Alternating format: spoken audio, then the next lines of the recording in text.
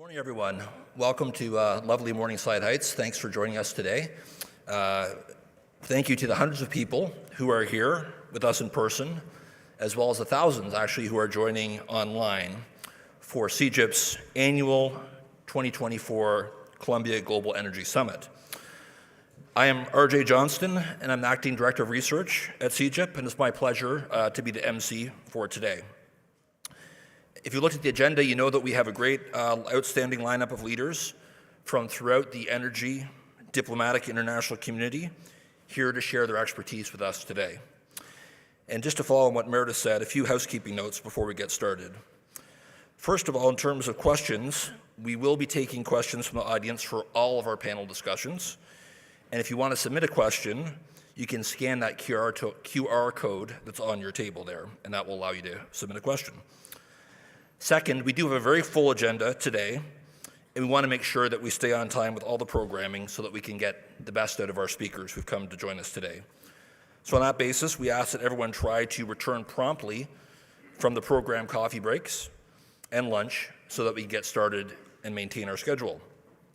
And then lastly, we understand, having done the summit for many years in this room here at Lerner, we find that opening and closing those doors at the back is a bit distracting for the speakers and the audience. So if you do come in and out, please try to close those doors quietly as possible so we don't disturb the program. And so with that housekeeping, I will get things started here and introduce our first speaker. Now, our opening speaker is probably the one person who everyone here knows personally, Jason Bordoff, who's the founding director of the Center on Global Energy Policy here at Columbia, our University School of International and Public Affairs, where he's a professor of professional practice. Jason is also on the faculty of the Columbia Climate School, where he is co-founding Dean Emeritus. He's one of the world's leading energy and climate policy experts, focused on the intersection of economics, energy, environment, and national security. Previously, Jason served as special assistant to President Barack Obama and senior director for energy and climate change on the staff of the National Security Council. And before that, he held senior policy positions on the White House's National Economic Council and Council on Environmental Quality. And with that background, it is my pleasure to welcome to the stage my friend and colleague, Jason Bordoff. Thanks. Good morning, everyone. It's really a pleasure to see this full house here on the Columbia campus this morning. I want to welcome you all to our 10th anniversary Global Energy Summit. That milestone might sound familiar to some of you because last year we celebrated the 10th anniversary of the Center on Global Energy Policy, but COVID intervened and we canceled the summit 1 year. So last year was the 10th anniversary of the center. This is the 10th anniversary of the summit, and it's a good excuse to keep using fancy branding that we paid for that has the number 10 next to it. Over the course of this last decade plus here at Columbia, this Global Energy Summit really, I think, has become one of the leading energy and climate convenings in the country, bringing together some of the leading domestic and international voices in energy and climate change. And this year's program is no different. It couldn't come at a more consequential time for geopolitics, for the energy sector, and for the urgency of addressing the climate crisis.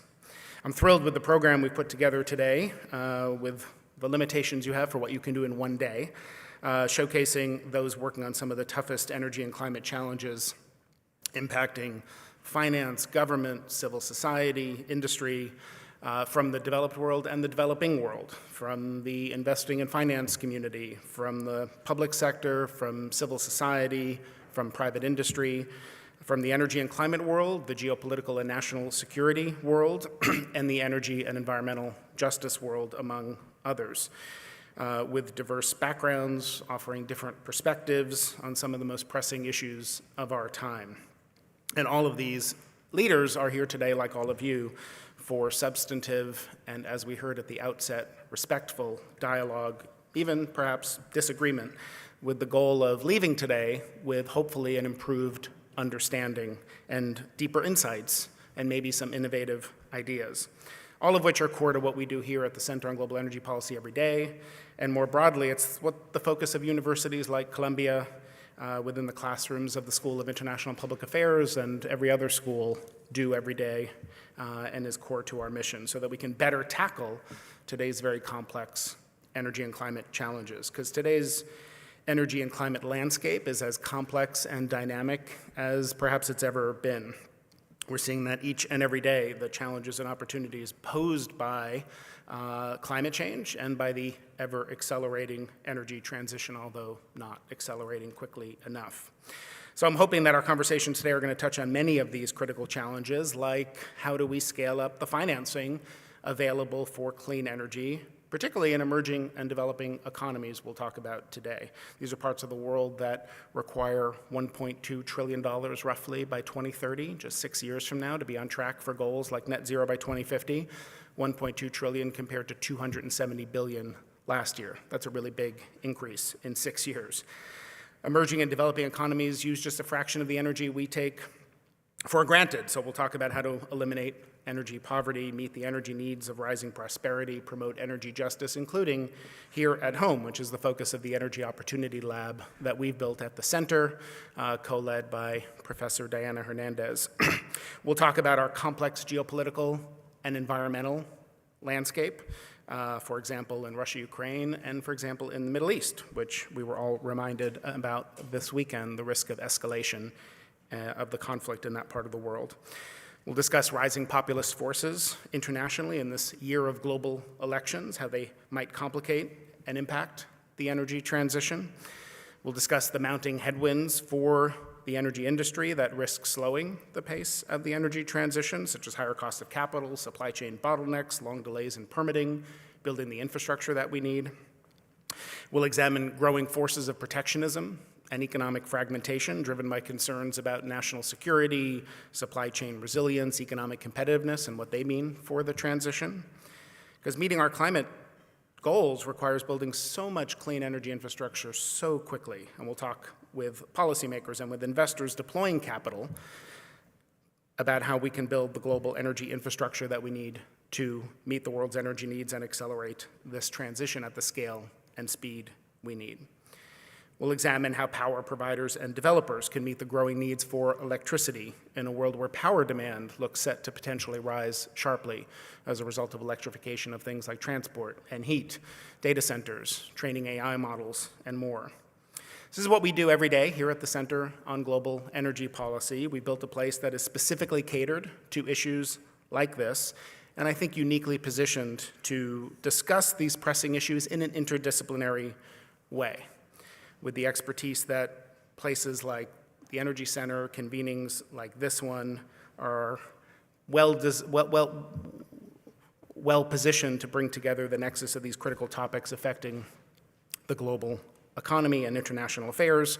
Here at the School of International and Public Affairs and at Columbia, we focus every day on trying to advance actionable, evidence-based solutions that are practical and useful to all of these challenges. And of course, we work to train tomorrow's leaders, many of whom I see in this room today, and it's a pleasure to have so many students here with us for this conference.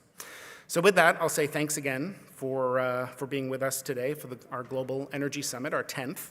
And we have a packed day ahead, so we'll jump right into our program. I want to thank R.J. Johnston, who you already met, for graciously playing the role of MC and taking on the Herculean task of trying to keep us on time with this packed program we have. I really want to thank the vast team of people at the center who spent so much work putting today's conference and program together. And I want to thank everyone for being here in person, thank everyone joining us over the live stream. Hope everyone enjoys the conversation, engages with the conversations and the speakers, particularly by using the hashtag Global Energy Summit on social media. So with that, I'll turn things over to RJ to kick the program off, and thank you again for being here today.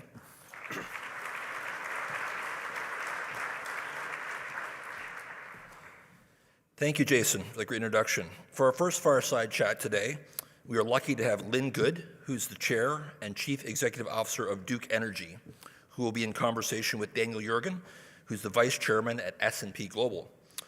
Under Lynn's leadership, Duke Energy is executing an aggressive clean energy strategy to achieve its climate goals. Fortune magazine lists Good among the most powerful women in business, and Forbes magazine calls her one of the world's 100 most powerful women. Dan Yergin is someone who needs no introduction in this audience, but for those who do not know, Dan is a Pulitzer Prize winner, an expert in energy, international politics, and economics, and we at CGIP are proud to claim him as one of our own, as he's on our advisory board as well. I'm delighted to welcome Dan and Lynn on stage to discuss Duke Energy's acceleration of the energy transition. They're adding renewables, energy storage, nuclear power plants, modernizing the energy grid, and many other great topics. So Lynn and Dan, why don't you come out to the stage? Thank you.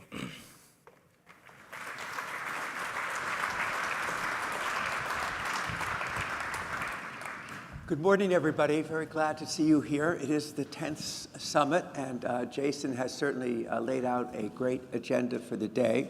I think we'd all agree it's a packed and compressed agenda. And he included what we're going to talk about right at the beginning, because he talked about how power demand is one of the really crucial issues. And very pleased to be able to talk about it with Lynn Good, who is chairman and CEO of Duke Energy, which operates in the Carolinas, in the Midwest, and in Florida, and serves, I think, Lynn, about 10% of the total American population, providing them with the energy they need. So welcome. I thought we'd start with demand. If we were meeting a year ago, we wouldn't be talking about electricity demand growing the way it is, and I think I saw that even demand in your own regions is growing faster than projected even a year ago. What's happening? Yeah, Dan, thank you, and it's really an honor to be here with all of you. Electricity demand is something that we've been spending a lot of time on, thinking about the topic of electrification in general. But I would say to you, over the last 18 months, the expansion of demand has extended far beyond electrification. So think about the CHIPS and Science Act. Think about onshoring of U.S. manufacturing. Think about domestic content provisions in a lot of our renewable and electric vehicle requirements that have brought onto shore Toyota battery manufacturers, chip manufacturers, not only in the Carolinas but also in the Midwest. And just expansion of onshore manufacturing capability for those during the pandemic that were challenged with supply chain overseas. And they've made some decisions to bring those operations onshore. Then you add to it electrification, electric vehicles, and we are seeing demand at a pace that we have not seen probably since the 80s or 90s in the Carolinas. You could think of our industry as being kind of a flat to a 0.5% growth level now. In the near term, we're looking at 1.5 to 2, and we think it'll even be beyond that. And in the Southeast, I would also say we are benefiting from in-migration that really started during the pandemic. People leaving New York? People leave, maybe New York, maybe Connecticut, maybe other places. But last year, we set 200,000 meters in the Carolinas and in Florida, which, if you look around the landscape of utility companies in the U.S., it's about the size of a small utility, just population growth coming into our areas. And so you look at that combination, and we are really spending a lot of time on how do we serve it. What is our existing capacity and what capacity can we add? So I want to come to what you're doing about it, but just tell us, like chip manufacturing, semiconductors, are they electricity intensive? Oh, yes, yes. And you mentioned artificial intelligence. There's a lot of discussion going on around data centers also. And every one of these chip manufacturers, onshoring of expansion of a battery manufacturer, a data center supporting artificial intelligence, all of them are 24/7 power users. Yes. So, as you said, long time flat demand, very slight growth. Suddenly you're looking at strong growth, and mentality has to change, and what else changes? The planning has to change, Dan, and you mentioned a moment ago, we operate in regulated markets which have integrated resource plans, which is a kind of a complicated word for tell us what it's going to take to serve the load that you see over the next 5 years, the decade, 15 years, 20 years. And between August of last year and January of this year, we actually updated plans in the Carolinas because of this extraordinary growth. And we're only capturing in the growth where dirt is turning because the manufacturing plant is underway, or we have a signed letter of intent for someone moving to our area. There's a pipeline of discussion and economic development that is beyond that we have not yet planned for. So Will you? We are planning. But we're waiting to, in a disciplined way, Dan, so that we're not building too quickly, so that we understand fully what the requirements are. And that will be an ongoing approach. But just the magnitude and the power demands that these manufacturers and data centers and others are bringing to our service territory really requires us to pay attention to be able to serve them. Right. Do you think, has public policy caught up with it, regulators and so forth? I think everyone's getting their head around it. Dan, and I know in the markets that we operate in, there's a very thorough process to look at who the customers are, what is the demand, how does that fit with the rest of your requirements. And that's really the beauty of an integrated resource planning process. It's a very open process. There will be intervention, there will be public hearings, there will be thorough discussion about what is the right approach to serve. But there is no question in the Southeast, we need to build generation. Right. And to build generation requires money, and I note that you have a $73 billion capital expenditure program, and about half of that is going into the grid. Why? So the $73 billion is the capital plan for Duke Energy over the next 5 years, and half is going into the grid to enable all of the things that we're talking about. It's a combination of things. I would say reliability and resiliency front and center, but also preparing the grid for generation in new places, renewables, electric vehicles, greater capacity of that system. And also cyber and physical security is front and center for an infrastructure. We'll come back to that for sure. So in terms of the spending, is it the same equipment that you've been putting up? Is the technologies of the grid changing? Technologies are changing. It's making the grid smarter. You hear that term, smart grid. But the intent is to make it more resilient, to give us better information, to give us an opportunity to manage outages differently so that we can sectionalize and we can minimize the amount of time that a customer experiences outages. And these technologies are proving over and over again how effective they are. We can actually track the number of minutes that we've saved our customers. And particularly in a hurricane zone like Florida and the Carolinas, we've been able to reduce outage restoration by days as a result of these technologies and hardening of the grid in a way that makes it easier to respond. And what about permitting? Oh my. So permitting, and this is an audience that understands building infrastructure, I know. But permitting is a challenging part of building infrastructure. And it is true that it can take longer to get the permits than it can take to build the infrastructure. And so we are supporters of, is there a common sense way to improve coordination at the federal level, to expedite the pathway? And frankly, is there a way to address litigation risk in a way not to in any way stop the challenge of permits and other things, but to allow the time to be expedited in a way it can be thoroughly reviewed. And as I talk about all of this, this is not intended to shortcut or eliminate engagement with stakeholders, engagement with communities, honoring and taking care of the environment in a way that we all care deeply about. But I believe you can accomplish all of those things in a more coordinated and accelerated time frame so that that part of the process can be completed so that the infrastructure can be built. And do you find that's happening? There are modest steps forward, and IIJA being an example of that, Dan, but there's more to do. There's just frankly more to do. Right. So while you're meeting this demand growth, at the same time, you have a very strong focus on decarbonization. Yes. And so I thought we might talk about what you're doing, what the elements of your decarbonization strategy are, beginning with renewables. Sure.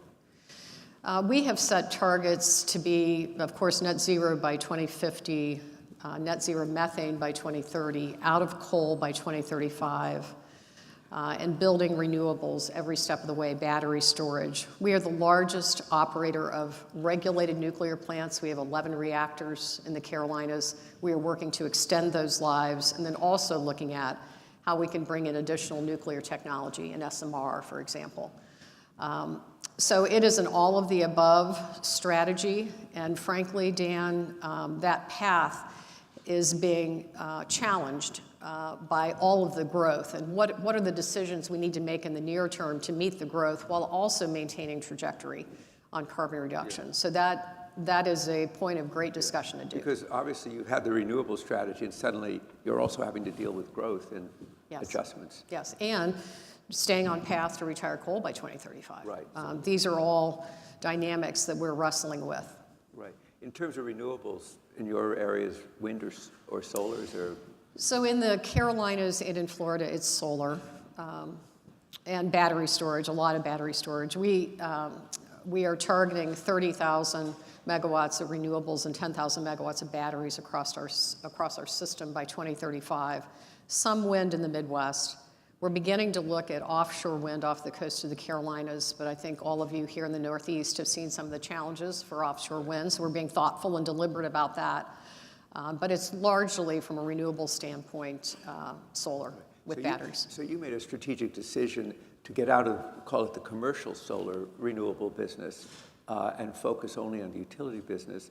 That was a big strategic decision. What was the thinking behind it? Yeah, you know, Dan, we started a commercial renewable business in 2007 where we were building renewables all over the U.S., a combination of wind and solar, battery storage. And frankly, with all of the growth that we're talking about, as well as our aspirations to transition our generation fleet to net zero, we were looking at a lot of capital competition within the family between the regulated business and the commercial business. I know financing will be a topic today, but we have to make choices, and made a choice that we would continue our investment in the regulated business, more consistent really with the investors that follow Duke. And we would therefore put the commercial renewable business in the hands of an owner that is incented to let that business grow to its full potential. So it was a decision really around capital allocation and choices on how to grow the company. And you said in the Carolinas it's solar. What about in Indiana and Ohio? A little solar in Indiana and wind, Dan. Ohio is a deregulated market, and we only own wires. Oh. So not almost no generation being built in Ohio. Right. So on nuclear, certainly much greater optimism and focus on nuclear than we've seen a few years ago. Tell us a little more about your thinking about SMRs and what's reasonable to think about. Dan, we are a very big supporter of nuclear at Duke Energy. If you look at the history of our company, we were one of the innovators around introducing nuclear technology decades ago. And today, in the Carolinas, 50% of the power comes from nuclear, carbon-free, runs all the time. One of the cheapest forms of energy that we provide to our customers. And so we are in the process of pursuing second license renewal on all of those units. We have invested in them and operated them in a manner that makes them eligible for that and will continue. We think that's critical to our path to net zero. But we also believe that decarbonizing capacity, meaning at some point, as I retire coal and as gas trends down, I need something that has that dispatchable characteristic that can run all the time, that can match the needs of a 24/7 user of power. And nuclear has those operating characteristics. So we are working actively on small modular technologies as well as advanced nuclear technologies that have storage capacity with them. We are developing an early site permit on a location, actually at a place where we're retiring coal, so the transmission infrastructure is there and will make that more viable. Everything, yeah. Yes. But as I look at the permitting and I look at the construction, I look at the stakeholder process, and I look at the licensing process at the NRC, that SMR is probably 2035 and later. Right. And are you developing your own technologies or working with? Working with OEMs. Right, yes. Right. Something, of course, what is it? Globally, about 44% of the nuclear fuel comes from Russia. Is the U.S. affected by that? This became an issue, as you can imagine, at the time of the invasion of Ukraine, Dan, and there's been a lot of work done in the industry to move away from Russia, Duke being one of them. So that is That's an important part of the nuclear fuel cycle, is something we spend a lot of time on. But it's contracted, and there are other sources giving us assurance we can operate without Russia Right. for a long period of time. And of course, you're retiring coal, and you're, not only do you provide electricity, but of course you also provide natural gas to customers. And there's a question of natural gas and generation. How do you see the role of gas in this environment of A, decarbonization, but B, growing demand? You know, it's an interesting question. It's a good question, Dan. And I know natural gas can be a difficult topic in the context of what does it mean to a net zero goal and what does it mean to decarbonization. But I would say a couple of things. First of all, natural gas has been an important part of the decarbonization that we have already achieved. So Duke is down, 45% from 2005. It has largely been retirement of coal and introduction of natural gas. Of course, renewables have played a part, but that dispatchable, run all the time nature of natural gas has made it a real benefit to decarbonization. And then as we look at the next, many years, trying to find a way to expand a system to approach this growth, I think natural gas has a role to play. And when I think about a Toyota battery manufacturer and a chip manufacturer and artificial intelligence and the desire to retire coal as quickly as we can, I believe there will be a role for natural gas. I also recognize that carbon capture, hydrogen, renewable natural gas, finding a way to decarbonize that is going to be important in the 2030s and into the 2040s. But frankly, we need the bridge fuel. We used to call it the bridge fuel. We need the fuel to get from here to the future, to get from here to the SMR, to get from here to a commercially available hydrogen or commercially available carbon capture. And that does not mean in any way that we aren't investing all that we know to invest in energy efficiency, in solar, in battery technology, pump storage facility, all of these things. But in all of the above strategy is the only thing that we see is the way to maintain the reliability and the affordability that our customers count on. So you mentioned both battery storage, hydrogen, what you're doing in research. On battery storage, do you have 2-hour duration, 10-hour? What do you see happening So there? on average, 4, Dan, is what we're working with right now. And then we have kind of an R&D facility that's looking at a lot of additional chemistries that could be longer than that. So you have your own R&D facility? Yeah, actually, it's a facility that is connected to our grid, but also gives the OEMs an opportunity to experiment with us. Right. So we'll bring in their technology, we'll develop a use case for it and see how it works. The most powerful battery that we own is a pump storage facility. Pump the water to a reservoir and then drain the water. And you have two. Well, we have one very large one with multiple powerhouses. Right. But it's interesting how the operating characteristics of that asset have changed over time as we've introduced more and more solar and have more and more variability on our system. That pump storage, which used to be a one-time up and a one-time down, is now cycled many, many times a day. Many, many times a day. And it is a very powerful tool. We have the opportunity to expand it, and we think there might be a business case to do that as we add more and more renewables. But that balancing characteristic that it represents is really powerful for maintaining reliability. So have you always had the pump storage? I mean, if everybody understands what you're doing is Yeah, so since the early 90s. Yeah.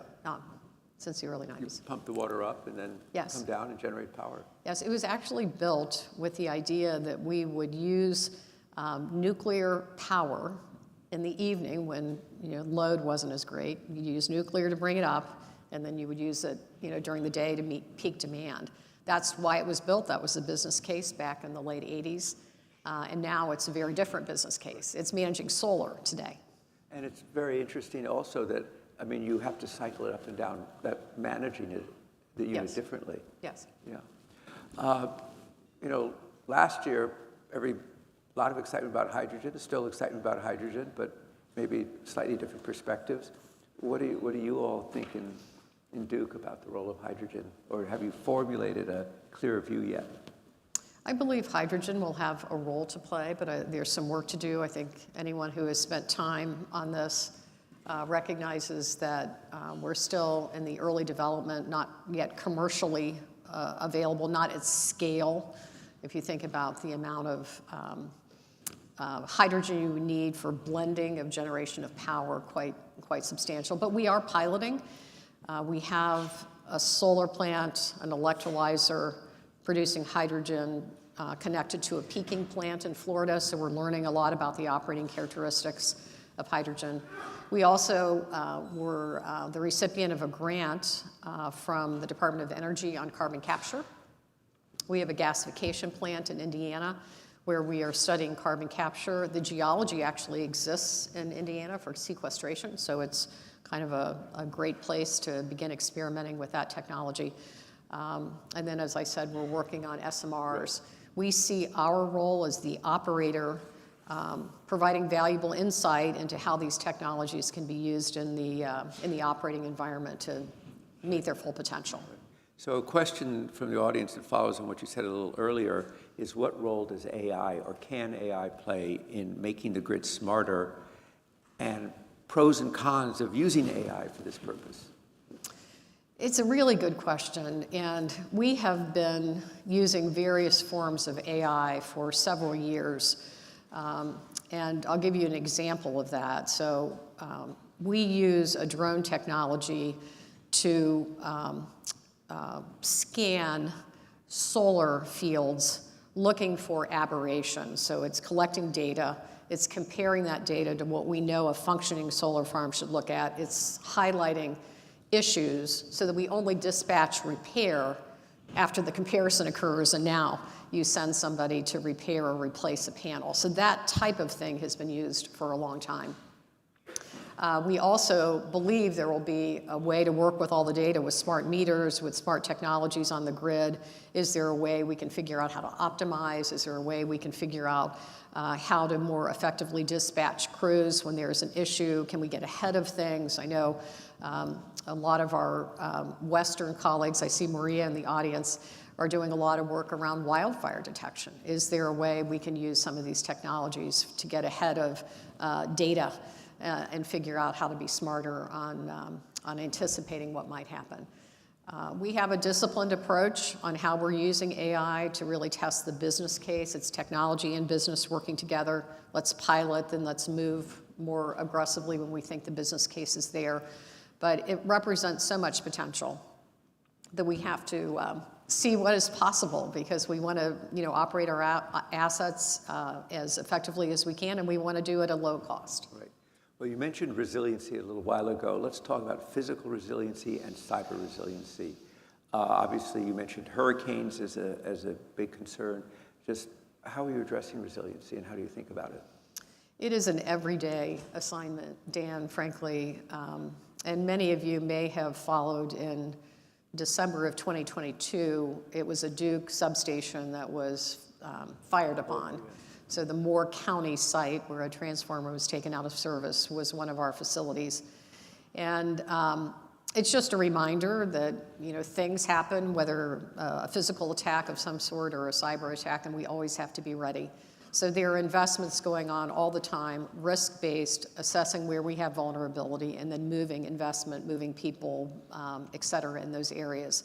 We do so in a partnering way, very close to the government agencies that care deeply about cyber and physical security for infrastructure. So from the FBI to CISA, et cetera, very, very engaged. And then we spend a lot of time on recovery. If something happens, how do we respond, and how do we respond quickly? So drills, not only within Duke and with partners, but also as an industry, because we appreciate the critical nature that we play as an infrastructure provider. And what about cyber? So cyber is a big deal. There have been national standards for cybersecurity related to our industry for some time. And that is because of the implications if our system is taken out to, the New York region, the Charlotte region, et cetera, just extraordinary impact. And so, it's the 24/7 operation, it's increasing investment, not only to detect, but to defend, and it's the partnerships I've talked about, Dan. where we are constantly exchanging information on how we can get better, how we can get ahead of threats, and then drilling, drilling for recovery. And drilling also for cyber threats as well. Oh, absolutely. Ransomware, cyber threats. In fact, every couple of years, the industry drills on a combination of physical and cyber attacks. And you get a scenario. So, there's a fire, there's a terrorist attack, there's a cyber attack, and then we work together on how we would respond to that particular situation. Right. So you're talking about the manufacturing that's coming into your area. How is the IRA? I mean, are you feeling the impact? We are and are thankful for it. Dan, the IRA includes incentives, as all of you know, around renewables and nuclear, that for a company like Duke, those credits go right to customers to reduce the cost of electricity. And so if you think about this moment where we're not only building to meet the growing electric demand, but we're also building to transition our fleet and introduce renewables and battery technologies and other things, every dollar of those credits go to our customers. And so solar, some of the solar credits are already going to customers in Florida, and then we're awaiting regulations on nuclear. We began earning those January 1st of this year. And for an important fleet that we're trying to renew licenses for another 20 years, those credits will be particularly valuable. Those nuclear plants, if you renew them for another 20 years, that means 80-year operating life? It does. Yeah. It does. So the IRA is really one of the engines that's driving the demand growth that you're seeing. I would actually say some of the infrastructure, the CHIPS Act is also driving demand. Yeah. So it's been a broad array of policy, frankly. The IRA has made renewable investment more attractive, and that's important to our transition to net zero. But it has also made the nuclear provision helping for second license renewal and introduction of new nuclear technology. So with this growth, we started with growth. What does that mean in terms of challenges, in terms of supply chains, inflation, and people? Challenges in every area, Dan. Right. The inflation that you all see in your personal lives, that inflation is showing up in every project that we're pursuing, whether it's the equipment itself or the EPC provider, the engineering procurement, labor. We have segments of the labor force that need to be rebuilt in order for us to do what we're doing. So think about welders and pipe fitters. We actually have put programs into community colleges throughout our system to develop and train line and service techs, the individuals who are making all the investments on the grid. That workforce was turning over, retiring, and new people were not coming as quickly as needed. So we've actually rebuilt that pipeline. Right. We're going to have to do that over and over for the trades in order to pursue this opportunity. Right. So last question, you operate in Florida, you operate in a big way in the Carolinas, you operate in Indiana and Ohio. What's it like operating in these three very different regions?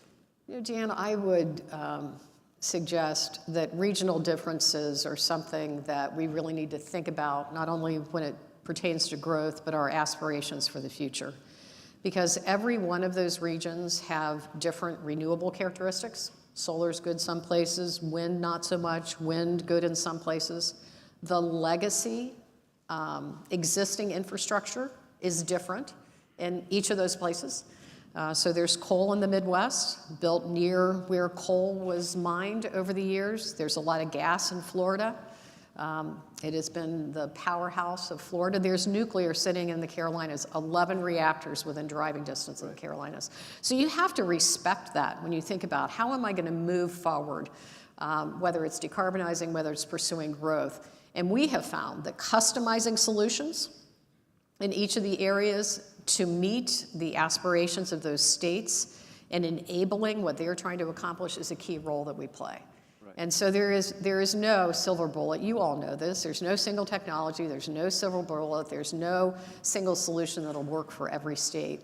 But working with them in a customized way to take advantage of their resources and to honor what they're trying to accomplish, we have found to be the way to work with policymakers and customers. Well, I guess that's a very big takeaway. No single solution, particularly in an environment where demand is surprising people by exceeding what they'd experienced for the last 20 or 25 years. Please, everybody, join me in thanking Lynn Good for a great discussion. Thank you.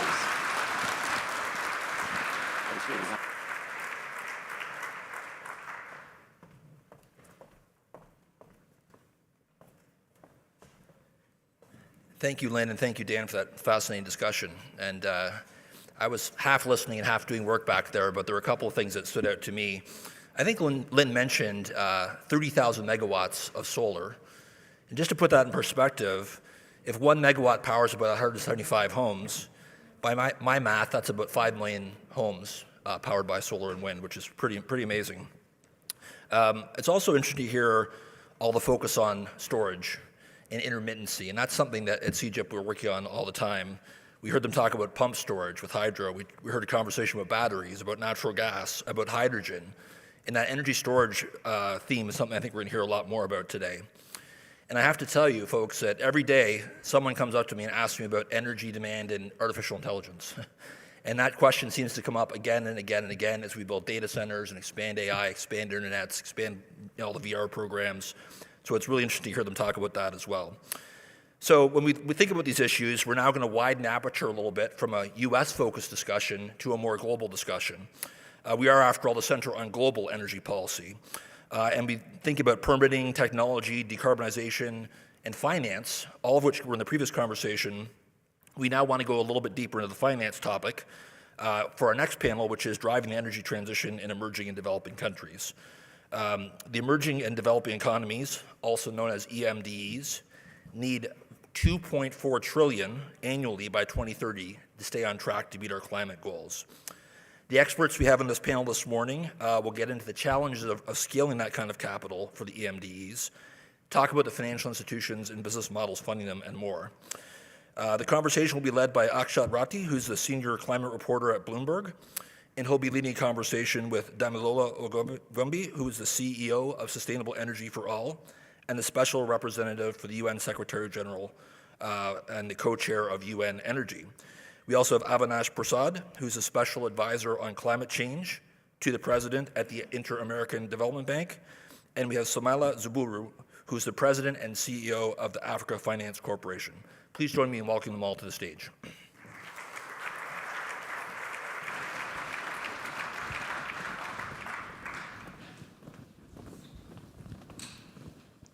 Thanks for that introduction, RJ. Now, I'm a reporter with Bloomberg News, and one of my favorite things to do on the energy transition is to look at numbers and make sense of it. And let me start with the good news, right? This is something perhaps most of you in the audience have now got, which is last year, the total amount of investment that went into clean energy was $1.8 trillion. That which went into fossil fuels is $1.1 trillion. The ratio is starting to grow for clean energy investments versus fossil fuel investments. But as RJ was mentioning, there's still a big gap because we need to make something like $4 trillion of investment in the energy transition on an annual basis. And the biggest gap is in developing countries, a $2.4 trillion annual investment gap. And on the panel today, I have some of the thinkers and doers who are going to be, well, are already moving a big sum of money into developing countries on the clean energy transition, but will also find ways of scaling that up. So I'm going to ask for a few examples of things that you've done. In the meantime, I'm hoping you guys will scan the QR code and get me questions towards the end of the conversation so I can grill them a little more on how to make this gap work. But maybe, Damilola, let's start with you. At SE for All, you know, the name says it all, sustainable energy for all. You have a dual mandate. You have a mandate of getting energy access and making sure that that energy is clean as possible. In doing that, which is, you know, not a new desire, we've had that desire for a while, what have you found the most impactful steps that you've taken at SE for making that work? Okay, thank you, and thank you for having me at this summit. It is really nice to see so many amazing minds coming together to solve key issues. And when we do talk about energy, we keep on talking about the transition, and we tend to forget about access. You know, you were talking about clean energy investment. Unfortunately, only 2% of that money actually went to the African continent. So it's important to put in context where these investments are happening. So with that in mind, one of the things that we try to do is how do you tell countries who are energy poor that they need to transition out of something they don't have?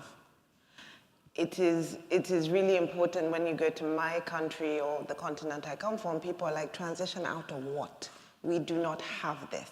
So we also have the very, very unique opportunity that when people actually grow, they're growing green from the start. I don't think we've ever had that type of opportunity before. So at SE4, we've been spending a lot of time on what we call energy transition and investment plans. And again, this is, I'll use my country as an example because I was working at the highest level of government, and everyone comes in and says, please decarbonize, net zero, you have to stop your oil and gas that's responsible for 95% of your revenue. And they, everyone says everything and then they go away and then they come back and try and get your oil and gas later on, but that's another conversation. And I always said, could you explain to me what you have to do? So what we did was, we help countries plan, what does it look like? So for Nigeria, for example, to get to a point where you have to provide power to 80 million people who don't have power, but also industrialize. How do you do it in the most green, effective way? What happens to your clean cooking sector? What happens to the way you build buildings? What happens to your oil and gas sector? And just what happens in general to the populations when you put the just part of the transition? So for Nigeria to effectively transition by 2060, not 2050, it will cost $1.9 trillion. This is with perfect policy, perfect political transitions, and we always get those.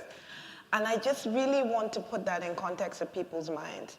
And this also means a tagline of at least 410 billion above business as usual spending that needs to come from somewhere.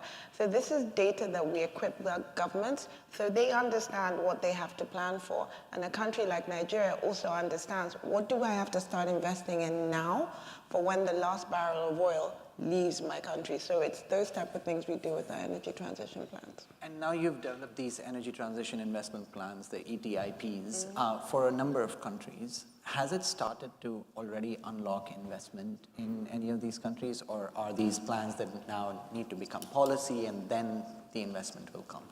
Well, there are different stages. In Nigeria, for us to do a plan, first it has to be requested by presidency, and then automatically it has to be approved into policy. That's the condition that we give to go into a country and do a database plan anyway. So as you can imagine, getting people to completely transition is really a green growth factor. So there are about 6 or 7 key policies that have to happen over the last 5 years. But apart from that, what was able to be done, like let's say the World Bank has now put about 3.2 or 3.4 billion, the last, to Nigeria on the back of the fact they have a data plan, on the back of the fact they can show using decentralized energy and their EV plans, which we help them model, this is what we have to do. But these figures are not enough, I must say, but things are happening, but they're just happening in piecemeal. Now, Avinash, one of the things that you and I have talked about a number of times is, there is a phrase that is used quite often, which is blended finance will unlock the investments in developing countries. Now, blended finance can mean many things, but at the end of the day, what it's trying to do is manage risk to the investor. And risk for an investor sitting here in New York, investing in, say, Nigeria, they look at it from sort of a stack perspective, multiple risks. Damilola talked about political risk, there's currency risk, there's execution risk, can you actually build it and build it on time? You've done a lot of work looking at this risk stack, and you found some solutions. Tell us about them.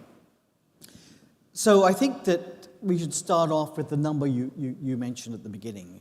One of the things that those of us in this space have been trying to do is to make people understand the scale of the problem.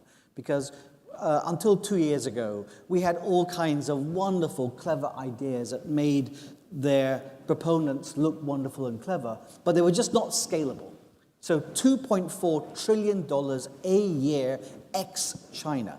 A lot of stuff is happening in China. Very little is happening outside of China, India, Brazil, in the developing world. And yet the developing world needs to be fully engaged in the energy transition if we're going to preserve our planet. $2.4 trillion. So when I see that number, I also conclude that blended finance is not going to work. There is not enough subsidies in the world to blend $2.4 trillion a year, every year, for the energy transition. So we need to find a way of dealing with this problem without relying on a subsidy. And so we've been looking very closely at what are the obstacles to this money flowing. In 2015, renewables became cheaper than fossil fuels, but the key choke point is finance. And if you look at the fault line of where investments are happening, because they are happening in many places, and where investment is not happening at all, or where it's half happening, the fault line is the cost of capital. So in China and developed countries, cost of capital is low. There is mitigation happening. In developing countries, cost of capital is high. And my final point would be, in looking at the breakdown of this cost of capital, we found, and the reason why cost of capital is so important is renewables are capital intensive. And here's the other kicker for developing countries. So when an investor in the developed world is investing in an oil or gas or a coal facility in a developing country, they know they've got an asset that's going to earn them a foreign currency revenue if they need it. They can export that. When they're investing in a solar farm, how is that capital cost being paid back? By local consumers of the utility company in local currency. So when the investors then go to the banks and try to hedge their currency risk, they find that hedging costs makes the project prohibitively expensive. And that hedging cost is 3 or 4 times project risk. All the energy on de-risking in the world is about how do I reduce project risk, sector risk. It's the FX risk, actually. There's about 10 percentage points to 20 percentage points in many countries. So we just launched a platform with the Brazil, we being the Inter-American Development Bank, with the government of Brazil, $5.4 billion. It's a platform, it says to projects, we're going to unpack this risk. We're going to make half of this risk, which is sort of a real hedge, and other half the IDB is going to help out with. The real hedge is projects on the platform have to be able to raise their prices with local inflation. Maybe not every month, maybe not every year, but over time, they have to be able to adjust. That's a real hedge. And then we're saying that the governments we work with have to have macro stability. So the real exchange rate we're now dealing with is stable, it's not forever declining. And then we come in and say, at extreme points, we will offer you the liquidity, the counter-cyclical liquidity that a AAA-rated development bank can offer you. Right. So we've unpacked this risk, and we've reduced the need for FX hedging costs for renewable energy investments. Now, a couple of things that would be helpful to understand. One, I should perhaps acknowledge, last year, we talked about this just as an idea on paper. Yes. And now it's real, and there's $1 billion fund behind it. So that's cool, right? We are getting solutions being deployed quickly. But it is complicated. So maybe let's break it down a little bit, right? Cost of capital, just interest rates. Now, do you think now with developed countries where they are on interest rates, where the Fed has interest rates of 4% and plus, is that still cheaper compared to a developing country? One. Then when you explain liquidity issues and issues around what is a real currency exchange, can you break those down so that we can understand what exactly is the innovation that you've brought here? Okay, so U.S. interest rates going up, that's a major impact. For 10 years after the global financial crisis and during COVID, U.S. interest rates were near zero. The U.S. is like the T-bill for the world. So all of the rest of the world's interest rates are sort of added on top. So yes, U.S. interest rates have gone up. That has not reduced the difference between developing country interest rates and the U.S. That's actually widened it. The spreads we often used to say when I was a banker that in a rising rate environment, you had rising spreads. So it becomes even more costly, and the money is not flowing. There's all this optimism about the mitigation, but there's not a lot of money flowing to developing countries. And then how are we dealing with this? So take the Brazilian real. Over the last 20 years, in nominal terms, so cash terms, it's fallen by about 30 to 40% against the US dollar. In real terms, inflation adjusted, it's actually been stable. It's not fallen. So I need to convert this risk into a real risk. and deal with the cycles around it. How do I do that? I make sure the project can raise the prices. I make sure the government's got stable macro policies. It's got an independent central bank with an inflation target, and we will deal with the extreme points. Now, Sumela, you've been around since 2007, the Africa Finance Corporation. He's still a young man. And you've invested in a number of projects around the needs of African countries. Increasingly, you're investing in clean energy projects. Could you talk us through maybe one or two examples, and what were the challenges you faced, and what have you learned from that, and what can the investor community help you with? Thank you for that.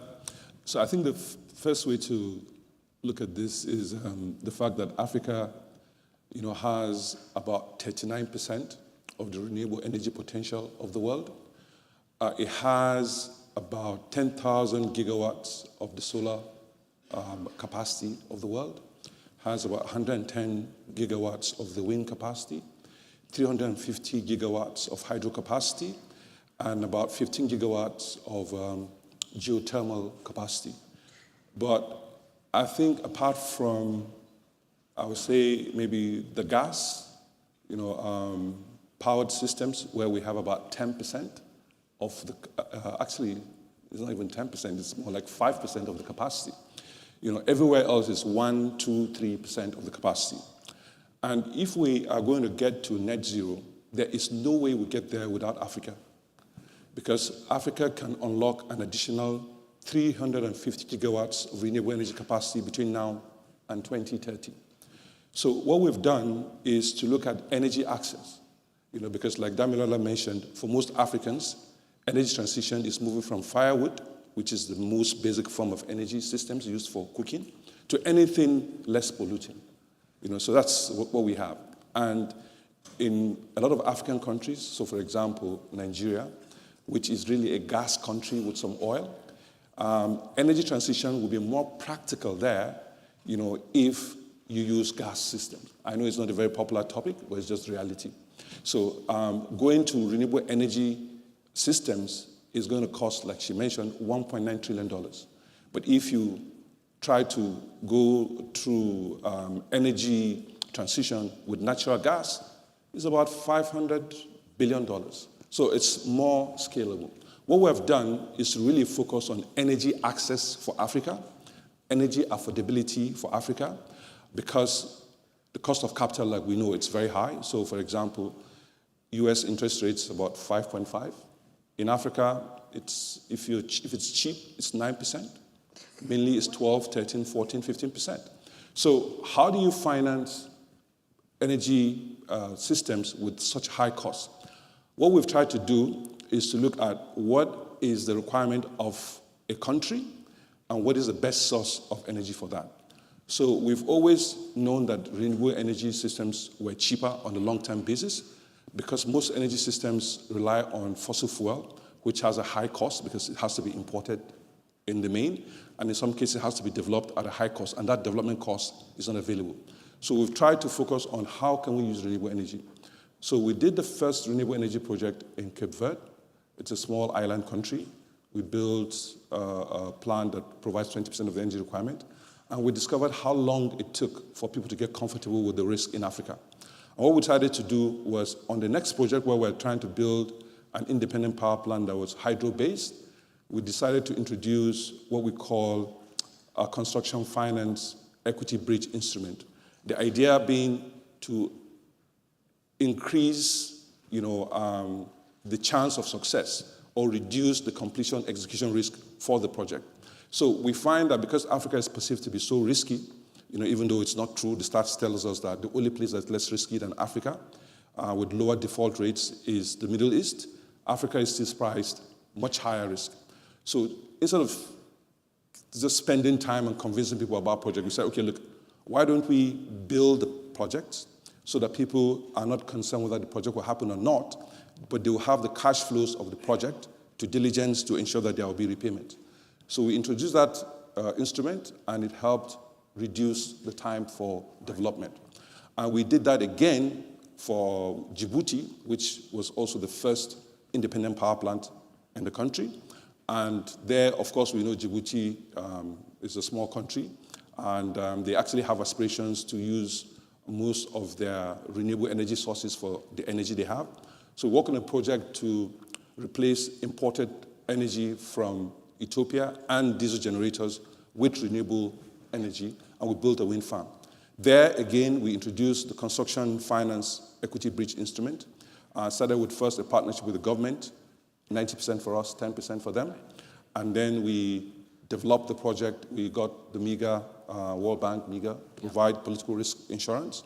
And then we approached FMO to come and develop the project with us after we had de-risked the project to a reasonable level.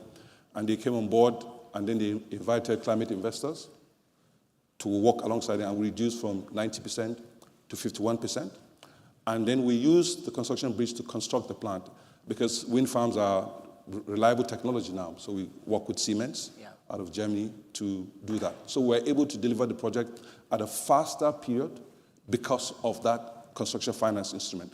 So what we've learned is that the way to scale projects in Africa is to first take the initial steps for the development, to de-risk the opportunity, and then find partners that you can work with to provide a construction finance instrument that allows you construct the plant and reduce the risk of completion, reduce the risk of execution.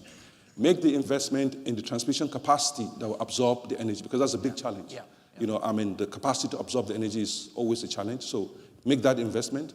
Also, train the people, train the teams to understand how to run the systems, and also work with the community. So, for example, on this project, we built a water desalination plant so that the community will have, drinking water, be part of the system, be part of the solution of the development of the people. Make the project not just about providing energy, but transfer impact to the people.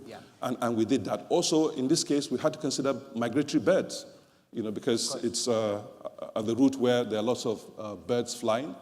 So we have to space the wind farms to avoid obstruction. So, in summary, capital for de-risking, capital to scale, and partnerships with the government, and partnerships with other institutions to help scale the financing. Now, one of the things you mentioned, which is having skills training for local places where this might be the first of a kind wind plant being built, but that's just the starting point. You want to build more. The other one we talked about is many of these ideas do sound good on paper, because in theory, renewables are cheaper. We want clean energy is distributed. Wouldn't it be a win-win-win to get it deployed? Often, once it's on paper, getting it actually working is hard.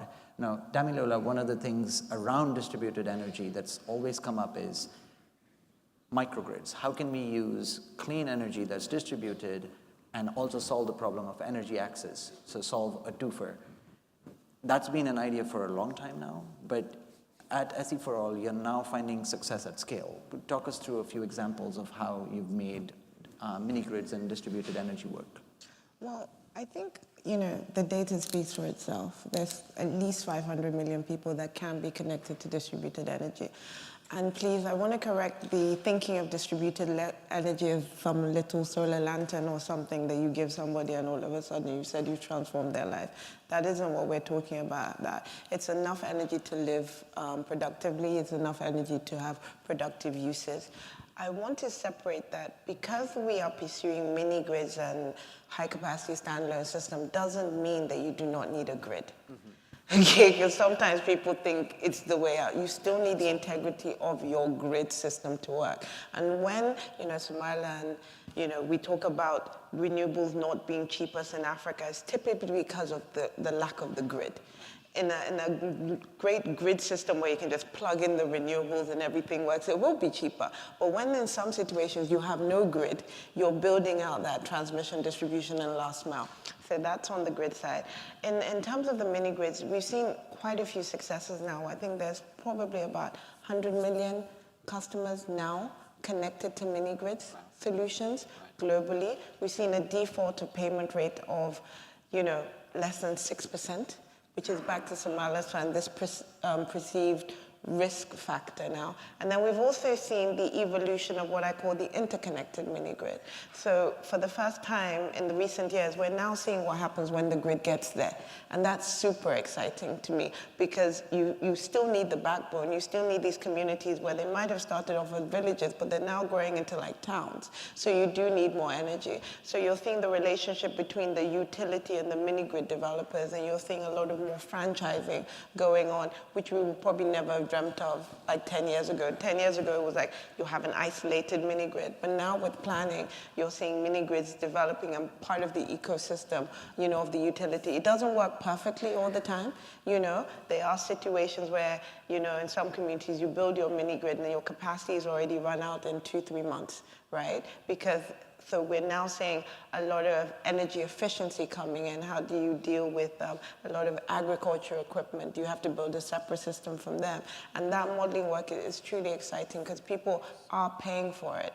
And these are people who have been basically living with very harmful petrol and diesel gensets for many years. So it's not just a last mile connection now, we're seeing it in even some urban areas. And you put out a report around mini-grids frequently, and now these are in 100 plus countries. Where have you seen most success? Is it just large populations, or are there other factors that make the deployment of mini-grids and then eventual connection to grids successful? I mean, the two most successful countries is India and Nigeria. And I also think it's also linked to higher disposable income as well. And then very, very strong policy direction from governments. You know, everybody down to the local government area takes part in it, and it's really planned as part of the ecosystem of the electrification work. So in Nigeria now, there's a new $750 million facility to top up the grants for mini-grids. I think what we need to, hopefully what we will get to in the next 5 years is how do we make this truly sustainable? Because like was said, if we continue just this kind of grant culture and this subsidizing culture, we will get into issues that we have in the global north, trying to remove subsidies. Yeah. And I think that's the next phase for mini-grids and decentralized solutions. And Avinash, going back to the idea around risk stack and how do you attack that problem, you're working with Brazil, but the one idea that, you know, to understand risk is if you spread it out across multiple developing countries, that risk becomes easier to manage because you're spreading that risk out. How are you looking at scaling this idea around the currency exchange risk with Brazil, but applying it to other economies? Well, when we first discussed the idea about 9 months ago, the original idea was a platform with multiple countries and regions because you could diversify the risk. As a key way of managing risk is diversification. But the Brazilians came with the idea and said, we'd like to do this. So you don't say no. And we started off with Brazil, and I think people need a pilot, an example, especially when you're doing something that's a bit different. But it will certainly benefit from being broader. We can, at the Inter-American Development Bank, are looking at broadening out across the region. I'm presenting the idea to the G20 finance ministers tomorrow, and we're hoping that it will become adopted by the G20 and be taken up regionally. And so... G21. And so with the African Union now being a member of the G20. But as you know, we were chatting with Tasmala before, maybe we can partner with the African Finance Corporation and others because we need to do this. There is no pathway to save the planet without this happening across the developing world. In particular, the large, big, fast-growing developing countries. There are about 7 developing countries, which if we can get the transition happening there, accelerated there first, it will give us the best chances. It has to be everywhere in the long run, but if we got there first, it will give us the best chance to preserve the planet. What are those 7? Well, I think India is number 1, and India's doing, so India's cost of capital is sort of in an intermediate level, and a fair amount's happening locally after a big subsidy. But even then, if India keeps at this pace, it may hit some of its 2050 targets, but that's not really a target for the world. And so India, Brazil, Mexico, Indonesia, South Africa, those are some of the big countries we need to transition quickly. And so, Melo, now you have $12 billion in total invested assets, about $1 billion plus in clean energy assets. You could absorb a lot more money to invest. What is it that you have to do to try and get more people investing in AFC and thus the projects? Because every dollar you invest multiplies into multiple dollars from the private industry. So what we've tried to do is to demonstrate the viability of the African proposition. And we've done that by first developing to de-risk the opportunities and demonstrating that it works. So we have some that are very successful, some that are challenging. So far, no failures yet, but we have some that are challenging. And what we try to do is to constantly demonstrate what is possible. And so we have moved from just the 3 assets that we own. We work with partners to acquire the largest renewable asset on the continent, which was a business called Lekela. It had 1 gigawatt of wind and solar assets in Egypt, Senegal, and South Africa. And we've acquired that now. We're merging our assets together, and that is going to have the skill that is required to grow. And we think that initiatives like that, is what will lead to more growth. So on the back of that, we got an order to build 10 gigawatts of solar and wind in Egypt. We're also looking at other projects that will actually consider exporting renewable energy sources from, Africa into Europe, because we always argued that for energy transition to happen, the investment in renewable energy has to happen in Global South, not the Global North, where they already have significant energy systems. We're also focused on how to process the minerals and metals that are abundant in Africa for the energy transition. So we're looking at the battery value mineral chain and how to have that process in Africa. So for example, we are invested in a manganese mine that exports to China, where most of the renewable energy capacity exists, especially for batteries. And what we're doing is to put in place a smelter that would transform the manganese into intermediate components for battery use and other components. And it will be easier and cheaper to ship, from Africa to Europe, India, Asia, and Latin America, as opposed to the current cycle now where you're exporting all of the output to China, 40 shipments a year, and then from China, another 3,000 miles to China, 400 kilometers to a processing plant, and it's just heating and crushing, and then you can reduce that output from 40 shipments to just 6 shipments that can be shipped to various parts of the world. So those initiatives are what we think will be required for us to achieve energy transition at scale in the world, and we're open to partnerships. Most people see Africa as an aid or charity case, and it's not. If we're serious about the energy transition, we have to look at Africa as an investment proposition, and we have demonstrated that that is possible. So we're looking and open for partners to work with. Right, great. Now, we have a number of really good questions, but we only have about 7 minutes left, so we're going to do a quick fire round here. Starting with Avinash, should we be optimistic or pessimistic about the pace of change in the reform of multilateral development banks? We are talking in the week when the spring meetings are happening. You're going to be going to DC and talking about some of these ideas. How are you feeling? Multilateral development banks need to be 3 times bigger than they are today. It's lending about 3 times more, primarily in climate adaptation and resilience. That process has started with them sweating their balance sheets a little bit more. It also needs new capital. It needs the main shareholders, which are the big countries. The US is the biggest shareholder, to be putting in collectively about $10 billion a year for the next 10 years. Very doable.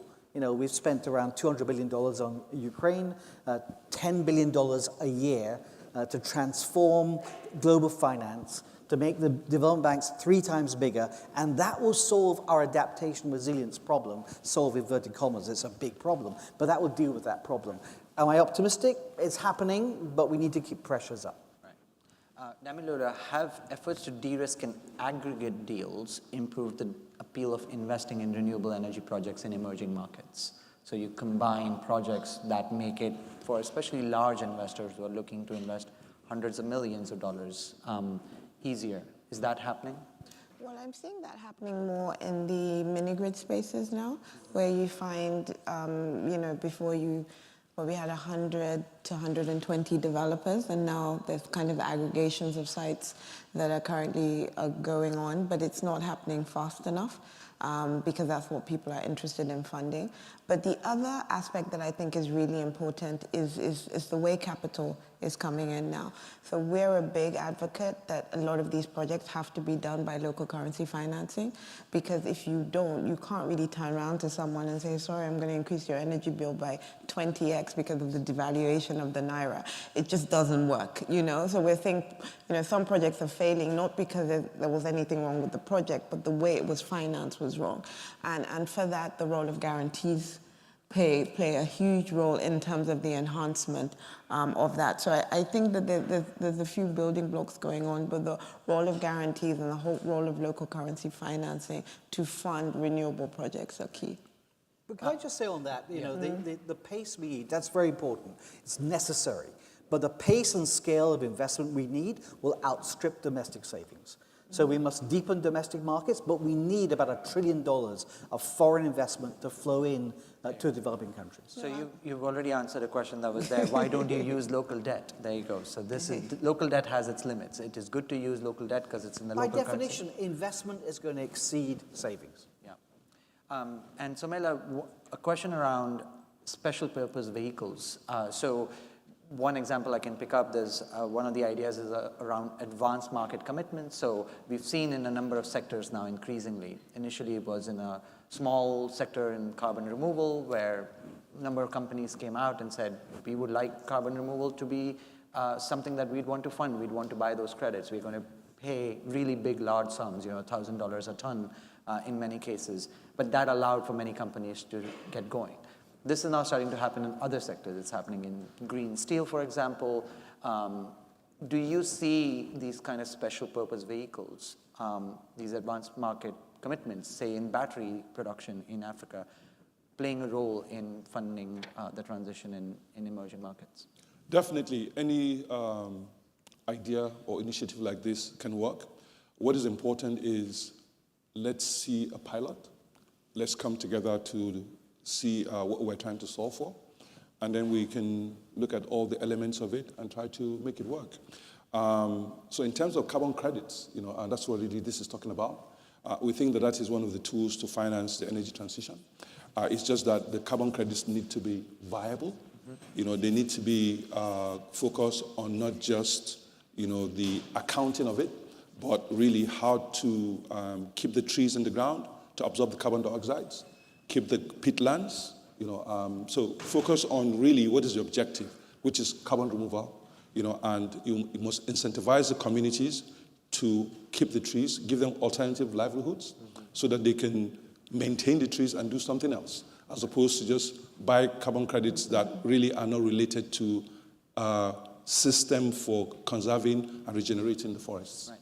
Sorry, on that note, I'd like to come in terms of carbon credits. We also have to create a market where the global south can actually play in fairly. Today, we don't even have a viable methodology of the displacement of petrol and diesel generating sets. We just don't have it because it's not something that happens anywhere else but a particular part of the world. And then we should also push the carbon conversation beyond forestry. This can be an energy access tool. We're living in the world where the 5th largest cause of death for an African woman is not having access to clean cooking. You can do that with carbon credits. So I think the conversation has to change, and people have to know that when we're talking about carbon credits for the global south, it's carbon credits or carbon market for development. It's not just a nice to have to offset with companies. But while carbon markets may work, especially domestic compliance carbon markets are important, the voluntary carbon market will not work because it's voluntary. Today, the size of the voluntary carbon credit market, of all of this talk, $2 billion, of which $1 billion is in India alone. So $1 billion, and we need $2.4 trillion a year.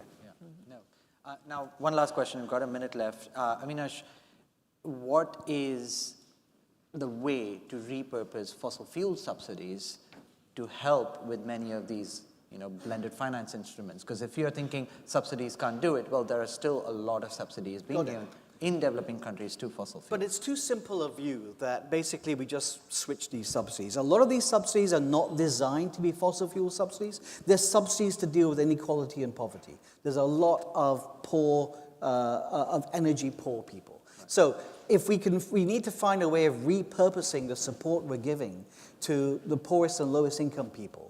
And when we do that, we find that the amount that we can switch is not as much as that. But certainly, where it's not about an income issue and a poverty issue, we need to switch that as much as possible. Well, I've been following this space for a while, and I will say that we've gone from a place where we only talked about problems to now talking about problems that come with solutions that are being deployed, and that's a very good place to be. Thank you for your contributions. Thank you.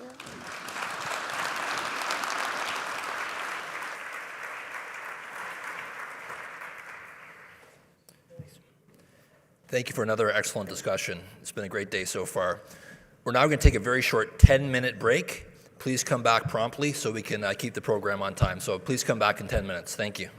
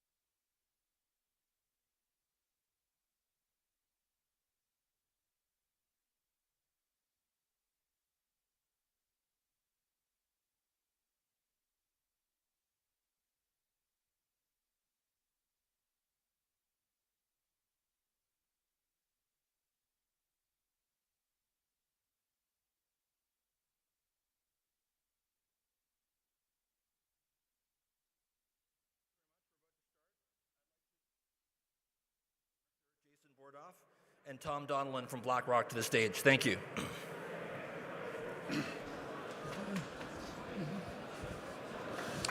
Hey, all right, if I could ask everyone to take their seats, we're getting started. If you have conversations you want to continue, please take them outside so we can get started with this conversation. We're really honored to have the former National Security Advisor, Tom Donilon, here with us today. If you're in the back of the room, we can hear the conversations here, so please take them outside. That way everyone can hear the discussion that we're going to have. So it's really a pleasure and an honor to welcome back to the Center on Global Energy Policy at Columbia, Tom Donilon. I'll say again, if folks are having conversations, take them out of the room, please. Tom's the chairman of the BlackRock Investment Institute. He served as the National Security Advisor to President Barack Obama. He's worked for and advised numerous presidents, dating, I won't embarrass you, but dating back to President Carter, and serves on numerous boards and advisory boards, including our own advisory board at the Center on Global Energy Policy.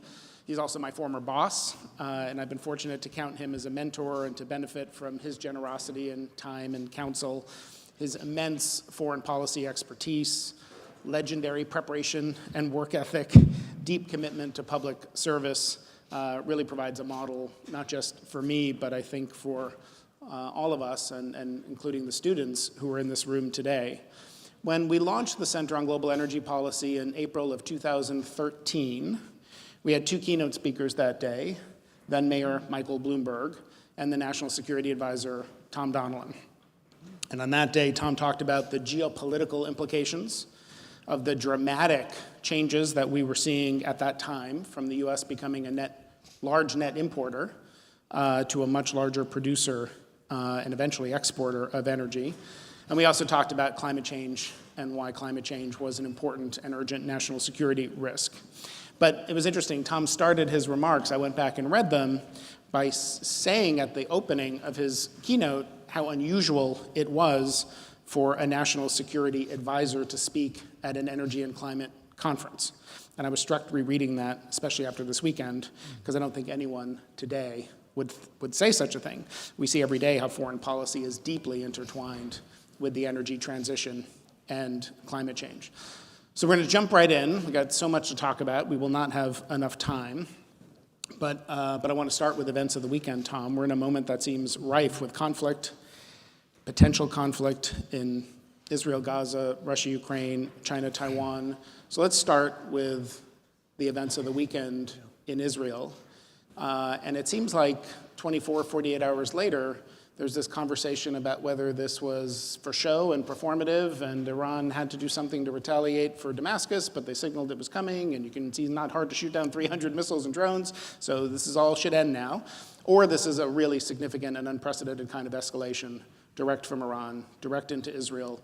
Talk about how you see it, and particularly what that might mean for the Israeli response coming next. Yeah, thank you, Jason. And it's terrific to be here, back here at the center. And I just wanted to, before I start, say what a terrific job you've done here, and what a terrific job has been done by the center, really, in providing just spectacularly high-quality intellectual capital in the climate and energy area.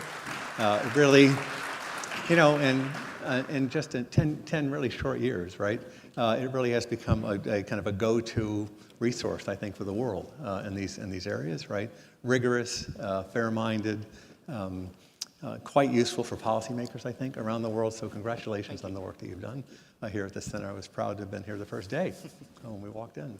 On Israel and the Middle East, right? I don't think you can say what happened over the weekend. You can't really call it performative, right? It was a serious attack at a serious time, and I think we're not through the cycle at this point, frankly. So a couple of points to lead into it, right? One, it was, Jason, an unprecedented and direct attack on Israel, right? You know, this had not happened. We had not had a situation where Iran had, from Iranian territory, attacked Israel and Israel proper. And when I say never, I mean since the founding of the Islamic Republic of Iran in 1979. So it was a change, right, in what had been the circumstances in the Middle East. So it was direct, it was unprecedented, right? Second is, and it goes to your question about whether it's performative or not, it was large scale. Now, it had been telegraphed, right? And I think it was probably intended to keep in its focus on military targets, but it was a large scale attack. Over 300 projectiles were fired from Iran, but also from other places around Israel. It was a multi-dimensional attack with different kinds of armaments being fired at Israel to try to evade the Israeli air defense and rocket defense systems. It was intended to do significant damage because the Iranians could not have had any idea that we, the United States and the Israelis and others in the coalition, would have had a 99% success rate in taking down the projectiles that were targeted at Israel. The defense was highly effective, right? And I think that's a testament to the progress that the Israelis have made in terms of their systems. But it also would not have been anywhere near as effective, I don't think, if it hadn't been for the coordinated, integrated defense that had been put in place in the Middle East, right? Led by the United States. And our central command, so-called CENTCOM, has been deeply involved in this for a number of years. And I think we saw it pay off over the weekend, involving the United States and UK and France and Jordan and other countries in the region. So really kind of an important point, I think, that this was a large-scale attack on Israel that was taken down by an extraordinary performance of an integrated air defense system. Now, there is no guarantee that you get a 99% success rate, right, on one of these things every time that it happens, right? Now, the Iranians have expended, it's an important, part of their armaments, but you can't really count on that kind of performance, I don't think, obviously, in every circumstance. Now, you asked kind of what had changed, right, in the Middle East as a result. Iran seemed to say, like, we're done now, and then the Biden administration wants everything to get calm. Oil prices fall the next morning, notwithstanding. So I think that's right, and the Iranians, the United States, obviously, at least as publicly, has been saying that they would urge caution and prudence at this point, right, in proceeding further, and the Iranians declared it kind of the end of the cycle. But there was a change, right, and the change was this direct attack on Israel from Iran. And how do you think Israel responds? And the declaration by the Iranians that this was quote unquote a new equation, right? And that in fact what they say is that any time now Israel attacks an Iranian interest or person, right, that they would respond directly to Israel, and in many cases from Iran. That's a change. And so, although in the short term here, right, maybe it hasn't escalated, right, kind of out of the events of the weekend. Long term, it is a structural increase in the risk profile in the region because of that dynamic that you could have with Iran attacking Israel directly and Israel responding. Now, on the response, the Israeli War Cabinet has met, I think, for the fifth time. Met 5 times to consider their response. I think they're trying to calibrate this, right? Of establishing deterrence, right? Saying that kind of an attack of that scale on Israel, which did result in a few getting through and actually doing some damage to a Israeli air base in southern Israel. That's not acceptable. So we have to establish deterrence at the same time, not launching a response, right, that would escalate the situation. I think that's what the Israeli War Cabinet is wrestling with right now. I do think there'll be a response, though. I think the response. It's hard to. I don't think from this distance at this point that we can kind of predict what the timing, the scope, scale will be. But I think there will be a response from. So the cycle is not complete, and there's been an increase, I think, in the structural risk profile in the region, as I said. Now, one thing though. I'll finish up on this if I might, that we haven't, that shouldn't be forgotten, is that Israel is in the midst of a war effort in southern Israel and in Gaza, which is nowhere near completion.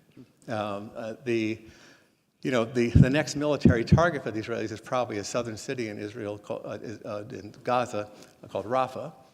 There are probably 3 or 4 Hamas brigades that remain to be dealt with in southern Gaza, but there are also 1.2 million, 1.3 million Gazans who have been displaced, right, and who are in dire need of humanitarian assistance. This is the challenge. This was the challenge that the United States and Israel were trying to work through before the events of this weekend, which is to address the legitimate security concern, right, of remaining 3 or 4 brigades of Hamas, right, with the need to do a much better job at dealing with the humanitarian with the humanitarian situation, and even further down the line, to deal with some sort of perspective, if you will, on governance in Gaza post-conflict. We're not anywhere near conclusions on this, so we are really quite, I think, early in the Gaza story, and it's been, it's a tragic story. It's a tragic story on October 7th, obviously. It's been a tragic story inside Gaza with the numbers now. You can argue about the numbers, but 30,000 dead, maybe 12,000 children. It's a dramatic humanitarian situation needs to be addressed. I'm quite. My wife is Kathy Russell is the CEO of UNICEF, right? And so this is a conversation you can imagine that I have a lot at home. Lots of challenges. When you look at where things might be headed with the horrific conflict and suffering in Gaza, possibility of a ceasefire, of talks about a two-state solution, of Israel-Saudi normalization, of a security guarantee for Saudi, all of these things that were out there, how do they look different today after the attack this weekend than they did before? I think number one is I think the Israelis will be determined to deal with the security situation in southern Gaza, number one. Number two, the issues that you talked about, the humanitarian situation, the government situation, the security situation, remain in front of us.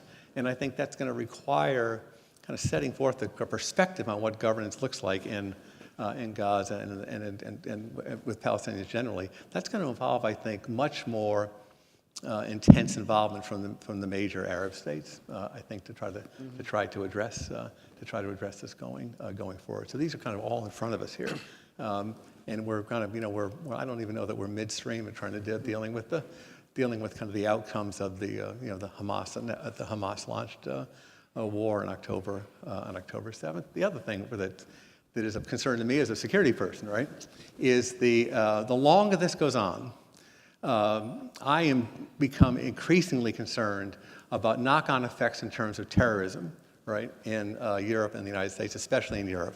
The numbers in Europe right now of potential of threats, right, and plots that were foiled are very high, particularly against, in all cases, but particularly against Jewish interests, Jewish people, and Jewish institutions.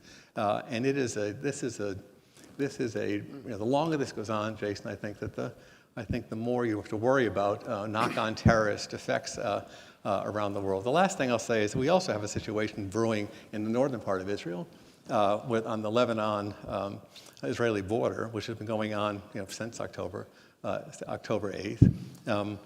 We say it's been controlled, okay, but there's been I think the Israelis have been pretty aggressive, and I think have killed 250 Hezbollah fighters in the north, and at the same time, the Israelis people, right, have been displaced. Mm-hmm. There's 60,000 Israelis who don't live in their homes today, right? I don't think Israel will allow this to go on indefinitely, and I think clearly not into the next school year. I don't think. Now, our friend in the administration, Amos Hochstein, is working on this problem. This is his diplomatic job that he's focused on right now, which is trying to find a diplomatic solution to getting a more secure border arrangement between Lebanon and Israel. BlackRock is the largest investor in fossil fuels. Columbia greenwashes. They host these greenwashing energy summits. Columbia and SIPA are funded by big oil and gas. This presents a conflict of interest which corrupts both Columbia's research and harms its public image. We call on Columbia to drop these toxic ties, fully divest from oil and gas, and adopt a fossil-free research policy. Off fossil fuels, Columbia! Off fossil fuels! Off fossil fuels, Columbia! Off fossil fuels! Off fossil fuels, Columbia! We support your right to free speech, and we'd like to continue the program. Thank you. Thanks to our student adults as well.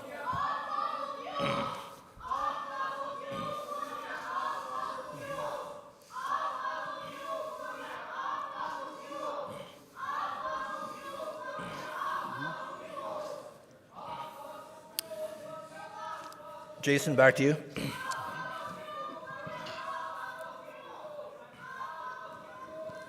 Thanks, everyone, for their patience.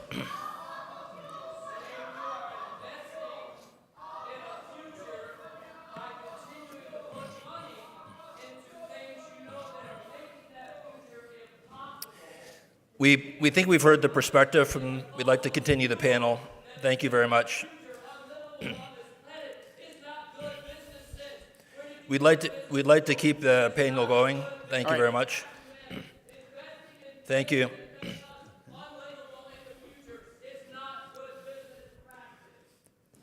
Thank you, Jason. Back to you. Apologies for the disruption. Thanks for sharing your perspectives. We'll return to the conversation now, Tom. Okay. Thanks for your patience. So I wanted to ask if you could put this in a broader context of what you see happening in the world right now. I saw a poll recently with a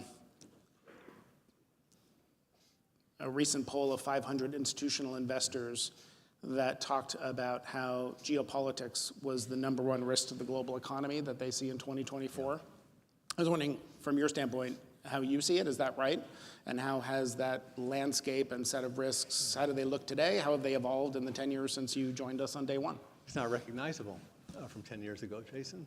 Essentially, I think the way I've thought about this is we're now in kind of the third really serious geopolitical set of changes that we've had since World War II. We had obviously the Cold War in the wake of World War II, the kind of the standoff between the United States and the Soviet Union. And then in the late 80s, 89 to 91, we had the coming out of the post-Cold War period, right, with the fall of the Soviet Union and the integration into the global economy of China and Eastern Europe. And that world, which was characterized, it had specific characteristics, right, it was a lot U.S. dominance, a agreement basically on integration, right, of both China and Russia and former members of the Soviet bloc into the global economy and global institutions. Integration was the watchword of the day, right? You had a large, significant degree of cooperation and coordination between the great powers at that point, and you had an agreement really on economic management, globalization and the Washington Consensus, right? Lower tariffs, smaller government, less regulation, right? And that was essentially what was agreed on, I think, pretty generally in the world. That world is in the rearview mirror.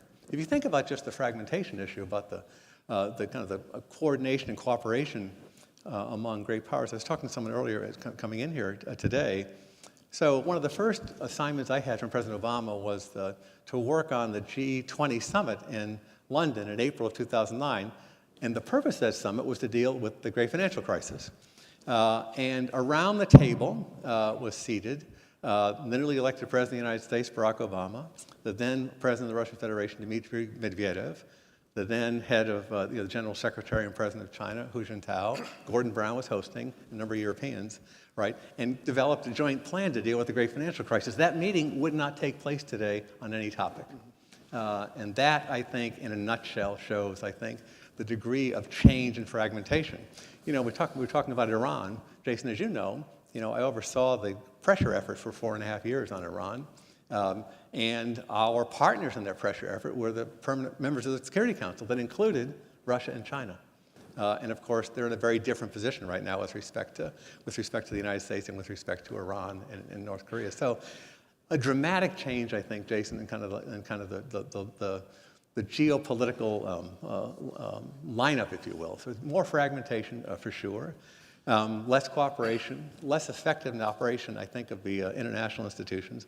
And then really, I think, importantly, just two other quick ones, a rewiring and a rethinking of globalization to some extent. Now, it's not deglobalization, right, because the trade numbers hold up pretty well, but it's a very different approach, I think, to economic management, right, and this kind of rewiring and kind of building out as a result of these blocks. In the United States, by the way, you've seen a very different approach to economic management, right? International economic management. It's Jake Sullivan, and it's a speech that really bears careful reading and rereading. Yeah. Jake Sullivan's speech at Brookings in April of 2023 essentially said that the neoliberal approach to managing international economics and U.S. economics had failed. It had failed on three fronts: China, inequality, and climate. And that a new approach was necessary, including large-scale government interventions into markets, right? And we've seen that out of the Biden administration in a number of areas. The two other things that I think have changed, and I'll shut up on this one, is a really serious increase in defense expenditures around the world. Because we have more unstable, volatile situations in the world, more chances of conflict, and a standoff, if you will, an increasing standoff between the major blocs, the United States and Western Europe and its partners in Asia, China, Russia, North Korea, and Iran increasingly work more closely together than they have in decades on the other side, and you have an increase in defense monies. And the last thing is a really serious, I know it's something you all pay attention to, a serious degradation in the nuclear non-proliferation regime. We're between the United States and Russia right now, we're down to just one treaty essentially limiting us, the New START agreement, which we worked on in the Obama years, and that in a year or so goes out of being. So it's those are the characteristics today, I think, of the world that we're dealing with, and I think that's reflected in the survey that you talked about at the beginning of the question. So this is a really important issue for our ability to have a clean energy transition, because right now, so much of those supply chains for clean energy, solar panels, batteries, electric vehicles, critical minerals, China plays a very significant, one might say dominant role in. So that speech you talked about with Jake, where you talked about a small yard with a high fence, there's a small number of very sensitive defense, security technologies we're concerned about, but beyond that, we want a lot of trade. It's not clear how small the yard really is, and I'm wondering, when you look at how U.S. foreign policymakers are or should view China, is it an adversary? Is it a competitor? What does that mean for how much of a cooperative or confrontational approach to take? And what does that mean when we're trying to ensure supply chain resilience, economic competitiveness, national security? But we got to grow clean energy supply chains, among other things, really fast. Well, because they're competing policy priorities, I think. On the U.S.-China relationship, I think there was a significant meeting last November between President Biden and President Xi. And since that, there has been an effort on both sides to stabilize the relationship and to do two or three things. I would take stabilization measures, including multiple visits back and forth. Janet Yellen, Secretary of the Treasury, was in China for a week last week. The tone of the relationship, I think, has changed. And third, most importantly, I think, the military-to-military communications were reopened as a result of that summit. So you have now, I think, a more stable, well-managed situation. But I think it is tactical, and that underneath that remains kind of the new normal, right? Which is a highly competitive dynamic, I think, Jason, between the United States and China that will continue. And it's focused in a few areas, and you touched on one, which is technology, which affects, obviously, the climate agenda. And on the technology side, the United States and China are engaged in a kind of a large-scale competition to seize the commanding heights. Dan Yergin's here someplace. I'm sure he'll recognize that phrase, right? To seize the commanding heights of technology leadership of the 21st century. And that's rooted in an understanding, right, of kind of what's important from a military perspective, but also what's important from an economic perspective as well. And that's the dynamic, I think, that we're in. So you see things like, a very aggressive effort on the U.S. side to do two things, right? One, to advance its technological lead, but second, also to protect its economy and its workers, right? And you see a whole range, right? We could spend a morning going through the range of steps the United States has taken in order to try to achieve those goals, starting with export controls on high-end semiconductors, but going all the way to a number of other steps that we've taken, again, here. And we'll see this, by the way, kind of combination of technological competition and goals that will have to kind of stand beside, right, and have to be balanced with the climate goals, right, with respect to electric vehicles and everything. I think that's coming. You saw Janet Yellen last week, as I said, was in China and made quite clear that there were a number of concerns the United States had, even though we're kind of engaged in this kind of more stable back and forth. And one of them was China trying to export its way out of its growth challenges through exporting its overcapacity. And though, the President Xi has been quite clear about what his priorities are in terms of that overcapacity, right? In terms of new productive forces, is the way he would phrase it. And they are electric vehicles, batteries, and solar panels and other clean technology.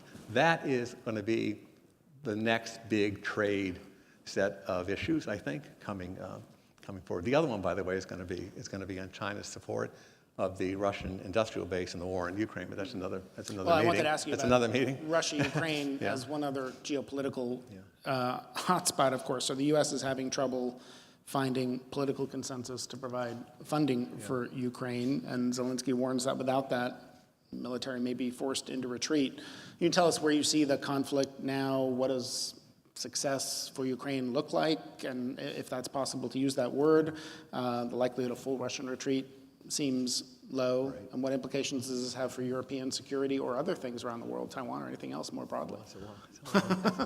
There's a lot there. There's a lot there, but I'll say a couple of things. One is that there's been success, right, that we should not miss with respect to Ukraine.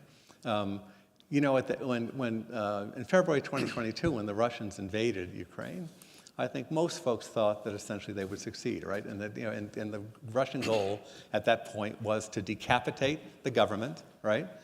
Put in place someone who would respond to Moscow, right? And essentially kind of end the effort of Ukraine to kind of tie itself more closely with the West. And that didn't happen for a number of reasons, including obviously the courageous fighting by the Ukrainian people, right? And pushing back the initial assault. It also had to do kind of with the low quality at that point and kind of deep corruption in the Russian military. But it had a lot to do with, over the longer haul, with the United States and the West supporting Ukraine, which is essential. Because you get in these battles, right, in some cases, right, in many cases are kind of a battle of industrial bases, right? And the correlation of forces between Russia and Ukraine on the natural, right, is weighed heavily towards Russia. Mm-hmm. And what's happened is that through this effort led by the United States and with close coordination with European and other partners, right, by the way, around the world, has been to more even out this correlation of forces to give the Ukrainians an opportunity to defend themselves, right, in their battle with Russia. That's absolutely essential. Absent that support, evening out the level of correlation of forces, the Ukrainians are in a very difficult circumstance. I think that's the circumstance you have right now. And the two areas where they are quite short of supply is artillery, right? And I think that, the Russians now, and when you're in kind of this kind of World War I style battle, right, in eastern Ukraine, artillery matters a lot as a key part of the ability to operate. And the second one, Jason, we saw this weekend, right, the importance of it, and that's air defense systems. Absolutely critical. David Ignatius, the columnist for the foreign policy columnist for the Washington Post, was in Ukraine a couple of weeks ago. He did an interview with President Zelensky, who really went into this, right? Basically said that is key for us, right? We need to have continued air defense, rocket defense, and kind of mechanisms, right? And our armaments are from the West. If you don't have that, you can imagine what would have happened in Israel this week, and if Israel hadn't had that level of air defense and rocket defense. We can imagine what can happen in Ukraine if they don't. And you see it right now. You see the second largest city in Ukraine, Kharkiv, right, is under assault by the Russians constantly, and they're trying to make it unlivable. And essentially what happens there, and I'll finish up on this, is you have what had been a World War I trench warfare operation in the eastern part of Ukraine. It then becomes a World War II style bombing big cities, right, and making those cities unlivable, right? If you can't push back both their aircraft and the missiles and rockets that they can fire you. And I'll finish up on this. Ukraine has a much harder problem, which is why it needs these systems so badly. The Israelis dealt with the Iranian attack this weekend. Iran is 1,100 miles from Israel, right? Russia is not 1,100 miles from Ukraine, right? So the distances are so much shorter, right? Secondly, Ukraine is a lot bigger than Israel, right? Geographically, right? In terms of territory, much bigger place to defend, right? And the third is, a lot of the drones over the weekend were shot down not by missile defense systems, right? But were shot down by F-35 aircraft. Obviously the Ukrainians do not have that kind of air force, right, to be able to kind of go back at drones launched from Russia. It's a really serious situation. And it's exceedingly irresponsible for us not to support them at this point with the measures that are before Congress. We have a little time left, but I wanted to, and we're mostly talking about national security given your focus and your background, but I wanted to just ask you to reflect back on the remarks you gave here 11 years ago. Again, you talked about two things: climate as an urgent national security issue, and you also talked about something that was kind of just rising to the surface, for at least for many people. Some parts of the country may have seen it coming far before, but the significant shift of the U.S. to becoming a much larger oil and gas producer. And just to put it in context, I went back and looked, and what you said at the time was in 2005, 60% of U.S. oil was imported. Today, the number is 40 and falling, a dramatic move toward fulfilling the president's goal of cutting oil imports in half by 2020. Of course, it became a net exporter, so it's just how significant that change was. But as we saw, there's understandable concern about the surge in production when we just had COP28 call for moving away from transitioning away from fossil fuels. And we're running out of time to bring emissions down. So just talk about today how you see the role of the U.S. in the global energy landscape and also climate landscape. Well, we're running out of time here, but on that, I mean, the speech that I gave here, which we worked on, the kind of the roots of that speech for our years together in the executive branch, had two focus, right? One was, and two things were happening at an incredible speed, right? The first was this dramatic change in the U.S. energy supply situation, and essentially, but the United States was becoming a country that had, since the 1970s, regarded itself as an energy-poor nation. A nation that was kind of that was dependent on oil and buffeted by events far beyond its borders, right? And that was changing pretty dramatically. Was kind of the first, and the second, of course, was the transcendent issue and the kind of accelerating issue of climate. And those are the two focuses of the speech. Reflecting back on it, we've obviously had on the energy supply side dramatic changes. In the United States right now, obviously, as everybody here knows, is the largest supplier in the world of natural gas and oil. And that's been important to kind of meet the demand as we move towards and hopefully accelerate the transition to a cleaner energy world. You do have to reflect, though, Jason, on kind of what the impact of that has been on the U.S. economy and its geopolitical position in the world, including, we were just talking about Ukraine, including the ability to supply natural gas to European allies after the invasion of Ukraine.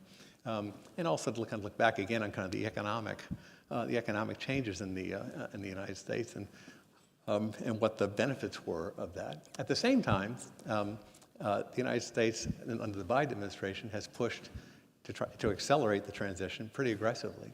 And I think that was kind of hopefully foreshadowed in the speech as well. And the Biden administration obviously has set aggressive goals, engaged in diplomacy, and obviously has an intense regulatory agenda. But also, I was preparing for today on the Inflation Reduction Act as one element of that, which has been an extraordinary piece of legislation, right? I mean, it was well designed, it had the right incentives, it was pretty simple, and it's long range, right? And so, what's going to happen there is basically, I think the current estimates by different banks on the street right now are that, in fact, the level of incentive will be maybe $1 trillion over the next 10 years, and it might produce 3x that in investment in clean energy, which would be an extraordinary outcome, I think, for us. So I think both. I think that the United States obviously have to reflect back on what the situation would have been economically and geopolitically for the United States absent that change in demand, right? Supply, right? And also the importance of kind of moving forward with initiatives like the Inflation Reduction Act. So very briefly, close on, we have a lot of young people who will be coming out of grad school or college looking for jobs soon. And how do you get a job in the White House straight out of college? And how do you manage a national convention at the age of 24? Well, all right, Jason, here's the deal. So you were trying to be polite at the beginning. You mentioned I started my career in the Carter administration.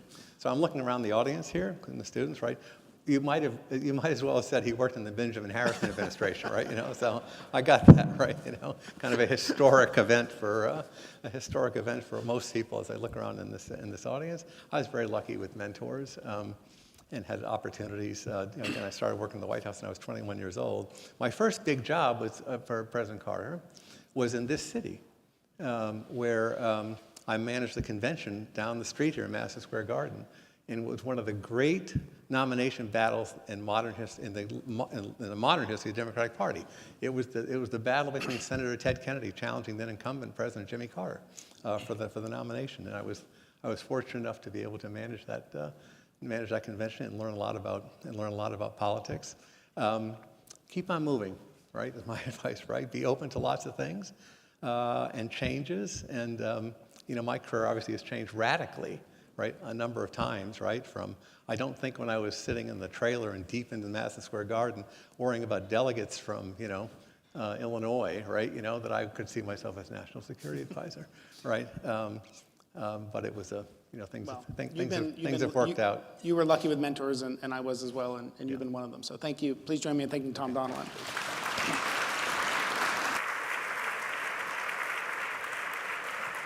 Thank you, Tom. Thank you, Jason.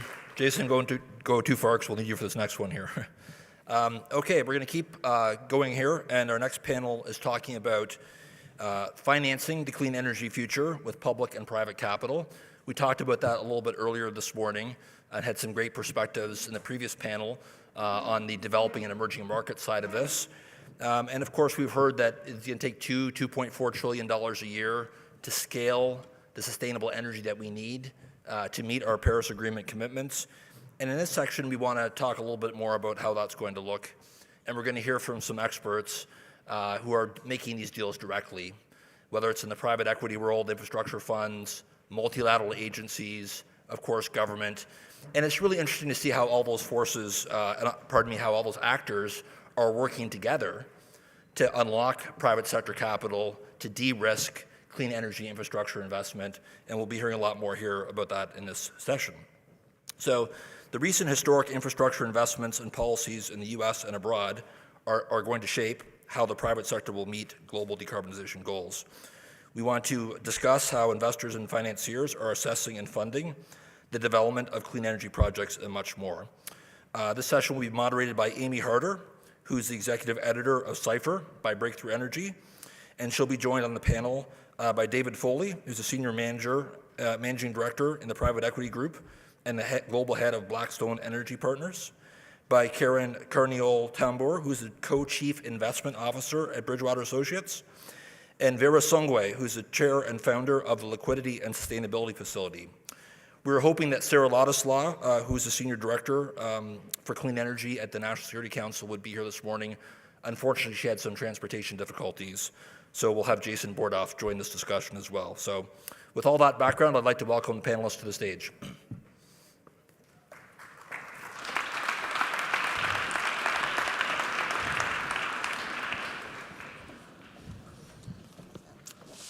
Thank you, Robert, for that great introduction, and thank you everyone for joining us here in person and on the live stream. Well, we've already heard a lot about finance throughout today, and there's a very simple reason for that. Money will either make or break the energy transition. And the numbers being thrown around, 2 trillion, 4 trillion, that's an unfathomably large amount of money for, I'm going to guess, most of us in this room. So I want to dive right in.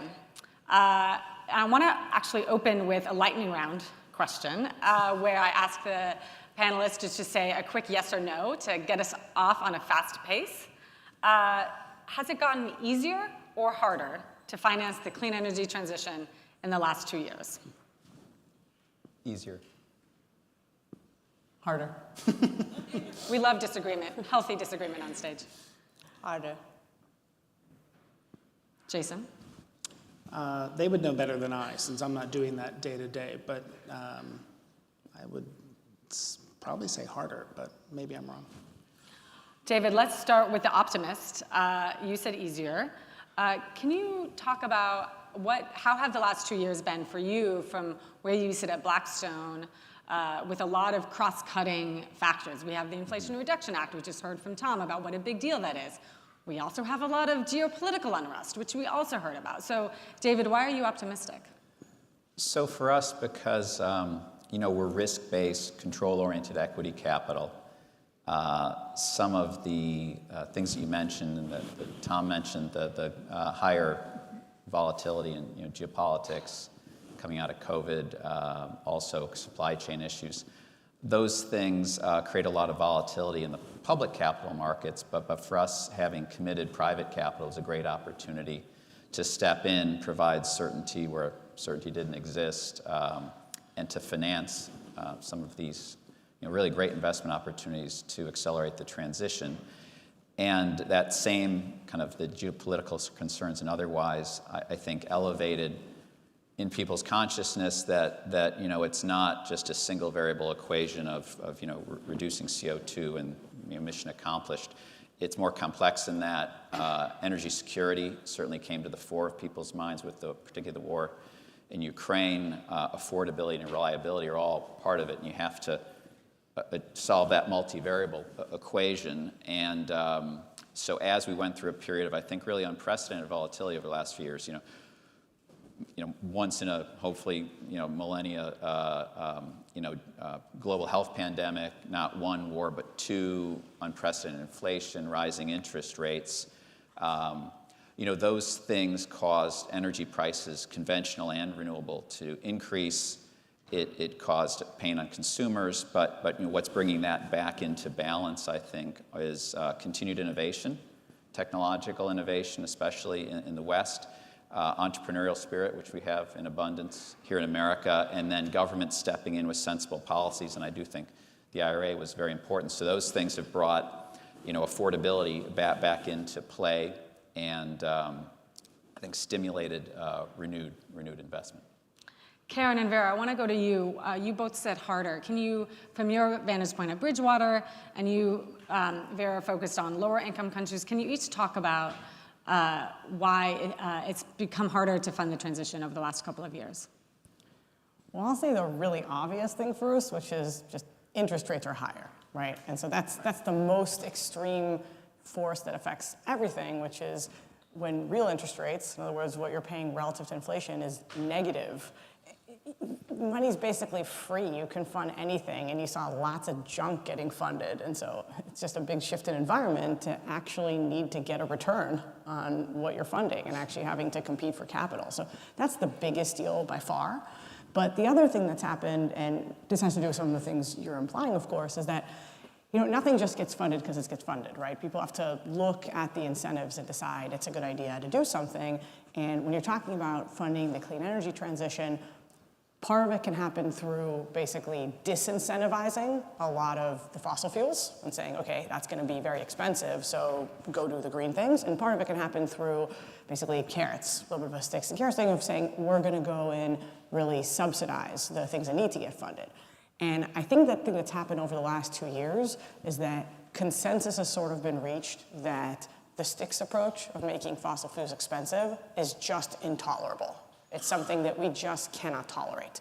And that basically happened because of Russia's invasion of Ukraine. So I think that if you had this conversation 2 years ago, the perfect economist answer is, of course, what you should do is just tax carbon. That's the efficient answer. Then the market finds out what's the most efficient thing to do in order to reduce the carbon. And it was always politically difficult. Europe made a lot of attempts to kind of try to make that work. But that'd be kind of the beautiful answer. And subsidizing a lot sounds like a pretty expensive idea. You run huge deficits, much more difficult. And of course, you're kind of counter-subsidizing because you already have a lot of subsidies of fossil fuels in the system. Russia invades Ukraine, and I think the recognition kind of sets in that, wait a minute, what happens if you start just making fossil fuels less available is that, yeah, you're definitely incentivizing the transition, but you could also really get a slowing economy, and you had such an extreme case of it in Europe that was literally not able to run its economy because it didn't have enough energy. And between that and inflation rising, I think it basically became intolerable to go down this path. So now the tools at your disposal are basically subsidizing the things you want, and that feels good in the moment because everybody's getting a cheaper price than they otherwise would, but it has more of a natural limit on it than something like taxing carbon that raises funds for the government. Now you're running potentially massive deficits to do it. So in the near term, easier because things like the IRA passed, but our reliance on the next IRA and the next IRA has risen. That's great, and I want to dive into a lot of that, the carrots versus sticks approach in a couple minutes. But Vera, I want to turn to you. What's your perspective been on the last 2 years of funding the transition? I think it's the same thing. The first big issue is the interest rates. And not only as interest rates rise, there's clearly a flight to safety, but also a flight to return. It's much easier now to do an investment in Kansas than it is to convince anybody to go and do the same power investment in India. Because there you're taking FX risk and political risk and all. And here, not only are you investing in a safe haven, but you're also getting an IRA subsidy.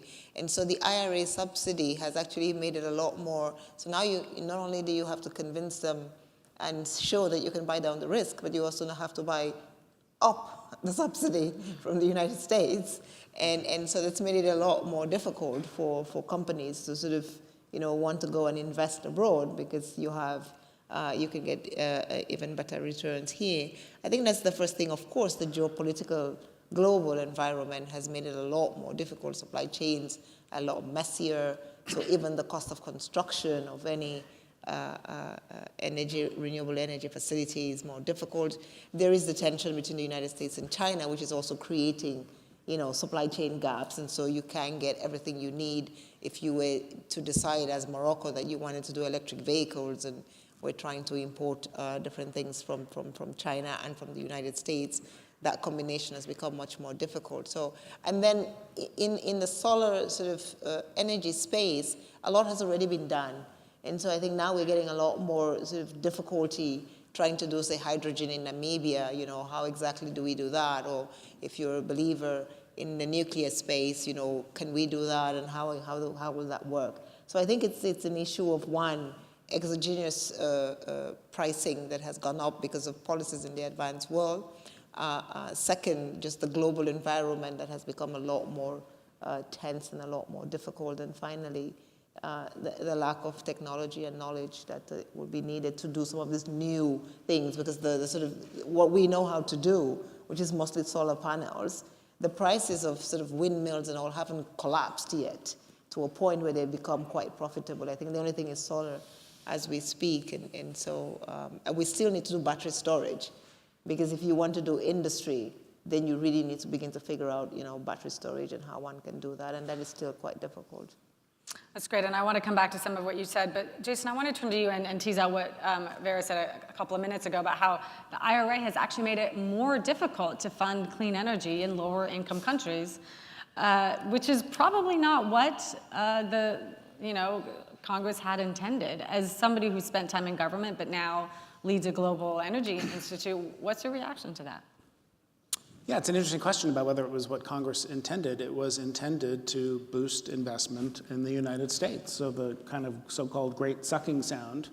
There are two concerns that one often hears from emerging and developing economies about the IRA, right? One is, if you want access to these tax incentives, everything has to be done in the US, or in some cases neighboring or free trade countries. And for all the reasons Vera talked about and Tom Donilon talked about, I worry about it is probably good to reassess the assumptions in the Washington Consensus that created the integrated global economy and the WTO of the 1990s. But if we go so far in the direction of thinking for reasons of security and resilience or economic competitiveness, everything has to be done within one's own borders, that's going to be massively difficult for the transition, among many other things. So we got to find that balance.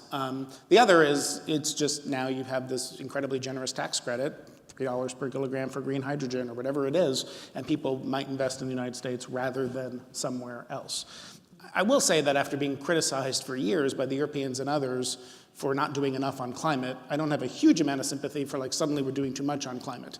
So we were spending a huge amount of money to accelerate the pace of decarbonization, and that is a good thing, not a bad thing, but we do need to think very hard, as folks are meeting in Washington this week to think about how we're going to dramatically accelerate the pace of deployment of finance in emerging and developing economies. The IRA was a historic piece of legislation focused on decarbonization for 12% of the world's emissions. That's the United States. And most of the emissions are somewhere else, and the growth in emissions is coming somewhere else.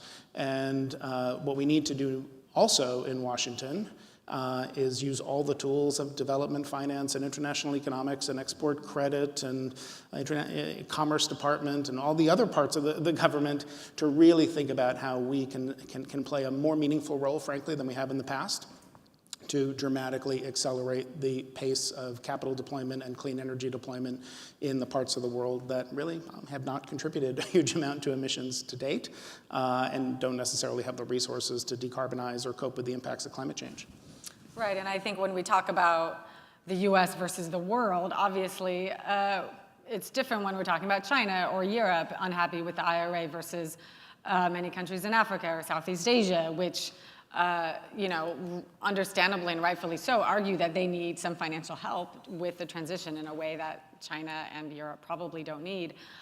I want to get back to that in a minute, but I want to come back to what Karen was talking about, carrots versus sticks. A mid-panel lightning round are lots and lots of carrots enough to address climate change if you have very few sticks? Yes or no? No. You need both. I mean, depends how many carrots, but probably you can come up with enough. You need both. So let's talk about that. The IRA is clearly a very large down payment on carrots. But to your point, Karen, you talk about what the Ukraine-Russia war has highlighted, which is the influence and the power of fossil fuels and how stubborn they are and how important they are to our global economy. But of course, their environmental impact is something that needs to be reckoned with. So what kind of sticks could different government bodies and perhaps companies come up with that could be palpable and therefore could help drive change? Maybe Karen, I'll start with you. Well, I'd say the most obvious one is reverse the subsidies we currently have on fossil fuels. Like that seems like the most immediate. Why in the world would we be subsidizing fossil fuels today? So there's lots of organizations out there that account for all the fossil fuel subsidies that still exist. I'm sure it's not the most politically popular thing, but just remove those first.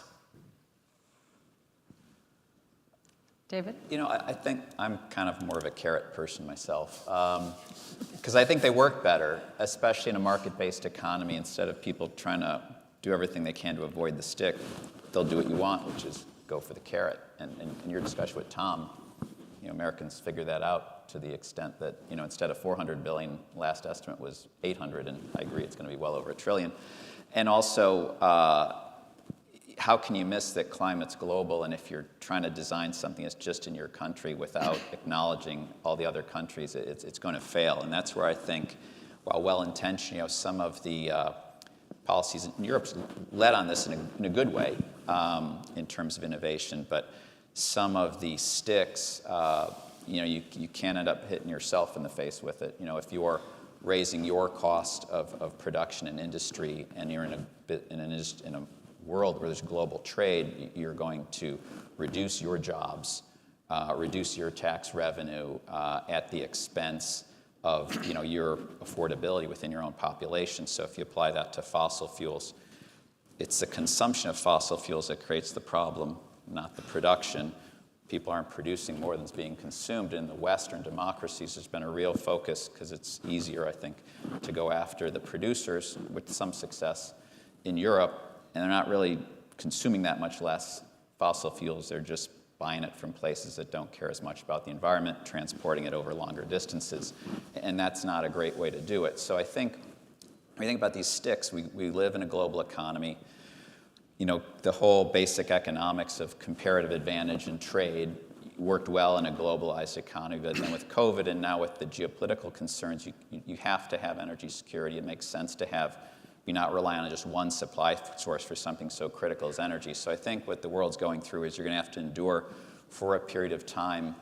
You're going to forego the natural efficiencies of comparative advantage and free trade to build more domestic supply and security in critical resources, whether it's solar panels or computer chips or otherwise. And so how do we not leave out the global South in all that? And I do think the IRA is going to benefit the global South, because a lot of it is based on accelerating technological innovation and lowering costs. And as we've seen over the last over the last decade, levelized costs of energy for solar has come down dramatically. That's important. It makes it more affordable, especially for poorer countries that don't have, India's average per capita GDP is $2,500. It's not the same as in the US. So I do think that the investments that the IRA will accelerate, that the benefit of that will be shared globally. So I think that's a very important thing. And the US has been a great place to invest for years. Large scale, entrepreneurial, great technology, rule of law, reasonable policies. It could always be better, but I think that's been fantastic. And to the point Jason made, don't criticize us for finally catching up. with the Europeans, and I think it's been a nice way to raise the bar for the world to do the same. So you said that the IRA could ultimately benefit the Global South. Vera, do you agree with that? I think it will. And I think, just to be clear, nobody's criticizing the United States for the IRA. I think, as Jason said, finally, the United States came to the table.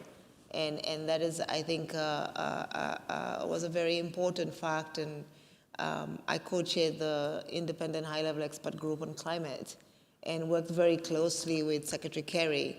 And so a lot of the work that he did to try to sort of make sure that he could build that bridge between the United States and China, so that as we talk about solar panels, the cheapest solar panels today are Chinese, and a lot of that advancement is happening.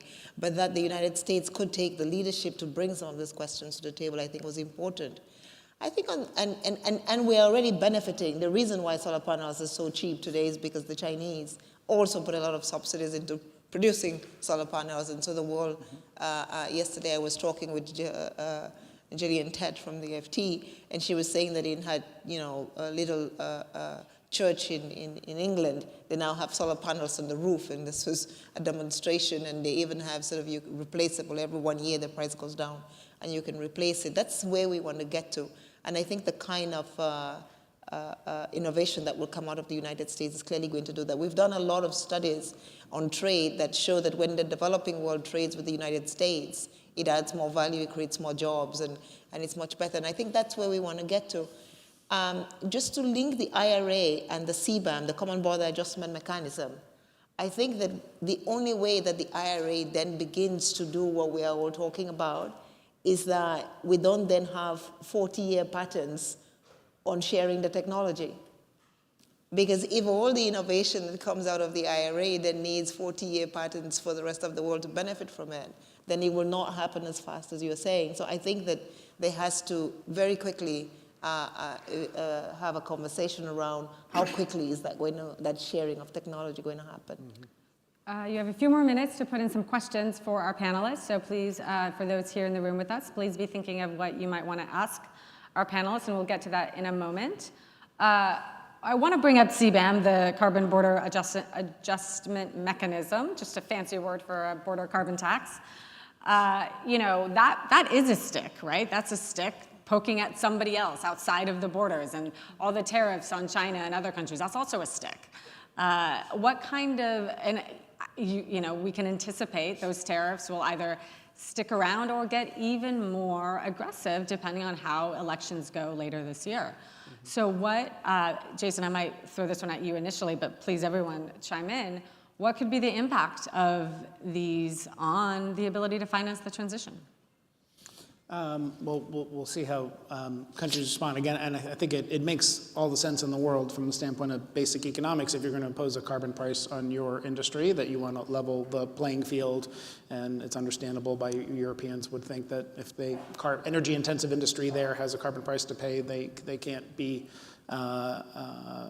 faced with unfair competition from imports that don't pay that. The question is how others respond to this, and whether this creates like a tit-for-tat retaliatory cycle that sort of spirals in this era of economic fragmentation that Tom talked about. And I think that's sort of the concern that I see. I think David's right that investing a lot of money in clean energy will drive down the cost of clean energy, and that will make it more affordable for the rest of the world. But for all the reasons Vera talked about, a higher cost of capital, currency exchange risk, political stability, and regulatory risk, it is really challenging to deploy that capital in the parts of the world that need it the most, even with those lower costs. And this does come back to some of the geopolitical stuff I was talking about with Tom. It is remarkable that last year, nearly twice as much, 1.8 trillion to 1 trillion, clean energy spending to fossil fuel spending. That's a dramatic shift in just a few years. Nearly a third of that spending, more than a third of that spending, was China. We've gone from 1 in 20 vehicles being electric in 2020 to 1 in 5 today. I mean, just staggering growth. Half of those sold in China. So it is in many ways a good thing that China is deploying all of this capital to drive down the cost of clean energy. But what we're seeing in Europe or in the United States is that's a problem. It's not a good thing.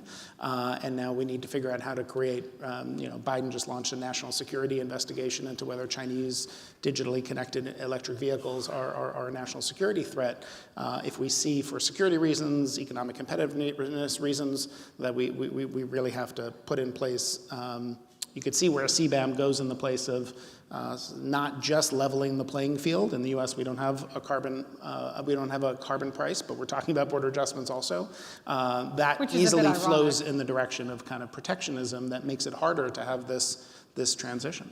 Right. It's a bit ironic that the U.S. would be doing that without its own policy. It depends what the purpose of the carbon border adjustment mechanism is. Yeah. Well, I mean, I think it's going to be messy because well-intended, right, like most policies. And I do think one of the key things that's lacking is a global traded, price of carbon. Because if you had that, that would give a market signal to emitters, to users.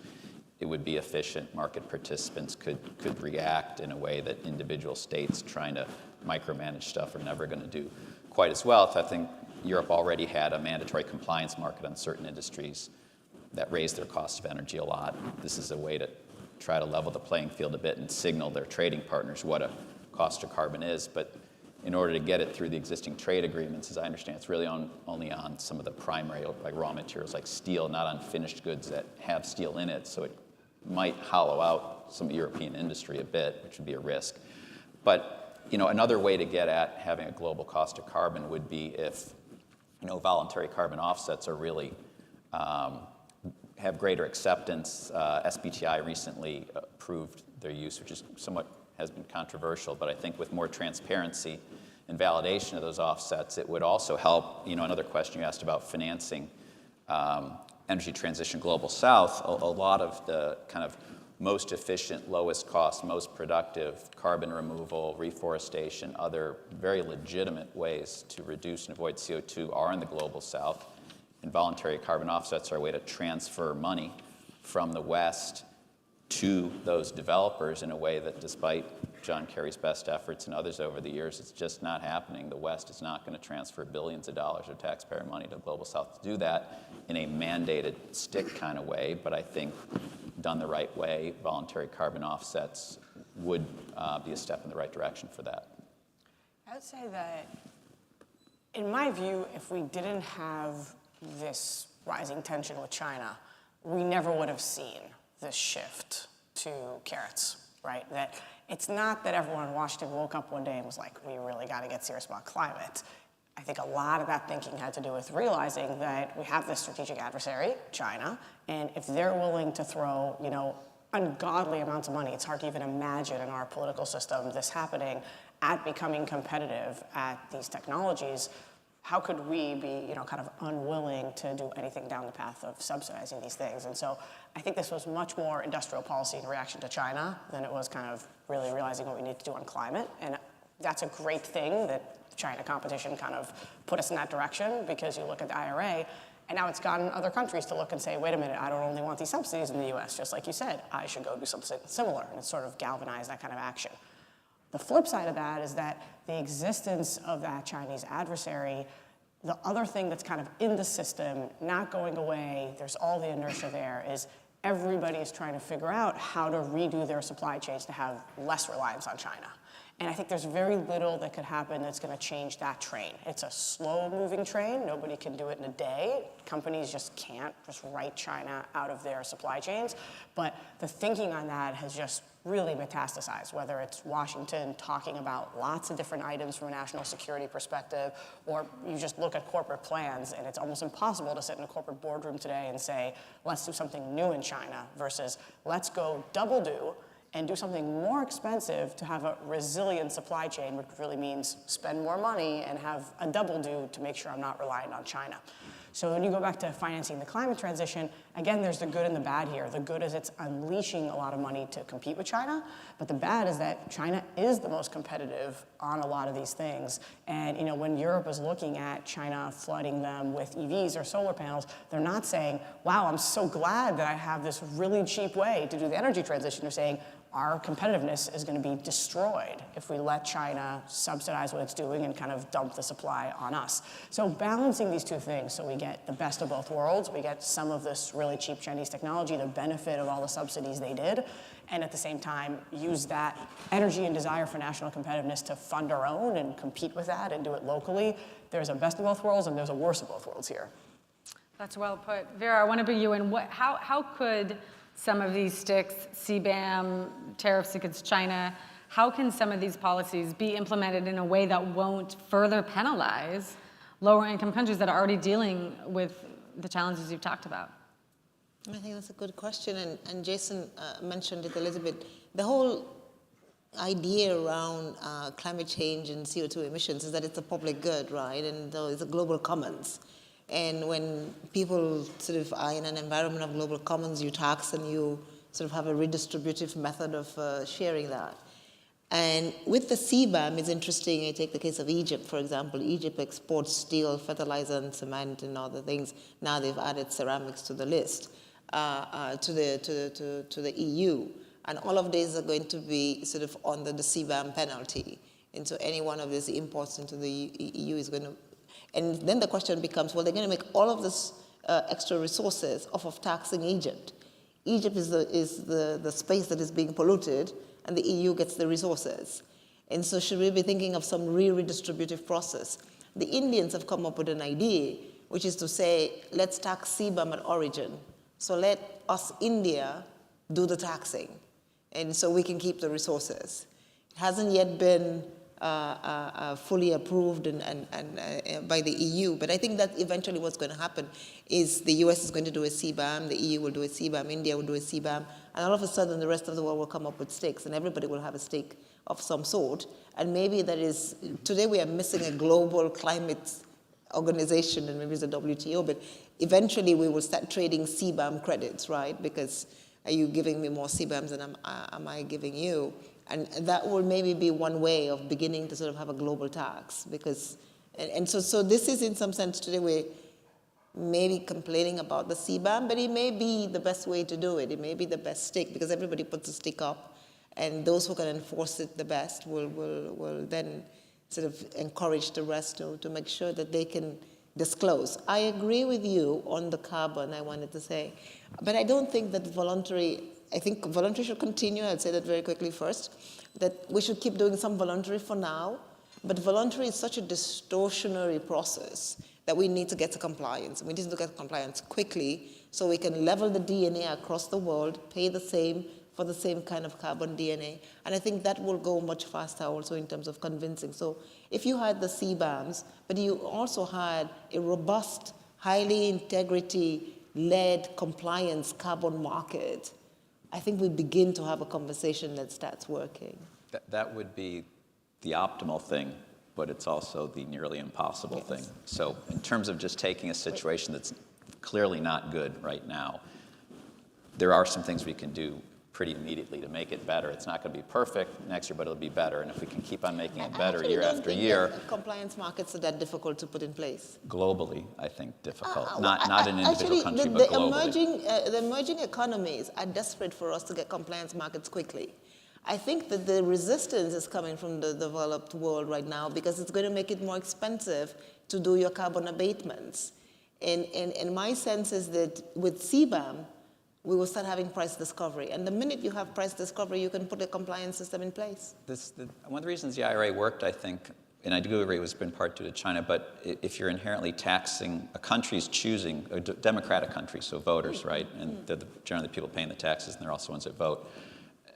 It's more acceptable, I think, to voters to be taxed to pay a subsidy if that subsidy is benefiting workers in that same economy, less easy to sell if it's a transfer payment to people who aren't citizens of that country. I just think that's inherently a bit more challenging. A compliance price is not a transfer. A compliance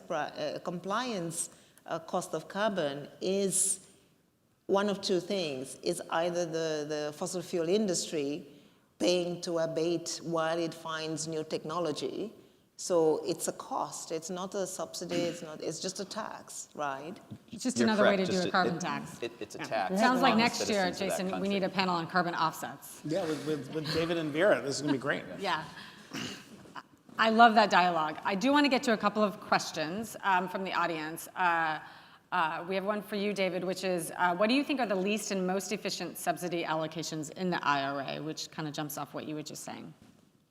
I think the things that were among the most efficient were actually some of the existing subsidies, the investment tax credit, the production tax credit, but those had been done, like for a couple of years. You have to wonder, would Congress renew? No one knew, because you can't call elections, and you weren't really getting the real benefit of it. And what the IRA did was take that out for a full decade, and a decade's long enough that you can make investment decisions behind it.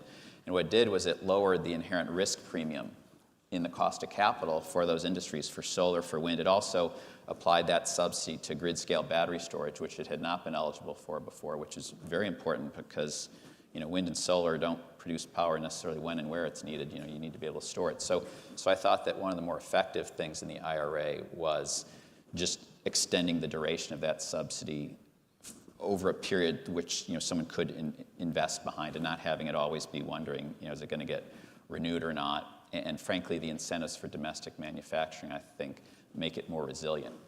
There are elections, it's hard to call, but legislation tends to be more resilient. And when all kinds of states, red, blue, purple, all have more jobs associated with these industries, I think it makes it a lot more resilient. Some of the things that were less efficient but very intentional are the things that weren't going to get private funding because they don't work with us. Like hydrogen needs a big subsidy. The competing fuels, natural gas, there's lots of folks willing to do it the old-fashioned way and drill for it for $3 an MMBTU. You'd get more than you want of it. And the subsidy for hydrogen is $3 a kilogram. If you convert that to MMBTUs, it's $21. It's 7 times, and it's still maybe not economic. So I think to jumpstart certain technologies, that is a role for government to provide a subsidy. Now let's see if hydrogen, like solar, got down a cost curve. Debatable whether hydrogen will actually be able to enjoy those same kinds of productivity improvements. But things like that, they're not efficient, but it's conscious trying to stimulate that. Or subsidies for nuclear fusion or small modular reactors, things that would be great. They do make sense. The time horizon's a little long for private capital, and there's a lot of technology risk. So I think the things that we're trying to spur really breakthrough type technologies, not efficient, but that's why the government, I think, needed to do it, because the private sector really wasn't doing it. I want to go to a question for you, Vera. Should we be optimistic or pessimistic about the pace of reform in multilateral development banks? We just put out a report 2 days ago on that. Singh and Larry Summers, N.K. Singh under the India G20, and Larry Summers were chairing a committee for which I was a part, where we had 28 pieces of reform that were proposed to the multilateral development banks. One of them, of course, was to do more on climate, but more importantly was to see whether they could use their credit for this audience, their credit enhancement tools more efficiently and more effectively. And so, for example, one of the ideas was, the World Bank used to have sort of guarantee facilities, but they had 20 guarantee facilities inside the World Bank group. And so, first of all, you had to figure out which one you had to go and knock the door to get. But secondly, amongst the MDBs, they were not sharing some of their credit enhancement facilities. And since each one of them had a different annual cycle, if you were doing a project, say, in Colombia or Cote d'Ivoire or Cameroon, and that particular MDB had run out of its guarantee facility timeline, you had to wait for the next fiscal year. That was another 6 months. The World Bank has now brought all of its guarantee tools under one roof, and the next big step is to see whether we can sort of have everybody share the guarantee tools together. The report says that the glass is half full and that there's a lot more that can be done. But I think what is good about it is that there's 28 things that we know need to be done. The president of the World Bank has put together a team. I think people from the private sector are members of that, and hopefully we can do more. In our final moments together, I want to do a concluding lightning round. The first will be word association to sum up some of what we chatted about. I encourage our panelists to be as brief as possible. So what's the first word that pops into your mind when I say carbon tax? Don't rush to start first. An economist's dream. That's good. Good policy. Inevitable. Increase in domestic resources. Carbon offsets. Good. Confusing for most players. Important middle step. Heterogeneity and quality. China. That always Pass. gets muffled laughter from the audience. Wait, what did you say, David? Pass. That is technically a word. The elephant in the room in every conversation. You just want one word? Is that what you're saying? A couple words. Competition. Competition. Okay, we got to repeat. That was a good one, Jason. Final question. This is a agree or disagree. So Fatih Birol, the executive director of the IEA, he's been mentioned a couple times today already. He wrote the following sentence at the very end of an op-ed he wrote in the Financial Times in March. And this is regarding all of the elections around the world, including, of course, here in the United States. Quote, while changes in governments may well affect the pace of energy transitions, accelerating them in some cases, slowing them in others, they won't alter the fundamental direction of travel, end quote. Do you agree or disagree? Sure, the direction of travel, but the slope of that line matters a lot, and I wouldn't have devoted a big part of my career to starting an institute with the word policy in it if I didn't believe policy mattered. This doesn't just happen, this energy transition by itself. Agree. Agree. Agree. And Jason does also agree, but he is right that the pace matters. And on that relatively optimistic tone, I want to thank our panelists for this conversation.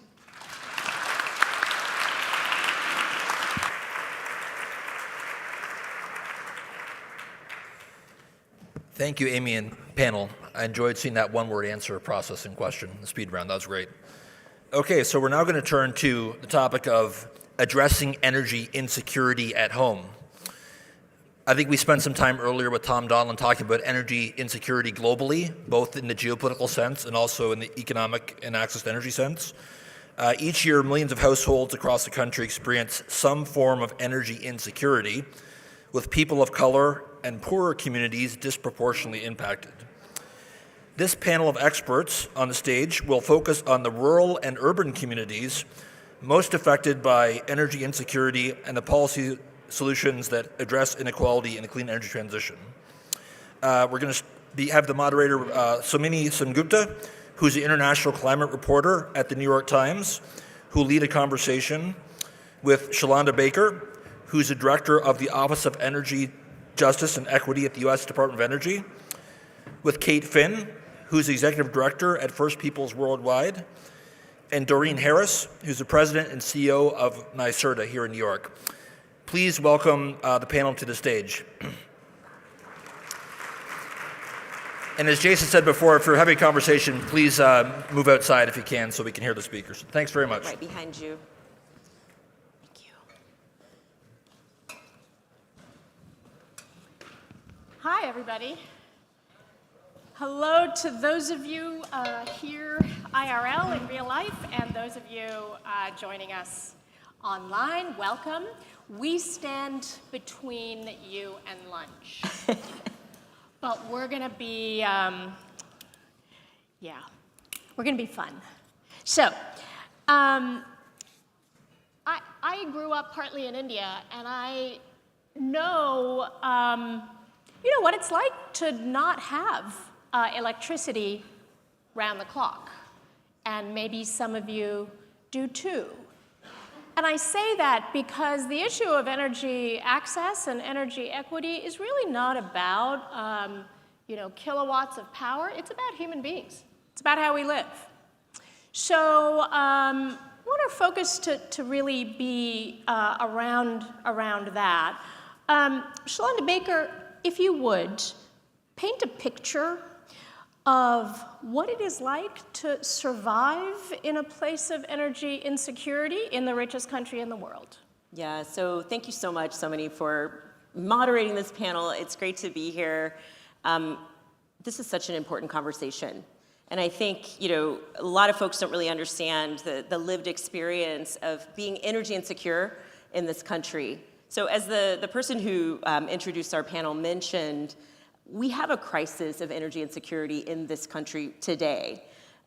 We collect data at the U.S. Department of Energy through the Energy Information Administration that tells us that nearly 1 in 3 Americans experiences energy insecurity in one of the richest countries in the world, right? And what is energy insecurity? Energy insecurity is not being able to pay your bills.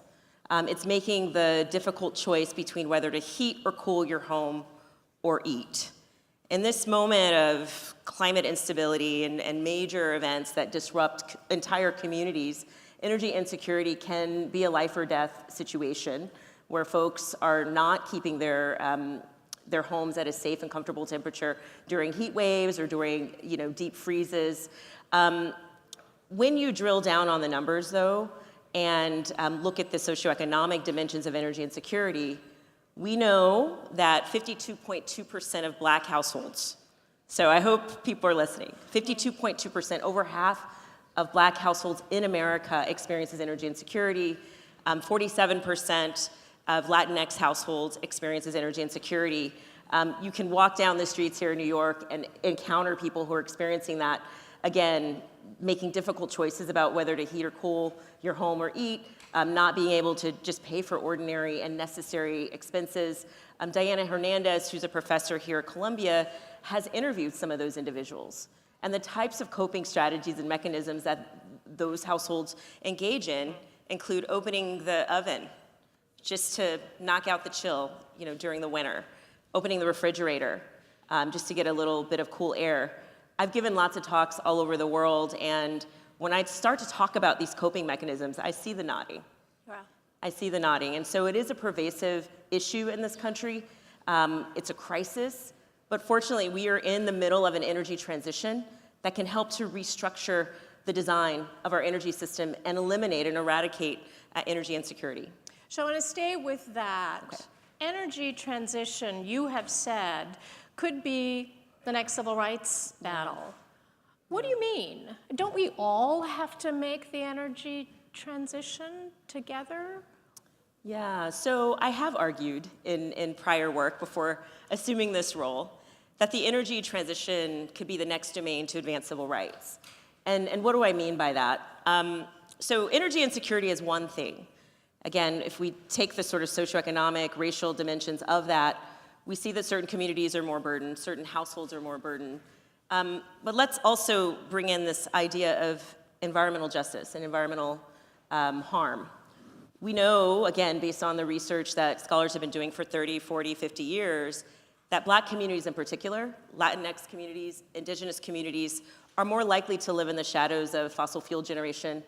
They're more likely to have some of the deleterious health consequences of supporting our energy system. They've been asked to bear the burdens of our fossil fuel system without receiving the benefits. So again, if we consider that Black households, Latinx households are more likely to experience energy insecurity, layer on top of that, they're also experiencing the burdens in terms of social and environmental impacts. So as we transition our energy system to a system that is clean, we can reduce the cost of energy for those households that are experiencing energy insecurity. We can also lower the health and environmental burdens that those same households are experiencing. This is fundamentally about justice. It's fundamentally about redistributing power. And that is the opportunity that we have that is historic, that is once in a generation, to make right many of the wrongs that we experience daily that are manifested through the design of the energy system. I want to come back to this. I want to turn to you, Kate Finn, because in Native American communities, this plays out on the ground in real ways. Take us, help us understand, what do Native communities stand to lose and gain in the energy transition, because indigenous lands hold a lot of fossil fuels. They also hold a lot of critical minerals for the new energy transition. So walk us into that challenge. Absolutely, and thank you so much for the conversation. And I have to say, I couldn't agree more that what we have in front of us is a once-in-a-lifetime opportunity to really build an energy infrastructure that works for everyone. Because if we're looking at native nations in the United States, if we're looking at indigenous communities, this issue of solving for energy insecurity doesn't really lead in a linear way to a clean energy economy, which is, I think, why I'm really glad to be here for this conversation, because we have to talk about the ways that unjust policies have been coded into our energy regulatory infrastructure. And for native nations in the United States, what this means is recognizing that it was the policy of the United States for 100 years to decimate tribal leadership. And it is only within the last 50 years that we have tribal leadership that is building and gaining access and able to really move in this era of self-determination. So what that means right this minute is that this infrastructure that's needed for an energy transition, whether it be access to electricity grids, whether it be access to capital to build utility-scale solar, or just siting projects on land that has a mix of federal, state, and tribal jurisdiction, that infrastructure is still being built. And what we know is that for years and years, there were electrical lines passing over the Navajo Nation, but even in 2023, 20% of those homes didn't have electricity. And Hopi people, there were 35% of homes that didn't have electricity. In 2023, there were 17,000 Native homes that did not have electricity.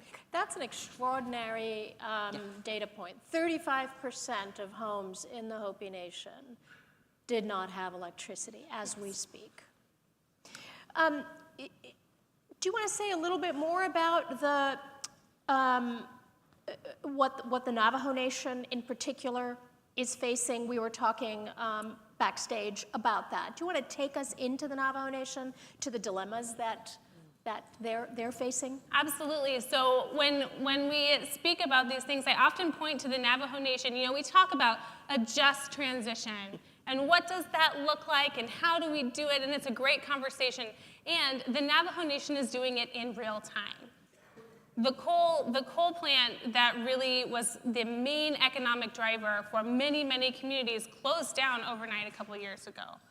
So what do we do with these hundreds of people who are out their economic driver? How do we make sure that they have food on the table, that they have upskilled their workforce, that these people who want to live in Dinahoso can remain there and live safe, wonderful lives full of their definition of wellness and health? So the Navajo Nation has taken on this issue of just transition. They've worked hard to build their solar infrastructure, to build other kinds of economic drivers, and there's a lot of entrepreneurial efforts coming out of the Navajo Nation. Native Renewables was started by Wahala Johns. We have Navajo Power, which is an incredible utility scale, looking to do utility scale solar on the Navajo Nation, along with other nation level policies that they're doing to sell and buy power there. You know, we've heard the word opportunity a couple of times already in this discussion. Dorian Harris, there is an opportunity, as your fellow panelists have pointed out, but there's a real challenge in doing it in an equitable way. In New York State, there's right now a really robust debate going on about how do you meet the 2030 targets, ambitious 2030 targets, and do it in a way that doesn't raise everyone's electricity bills. Just take us right into that challenge from your vantage point. Sure, yes. I'm certainly here as a proud New Yorker representing our state's clean energy agency, and one of my primary jobs in running that agency is the implementation of New York's climate law, which was signed into law in 2019, but really where we sit today is very much about the implementation of it, i.e. not what the words say on the page, but how does one actually achieve those goals? And one central aspect of New York's climate law, which is, I'd say, largely replicated in the federal context, is a very clear focus. In the federal context, Justice 40. In New York's context, it's really focusing on ensuring that a goal of 40% of our benefits accrue to underserved communities across our state. And so that's like a number in a law. The number is actually 35 with a goal of 40, but how does one set that into action? And how does one do that in light of not only an ever-worsening climate crisis, but to your point, goals that are very, very near term? Normally, the way one would aim to hit near-term goals would be, frankly, to ignore all issues of equity and justice and undoing or righting the wrongs of the past. All of those things would typically go by the wayside because of the pace of change that one needs to realize in order to hit our goals. But these laws are central to how we get from here to there. And so in running a clean energy agency, I have got to change the way that we operate at the same time. And I have to change the way that all of these decades of doing things a certain way have to be undone and addressed. And so that amounts to a very cohesive way of doing our work. And I'd say it is central to it to assume that we as the energy agency don't always know the best answer to the questions that we are being asked, and that we need to engage in ways that we typically had not in the past. And that really started not only with our law, but the ways in which we have integrated our work with the voices that have the expertise to ensure that those principles of equity are central to the decisions we make. So it's necessitated a very significant change in the how we do our work. Just to put some numbers on it, the law says 100% zero emissions electricity, energy. That's electricity and heat, right? By 2040, 70% by 2030. That's right around the corner. And we are at around 25% at the moment. That's a big leap that New York State has to make. It certainly is. The pace, New York's climate law sets goals in 2030, 2040, 2050, all leading toward economy-wide decarbonization. So this means we are getting at every sector of our economy. And to your point, with near-term goals that are coming in the coming single-digit years here. And so the reality on the ground is that when we look at goals like this and we look at the fundamentals of energy burdens, right? Costs, issues of cost, how do we actually undertake this transition in this equitable manner? A couple of things that we've done as a state agency that I think are really central is, one, we have established a presence across our state, literally with community-based organizations who are actually present in those localities and are best able to not only represent the communities that they work within, but also to be, I think, a very useful partner to us in getting more on the ground than we ever would before. We also have begun to compensate these counterparties for their expertise, because it is indeed expertise. We're an energy agency, right? That's what I do, but I need expertise to help me inform the ways in which we build policies and programs reflective of our law. So we have built an energy equity collaborative to inform us, and we compensate them for their time to help us build these programs in a manner consistent with these principles. I have so many examples, but it is a transition that is so urgent that it is among the top priorities for those very reasons. The Biden administration, of course, is trying to expedite clean energy projects all over the country through the Inflation Reduction Act and the infrastructure law. There's quite a bit of opposition from some native nations in the Southwest, but not only in the Southwest. And it seems to me to exemplify a dilemma that you can see playing out nationwide, which is it takes a really long time to build new energy infrastructure because of all these processes, right? And because of litigation and because of environmental regulations. And there are some who are raising the question, we don't really have the time in the face of the climate crisis. So I really want your honest take on, what do you do about that? Should some of these procedures be relaxed for sake of the urgency that we face? Should all these points of view be taken into account, even though that could stretch on forever? I want all of you to address this, because I think you have different perspectives. Doreen, do you We're want to looking at you, Doreen Harris. I'm throwing it to the feds. I'd be interested. You want to start, Shalanda? Yeah, I can kick it off. I mean, Doreen, we've kind of been bouncing into each other for the last almost decade in this clean energy space, and obviously New York really was the exemplar for how to think about justice, how to think about communities in meeting our ambitious climate goals. Let me just be clear. I know there are a lot of folks from finance, and there are a lot of folks who are really interested in the capital stack. There are people here probably who are interested in the technology, but your jobs are important, and given the scope and scale and speed at which we need to do this energy transition, none of that really matters unless communities feel like they have a place in the transition. Unless they feel like their material lives are going to be transformed by this transition. So they will protest.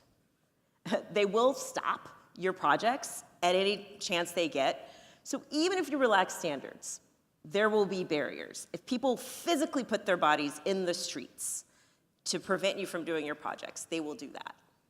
So we have to make sure communities see themselves in terms of benefits, in terms of economic outcomes in this energy transition. And so that is a philosophy that we have taken in the federal government.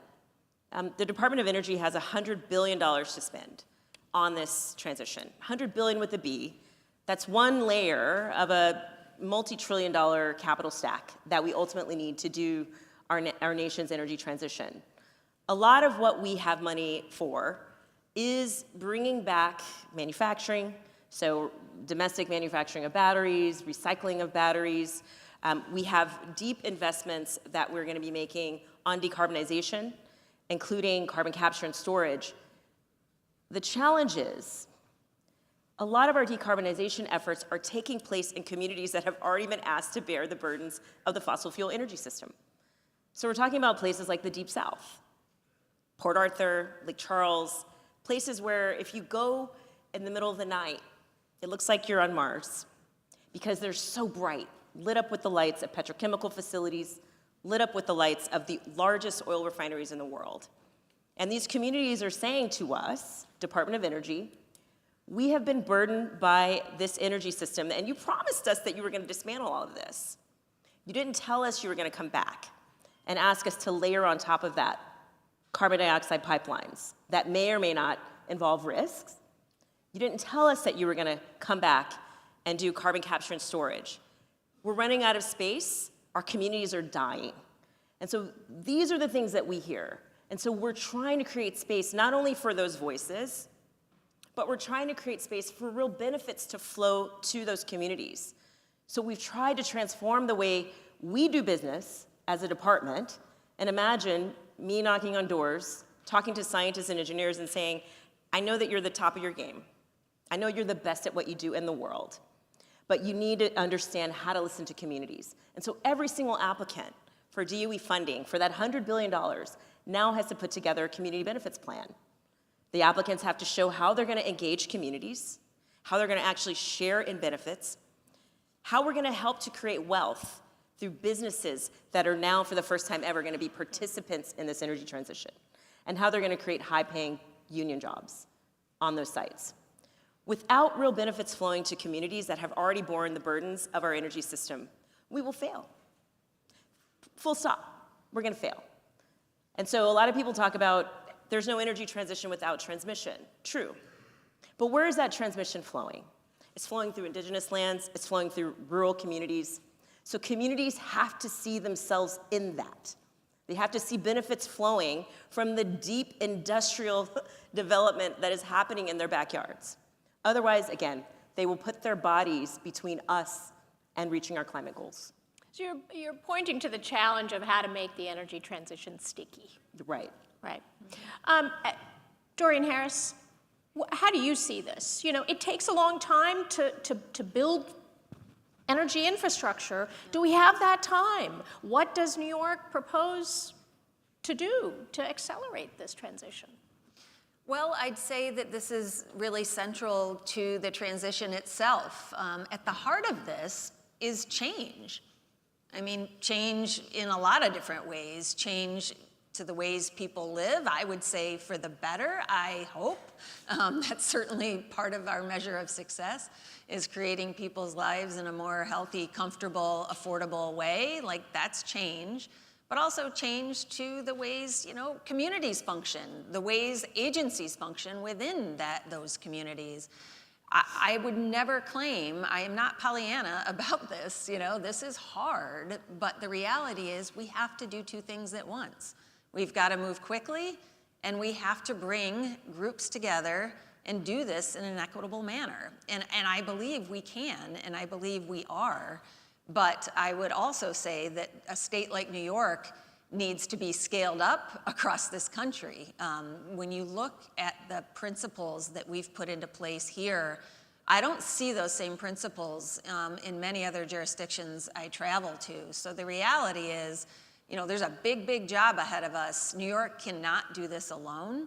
But I think a lot of the ways that we have sort of cracked the code is going to be built upon. And so all of the points that Shalanda just made from the federal government's perspective, we're doing all of those things in New York, and we've demonstrated the ways in which an energy agency can operate in a manner that is consistent with those principles by being in these communities, by not claiming we know the answer to the question that we're asking, but by listening and learning together, by building our own capacity through our own lens of equity in order to do so. So again, I am not blindly optimistic about the pace we have to hit, but I think we are clear-eyed about what it will take.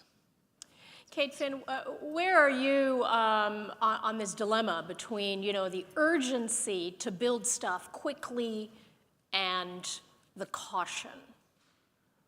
I think, when we talk about this in Indian country, we often don't talk about energy insecurity, we talk about energy sovereignty.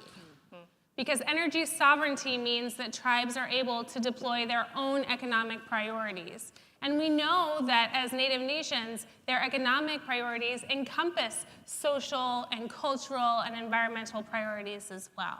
So there's multiple parts of this in the United States. 90% of nickel is found on native or within 35 miles of native lands. That's true.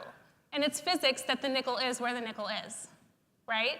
And also, we know that tribes are looking for more economic drivers in the clean energy transition. How can we build tribal wealth through solar, through renewables, whatever that is? So there's all of this that's involved in an energy sovereignty conversation. And really, the thing that I think when we talk about pace is that there are solutions on native lands to a lot of the problems that we face. And one of the biggest issues is that of consent.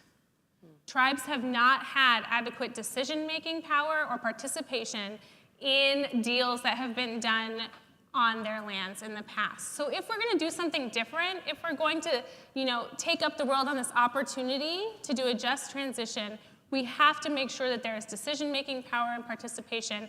And when we talk about free, prior, and informed consent, as conceived in the UN Declaration on the Rights of Indigenous Peoples, this is not industry jargon.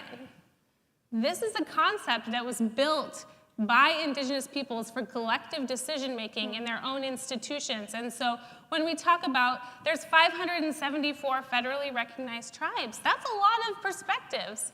And there's unrecognized tribes, there's ancestral territory. How is business, how is government, how is everyone designing for the consent of tribes? How do we make sure that their decision-making power and participation is a part of that? So when we get to this conversation about community benefit agreements, those can only be built if there's consent. Did the tribe want the project? Where was it sited? How was it sited? How is the labor force being treated? If we want really equitable economic development, if we want a just transition, let's focus on consent. And as Indigenous peoples, as Native nations, we know that that is something that we can start implementing today. So while it will take time to build mines, while it takes time to build energy infrastructure, let's focus on the urgent need to implement FPIC now. So we've been talking a lot about sort of ideas, wonky things. Can I ask you to name just a couple of practical solutions? Are there models that you have seen out there that demonstrate, you know, a good model of energy equity, energy sovereignty? Just really quickly, is there anything that would serve as a lesson, as a template? So I'll just say quickly, in a prior life, I was an academic and had the privilege of going to Denmark and learning about their energy crisis back in the 70s, which really focused them to double down, I'm sure you know the story, on clean energy. And the government there said, the only way we're going to be able to accelerate our development is to make sure there's an equity stake and there's an ownership interest in these projects. So for wind projects developed in Denmark in the early days, I mean, they required that developers gave local communities a cut. And it's not about a royalties payment, it's about an equity stake, which means they get the biggest share of the economic benefits at the end of the day. We're starting to see that in tribal territories here in the United States. We've seen it in Germany as well. So there are examples of this around the world. And, you know, I was in Idaho a couple weeks ago at the Idaho National Laboratory, which is a fantastic place. It's one of our nuclear facilities where we're developing clean energy technologies, nuclear technologies, and we know nuclear has been really controversial in tribal communities and other Black and brown communities. And a senior person at the lab said to me, well, Director Baker, why are communities so opposed to nuclear? And I said, it's not about the technology. It's about the system through which that technology flows, which is to say communities know that when there's a question of siting waste, they're going to be on the receiving end of that. They know that they're never likely going to receive the economic benefits of that project. On the other hand, we're also developing fusion technology. We have an opportunity now as we're developing that to think about how we bring tribes into the ownership process. Tribes are like, yeah, this is cool, this is new technology, but we're not going to site your waste for you. We're not going to be, you know, the dumping ground for your facilities. We're not going to just rent out our territory for you. We want to own it. We want to have control over it. And that's possible in this energy transition. Yeah, I see this equity model building out in very measurable ways, even across our state. Maybe a great example is an event I'm attending later this week, which involves an equity stake by the Mohawk Nation in the Champlain-Hudson Power Express project that is going to be delivering hydroelectric power here to New York City. Literally, Hydro-Quebec has negotiated this stake, this equity stake that they will have in the portion of the line that runs through their territory. I think ownership is going to be a central aspect of this, because that's where it stops and where it starts, right? Is that equity stake. Question from the audience for any of you. I think this is an excellent question because it was also on my list. We've been talking a lot about infrastructure, but what about jobs and job training for the new energy economy? What I would love to hear is if there are concrete examples that you could point to. Programs, government funded, or college programs, or community college programs. Any of you? Sure. I'll jump in really quickly. Doreen talked about New York being a leader. You know, California is a leader. I think Illinois is a leader. They also had a very similar progressive set of legislation regarding their energy transition, where they embedded jobs into their legislation, sort of let's make sure that we bring all communities with us. On the federal side, we're also really focused on jobs. I mean, that's been a priority of the president since day one. we have embedded that into our community benefits framework, which requires that any applicant also says how they're going to partner with technical colleges, community colleges, et cetera. I mean, the thing that kept me up at night as we were developing community benefits plans and as we were building out our Justice 40 framework was, well, we've been disinvesting in communities for 150 years. You know, the communities that we're saying are now going to be at the table for the first time, creating jobs or getting those jobs, creating new businesses, they don't have the capacity. So I knew we needed to accelerate that. Right now, we're working on the rollout of this thing called the Regional Energy Democracy Initiative in the Gulf South. The Gulf South, again, is ground zero for our fossil fuel architecture. We know we have at least $8 billion of Department of Energy investments going there. That's over 16 billion of total investment, but 8 billion federal dollars going there. 53 projects in a small area. And so the Regional Energy Democracy Initiative is thinking about how to leverage the assets in the region to create new jobs, to train workers, to incubate new businesses, to advise communities on community benefits agreements. That's something that we're incubating now, and we're rolling it out later this spring. So we're focused on the job and the capacity piece as well. Who else wants to jump in on this? I can jump in and say, in a previous iteration in my role as an attorney, I did a lot of negotiations on access to capital. And a lot of the conversations really got down to this space of, it's the tribe's value to hold a certain number of jobs. It's the enterprise's value to hold a certain number of jobs, to hold a certain number of internships, to send some kids to college on this issue. But it's hard when talking always to more traditional-minded private equity and venture, because the goal is to make as much profit as possible. But that's not the tribe's goal. That's not the Native Enterprises goal. It's the goal to seed the place and to build the place, to upskill all of those people. And so that is a huge issue in terms of the discussions, is really making sure the deal aligns with tribal values. And also, in my work with investors, really looking at how are companies reporting on their procurement policies. Is the indigenous labor force really meeting the goals that they told the tribe in the first deal? Like, what does that labor force look like? What do fair work conditions look like? And really having investors ask those questions, because often companies are not sure how they're exposed to indigenous rights risk. They're not sure how to do due diligence on Native nations. So having investors ask the hard questions to make sure that that through line is there all the way through. Question for Shalonda Baker. What are some steps a second Biden administration could take on energy justice? And how could those steps dovetail with the energy transition efforts? We have to build capacity in communities to participate fully in the transition. So I think deeper investments in technical assistance for communities to be at the table as these projects are actually breaking ground. I have to ask you, because you're here, EJ communities, environmental justice communities, really welcomed the administration's pause on new LNG projects. But as some of them have also pointed out, that could be unpaused at any time. And there are now state lawsuits over that pause. What do you say to those EJ communities about their concern? I think, as Secretary Granholm has mentioned, we heard communities. We also have an imperative to fight the climate crisis. And so the pause is very much a derivative of that and those inputs.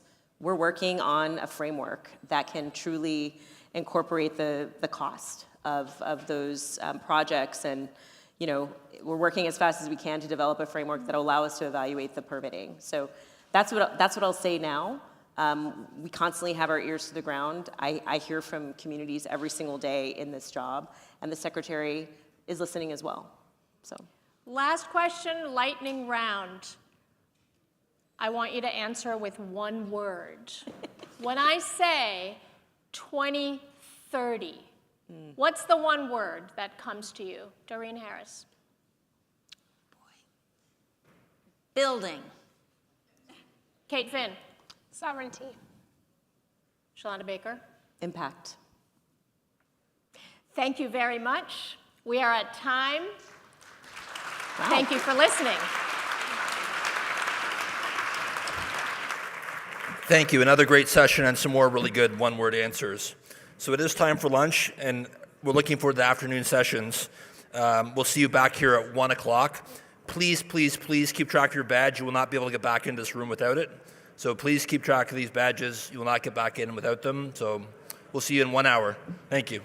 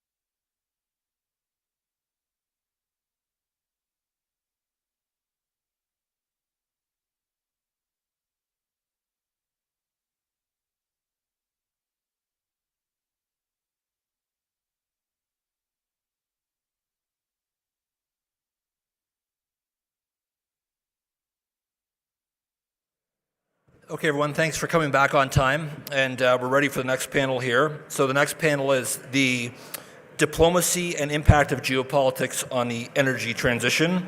We hope you enjoyed the brief lunch break and had some good chatting. This year, of course, we've seen from the war in Ukraine to disruptions of shipping in the Red Sea, we understand this connection between energy and geopolitics. To further explore this topic of geopolitics and energy markets, we are going to have an all-star panel here led by Carlos Pascual, who's the Senior Vice President for Global Energy and International Affairs at S&P Global. And joining Carlos for the discussion will be Jennifer Morgan, who is the State Secretary and Special Representative for International Climate Action for Germany. We also have Selwyn Hart, who is the Assistant Secretary General on the UN Climate Action Team. We also have one of our distinguished visiting fellows at CEGIP, Sir Stephen Lovegrove, who is the former National Security Advisor to the United Kingdom government. And last but not least, a second CEGIP distinguished visiting fellow, Dr. Mari Elka Pangestu, who previously served as Minister of Trade and Tourism and Creative Economy for the government of Indonesia. So we'll invite the panel onto the stage and look forward to the discussion. Thank you.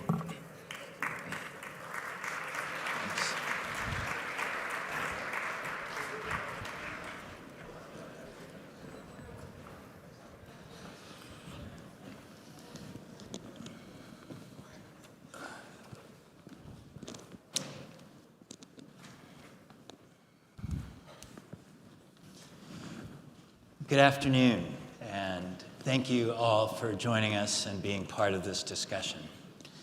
We really are at a historic moment of transformation of our global economy and of world energy systems. And we're seeking to transform the way that we produce energy, the way that we use energy, the impact it has on climate change, and all of these things have phenomenal commercial and geopolitical impacts. And at the same time, we are at a moment of global challenges and instability that inevitably complicate the ability to manage that kind of change. And what we want to do in this panel today is to have a discussion with this group on how do you bring these together in a way that at times when we have to make such fundamental changes in such a short period of time, how do we make that viable politically and economically and commercially to be able to go forward? So we're going to come back in this panel to some of the events that we've seen this past weekend, the war on Ukraine and other challenges. But we want to start with a core issue that we need to measure ourselves against, which is a just energy transition. Everybody agrees that if this energy transition is not just, it won't succeed. But then the question is, what does that mean? And Selwyn, I'd like to begin with you to kind of take that on this journey. From the UN's perspective, the way that you've been working on these issues, is there a common perspective that you're trying to advance? Is this something that gets differentiated? What's the baseline that we need to think about in order to understand what a just energy transition is?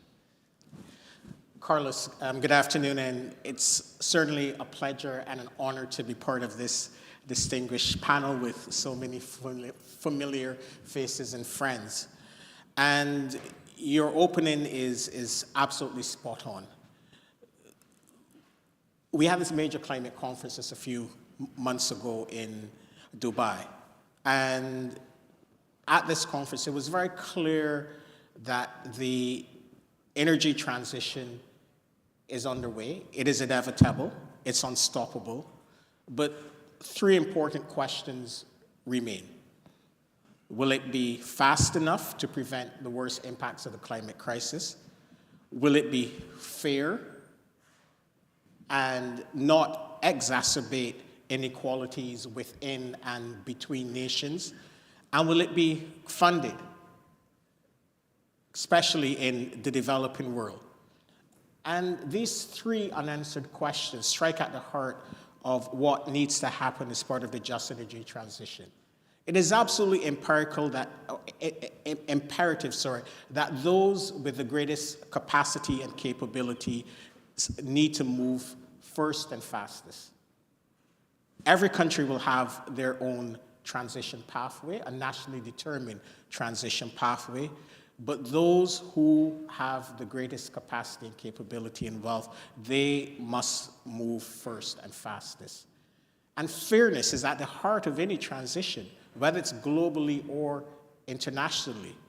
Countries, developing countries in particular, will need to transition while meeting their most basic development needs. In Africa, 600 persons lack access to electricity.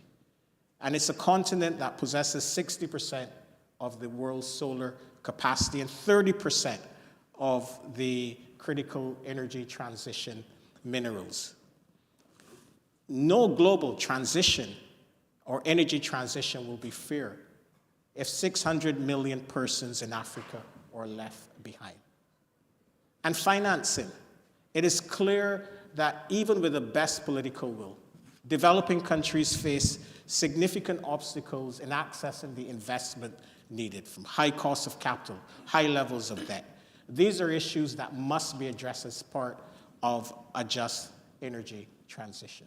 So, Selwyn, let's build on that and take it to a developing country's perspective. And Mari, I'm going to ask you to add on to it. You're coming from Indonesia, a developing country, but a developing country with 17,000 islands. How do you think of this concept of what a just transition is? Well, we always say it's not just, but it's also just and affordable transition. That's a key part of it. And when you talk about transition, it's not just about a transition from fossil fuel to renewables. You still have access issue in there as part of the just transition. And Africa was just mentioned. Even in my own country, we have quite a high electrification rate, but in some of the remote areas and small islands, they still have an access issue, right? So I think we have to make sure that the access is there, so no one left behind kind of principle.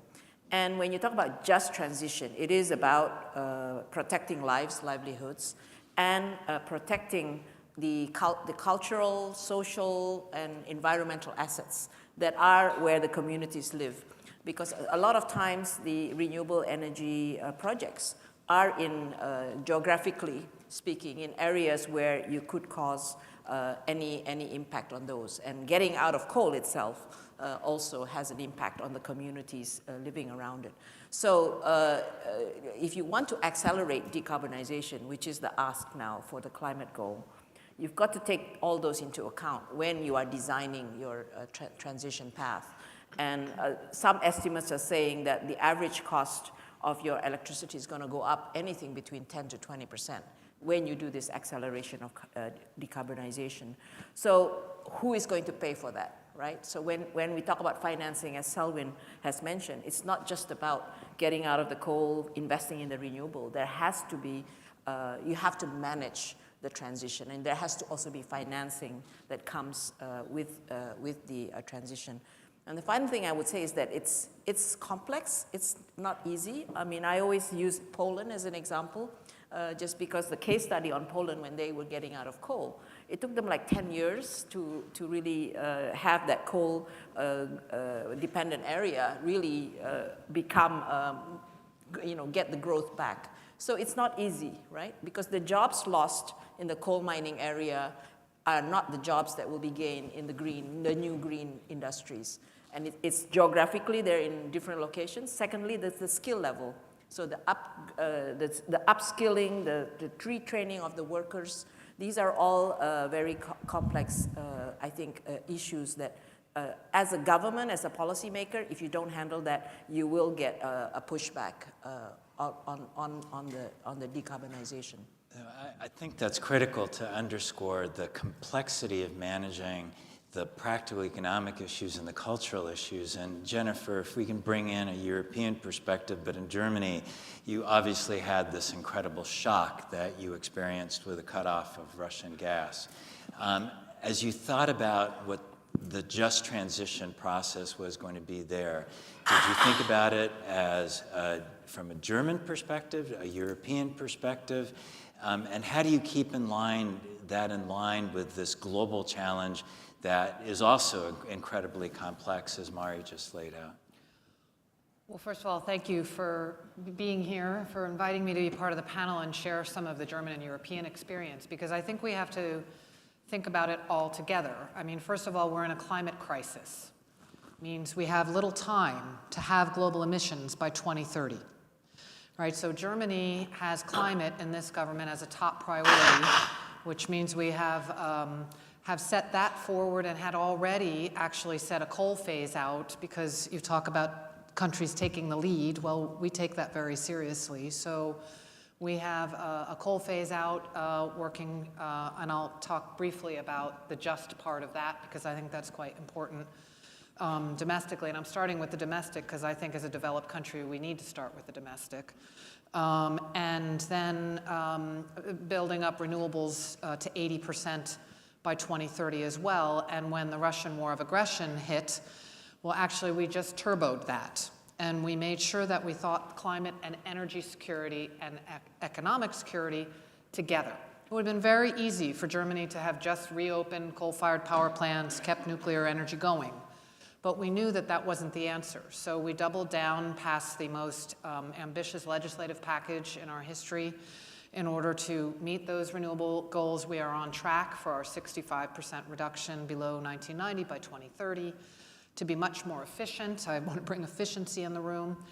And we did that on the basis of, on the coal sector, a coal commission that was set up that had the stakeholders involved, the local communities, the states, business, labor, NGO scientists, to actually come together on a stakeholder process to then make sure that it is also just. And on the European level, we always, of course, think European together with German. We also there accelerated that transition with renewables and efficiency after the war of aggression, but beforehand already had as part of the Green Deal a just transition mechanism, which is for countries like Poland or other countries that need to work together to have the funds to be able to make that transition happen. And internationally, I think we very much understand and are working together through things like the Just Energy Transition Partnership with countries like Indonesia and South Africa, Vietnam, to have the contributors, countries come together to help work together on eye level, partner on that kind of a just transition. And then we have other types of partnerships that are really about working with countries like a Colombia or a Kenya that see the massive opportunity in renewables. I think one of the words you used, Jennifer, that was particularly key was stakeholders, because it involves an understanding of those who are involved in this process of change and how it affects them. And one of those stakeholder issues really depends on how quickly governments can develop policies, but also the extent to which change can occur. And here I want to bring back in then the politics and the geopolitics of this issue. And Stephen, bring you into the discussion. You've been a national security advisor, you've been in defense, you've also been a permanent secretary on energy and climate. And events like this past weekend occur. And they bring us to the brink of a potential world war. And if you can share from your experience, how does that affect the ability to bring together policy and politics in support of what would be a just transition? Well, candidly, it hampers it very considerably. I mean, there are a lot of reasons for that. One of them is that you need quite a lot of money to be able to get an energy transition moving. It's expensive. One of the problems, I think, with a just transition full stop is that politicians, by and large, both in democratic systems and undemocratic systems, require a degree of growth in order to be able to continue to enjoy political legitimacy. Growth is very, very correlated to energy access. Energy access at the moment is still more cheaply got through the use of hydrocarbons than any other way forward. And I always felt very, very uncomfortable coming from a developed country having these kinds of conversations with, for instance, Indian colleagues who said that we have different priorities with respect to energy to you. But in terms of the geopolitical situation that we have at the moment, it is not going to help. I mean, and there would be three areas I think I would identify. One is that in most of the developed world, there is an enormous amount of debt on the national balance sheets. That will make domestic transition difficult, and it will make it more difficult for them to be as generous as they need to be to countries which are not in that kind of situation, which do need assistance. So there is a simple sort of kind of financial limit. Sticking with that, it seems to me to be inevitable that there is going to have to be considerably more expenditure on defense and security in many countries, which have been suppressing that expenditure for quite a long time. That will come at the expense of something unless taxes go up. And that will be a very, very, very difficult challenge for politicians of any stripe to navigate. And when the cost of living crisis occurs and taxes are sort of kind of on the rise, the first thing that people do not go to, by and large, are or rather the first things that often they do go to are defense and security, and we have experience of that in the UK and in Europe in general. And then the last thing I would say is that this is clearly a global challenge. Climate change does not respect borders. It requires a degree of international consensus to be able to take the kinds of actions which are required. The kinds of conversations that you need to have are incredibly difficult in that kind of highly contested environment of the type that you describe. I mean, I can remember I had the misfortune of being Britain's national security advisor as the Russian build-up on the borders of Ukraine was occurring, and that coincided with COP in Glasgow, and I flew out to Moscow to have a conversation with my counterpart out there in order to discuss what we felt was going to be an imminent invasion and the kinds of things that would be provoked as a result of an invasion of Ukraine. So it was a very difficult conversation, and at the end of it, I said there is one other thing that I would like to talk to you about, which is, you know, Russian presence at the climate conference. You are one of the world's largest hydrocarbon producers. You know, it is absolutely critical that you are there. You have to be part of the future, and indeed for your own economic understanding, you need to come across and be a part of this discussion that is happening. And it may or may not surprise you that conversation was quite short-lived, and there wasn't really much of a Russian presence at all. Now, you know, that's a sort of kind of tiny anecdote, but it is emblematic. It is very difficult to have these conversations which impact on the world's population when countries, states are in a position of sort of what some of them feel as existential enmity, and this is a real problem. Jennifer, if I can come back to you on that, on the national security angle that was created by the crisis in Ukraine. Obviously, it had a huge and direct impact on Germany at the same time. How would you describe the national security implications and their connections to the decisions that we're taking on energy transition, both the positive ones and the ones that were complicated?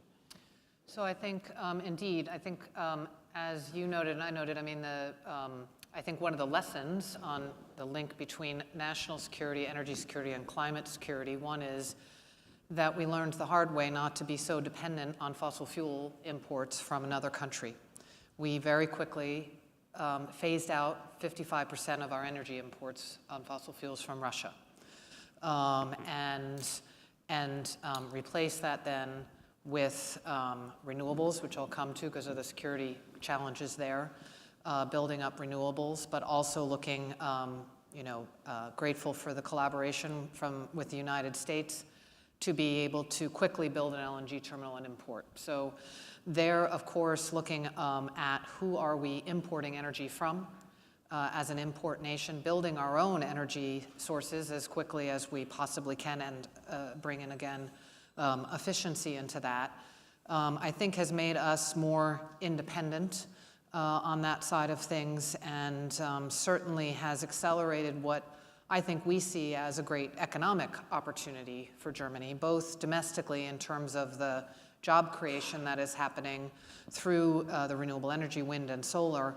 but then also because if you think these two things together, then your steel companies, your car companies, et cetera, also need to diversify and also are looking at how they can be ready for the markets that are developing around the world, which are, this is as Selwyn Hart said, this is happening, this energy transformation. We also, though, know that we need to diversify on the clean energy side of things. So and that's where some of these partnerships also come in. Because what I feel in a way, we are living in amazing times, but I feel the tectonic shift of the geopolitics of energy beneath our feet. So as I was mentioning, Germany is making sure we need to look at, okay, we're building up our renewables, okay, where are we importing the critical raw materials from, et cetera, at the same time that other countries are looking for development opportunities. So when I travel around, whether it be to South America or to Africa, into Asia, then what I'm seeing are countries that never dreamt that they would be part of this big geopolitics of energy becoming major players. President Ruto from Kenya, I just, putting that both on the international financial reform, but then also on seeing this great opportunity for youth in Africa to be able to have employment, and therefore wanting to be exporting into the region renewable energy and into Europe. So we are looking at how to make sure we diversify to de-risk away from China. We have a China strategy with a large climate component. We have a national security strategy with a large climate chapter, and we have a climate foreign policy, which is an all-of-the-above strategy where we're looking at how we integrate climate into everything we do and how we think. And so really working for social and ecological transformation partnerships with countries like Brazil, like Kenya, like Colombia, so that we're not only meeting our own energy needs through green hydrogen imports over time, but also working to create a new paradigm for international cooperation, one that is at eye level and is looking at how to leave local value creation in those countries. So national security, LNG, renewable energy, diversification, partnerships, all part of that equation. Let me bring in some of the politics that are involved in the democratic system and the democratic process. One of the things we've all been talking about is this is the global year of elections. 70 different countries going through electoral systems and how that plays into these equations. And Mari, if I could come back to you. Indonesia's had equations. You've seen equations throughout Asia. Is that changing the perspectives on the priorities on energy transition? How does energy access play into that overall set of equations that you were talking about before? I think there's a lot of focus on Southeast Asia as we are 8% of the world's population, but we contribute 5% of the CO2 emission, and 70% is fossil fuel based. But I just want to make a fact that is very important in this whole understanding of decarbonization in Southeast Asia. The average age of coal-fired power plants in Southeast Asia is 11 years compared to the US, which is 40-something years, and in Europe, 35 years. So in other words, the cost for us to decarbonize is very high. And as you were saying, politically speaking, coal is still the cheapest source of power for us. So what I wanted to say was that we have on paper, all the Southeast Asian countries have net zero commitments. 2050 for 8 of us, Indonesia is 2060, Philippines doesn't have a net zero yet. And all of them have some announcements about stopping new coal-fired power plants. But the ones that are on stream, that's still going to be coming and increasing the coal-fired power plants for at least until 2030. It'll peak somewhat in 2030, but retirement is not going to come till 2040, right? So I just wanted to put that as kind of like, okay, now what do we do? If you're a politician, if you're a policymaker, how do I deal with the issue of, okay, I still need affordable energy access, but I also have these climate objectives and climate goals. So I think this is really the big challenge, and at least in the case of Indonesia, for the very first time, all 3 candidates in the elections actually mentioned climate. This is a first for my country, for the candidates to talk about climate and to talk about just energy transition. You know, even though it may not be like explained very well, but at least the big wordings are there. So the big question is, how do we make sure that the Southeast Asian countries, including my country, will actually start addressing energy transition? And I think the coal phase down or phase out is going to be the much slower part. So it's going to have to be the deployment of renewable energy, accelerating renewable energy, as well as you are going to still have coal-fired power plants for the next 10, 20 years. Maybe you need to also look at energy efficiency, CCS, CCUS, you know, address the issue at hand. And I think the final thing I would say is that while we look at all these things happening, I think for countries, developing countries, we have a big dilemma because of the cost of phasing out coal is very high, and the question is the financing. Who's going to pay for it, right?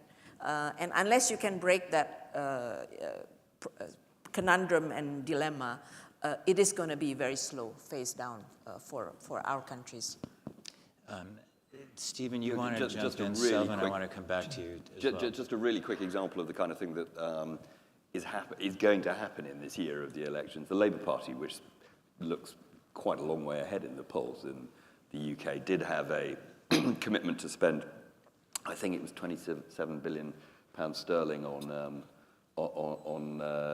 green energy, which it made to great fanfare about 18 months ago, and about 6 months ago it dropped it.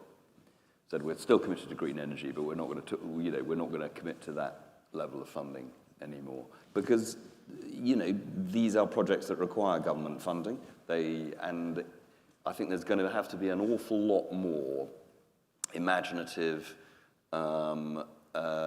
the private sector financing solutions for this kind of thing, because it's going to be very difficult for a number of governments to lead the charge in the way that one might expect.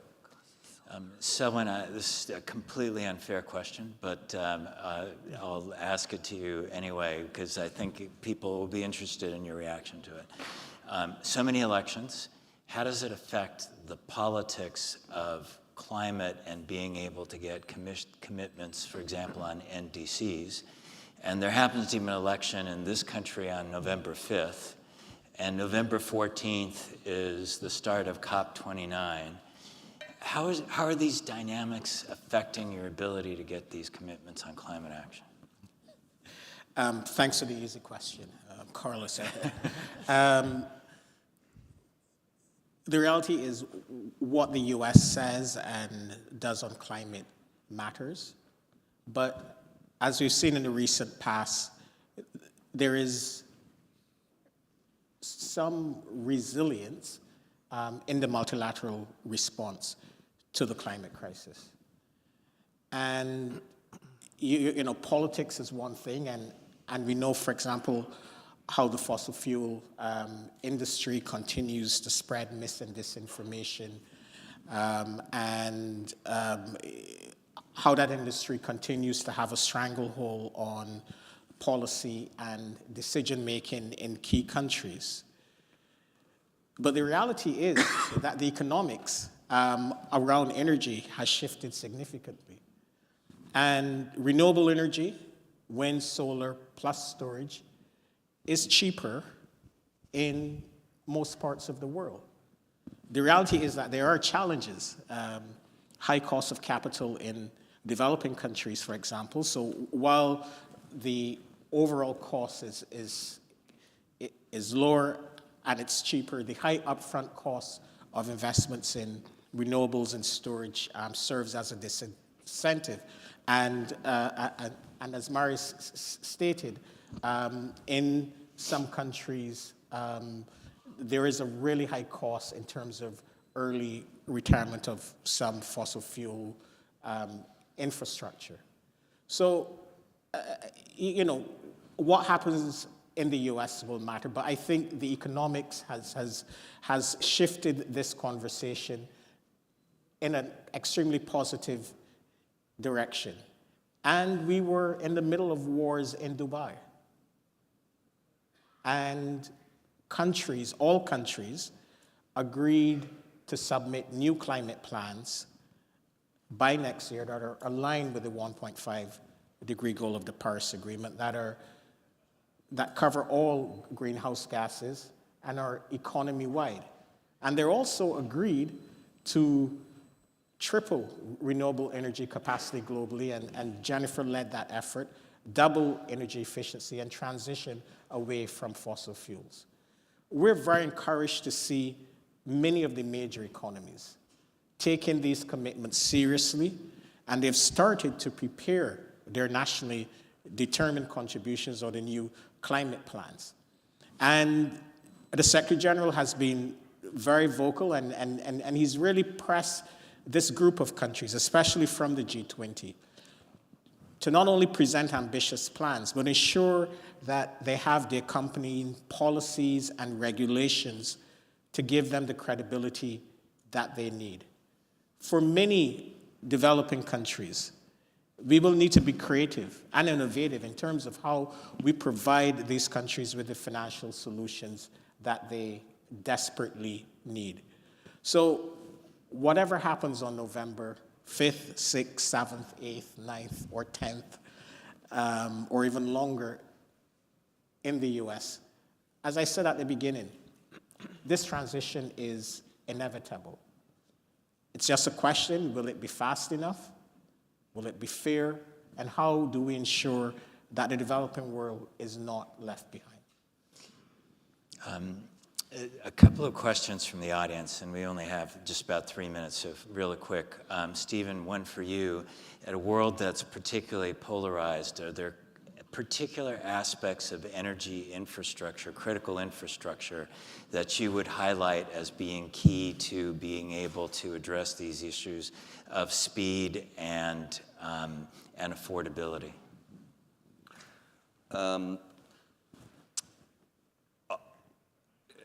We haven't talked about nuclear.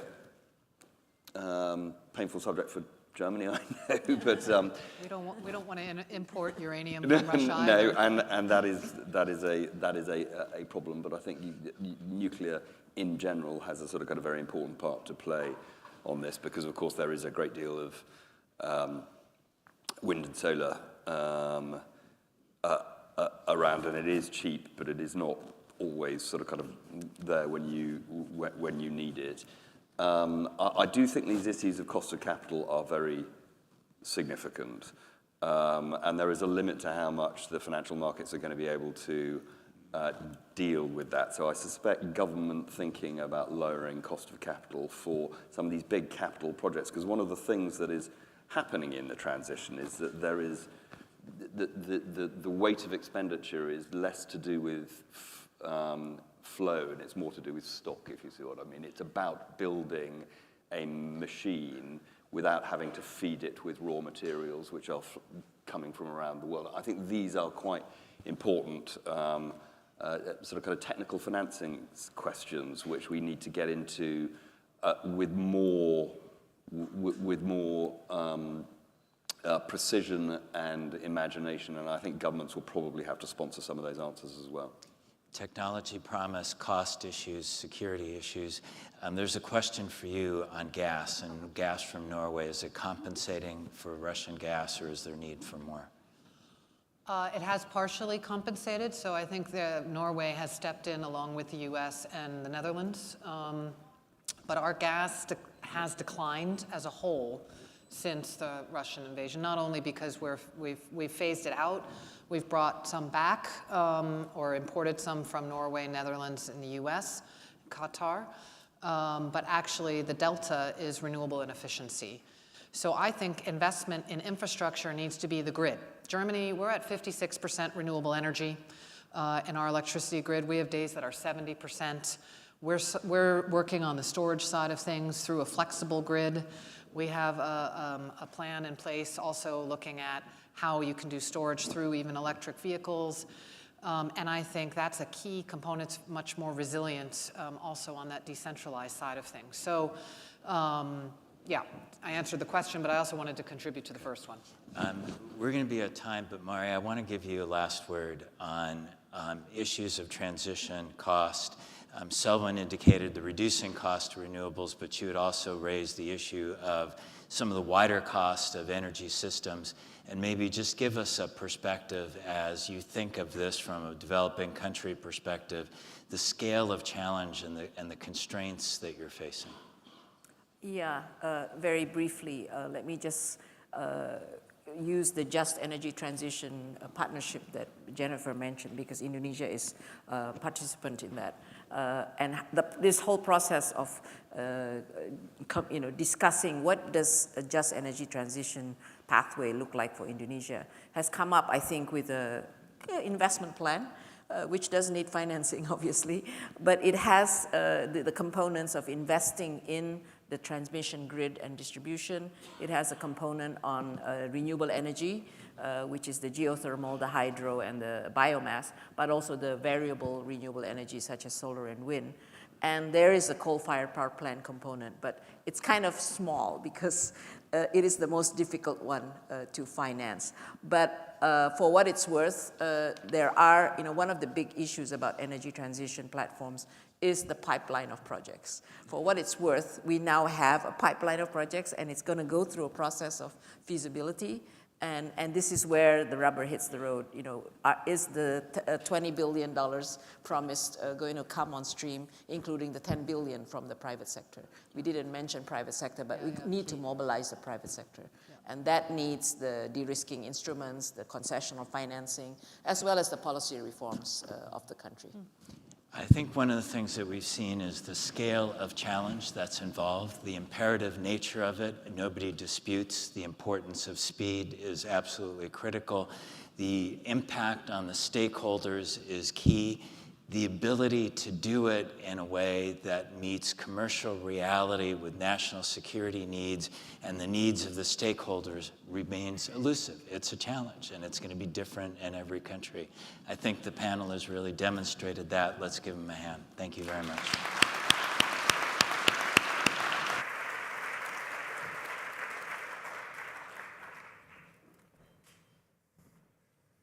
Thanks so much, Carlos, and what an extraordinary group of speakers. Thanks for being here, Jennifer. Sure, good to see you. Thanks, everyone. So it's an honor to have John Podesta with us today for his second appearance here at the Columbia Global Energy Summit, the first being 10 years ago in 2014. So another 10th anniversary and reason to use our 10 logo. Few people have been more influential in both modern American politics and in climate policy than John Podesta. As a founder of the Progressive Center for American Progress, former Clinton White House Chief of Staff, and in leading both the Obama administration's climate efforts in President Obama's second term, and of course leading President Biden's IRA implementation work for much of his first term. And most recently, it was announced that he would be taking over in a role for Secretary Kerry as America's top climate diplomat, a role he formally began just a few weeks ago. So John Podesta, welcome back to Columbia University.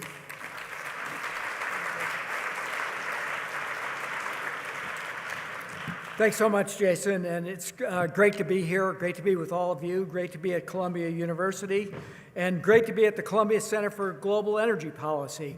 I want to thank them for everything they're doing to advance the policy conversation on the most pressing global climate and clean energy issues. We're coming together, of course, at a moment when the realities of the climate crisis have never been more clear, and when our ability to address those realities has never been greater. July of last year was the hottest month on record. 2023 was the hottest year on record. Last month was the hottest March on record. And each month in between July and March was the hottest ever recorded on our planet. Meanwhile, the ocean, which absorbs the majority of the Earth's warming, has been shattering temperature records for over a year. That's not a fluke. That's the climate crisis.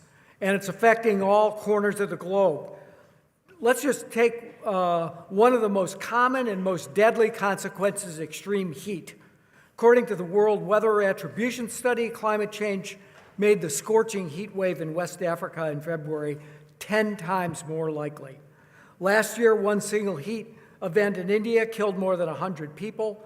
Iran hit a heat index of 152 degrees Fahrenheit, 67 degrees Celsius, nearing the limit of human survival. Here in the United States, Phoenix had 31 straight days of temperatures at or above 100 degrees Fahrenheit last summer, contributing to nearly 600 deaths. And in Europe, the fastest warming continent in the world, more than 61,000 people are estimated to have succumbed to record-breaking heat of 2022. These are not future projections. This is happening right now. The economic toll in developed and developing countries alike is staggering. Meanwhile, global emissions keep rising, reaching a record level last year. While it's true, and it is true, that we've made progress since Paris, we still have a lot more work to do to ensure a safe future for humanity. President Biden and Vice President Harris have taken on the climate crisis from day one by rejoining the Paris Agreement and making climate a top priority in international diplomacy. By mobilizing a whole-of-government approach to cutting carbon pollution across every sector, power, transportation, buildings, industry, agriculture, and forestry. And by passing the Inflation Reduction Act, the largest investment in climate and clean energy in history. The law is unleashing private sector deployment of clean energy while boosting innovation to develop the next generation of technologies that we absolutely need to get to net zero. In the time that the president has been in office, private companies have announced over $380 billion of new clean energy investments, and just since the IRA passed, over 270,000 clean energy jobs have been created across the nation. All in all, the Inflation Reduction Act, the bipartisan infrastructure law, and strong new emission reduction standards in power and transportation are putting America on a path to reach President Biden's climate goal of cutting our carbon pollution in half by 2030. Here in the U.S., we've backed up our ambition with action, and we need to see that all across the globe.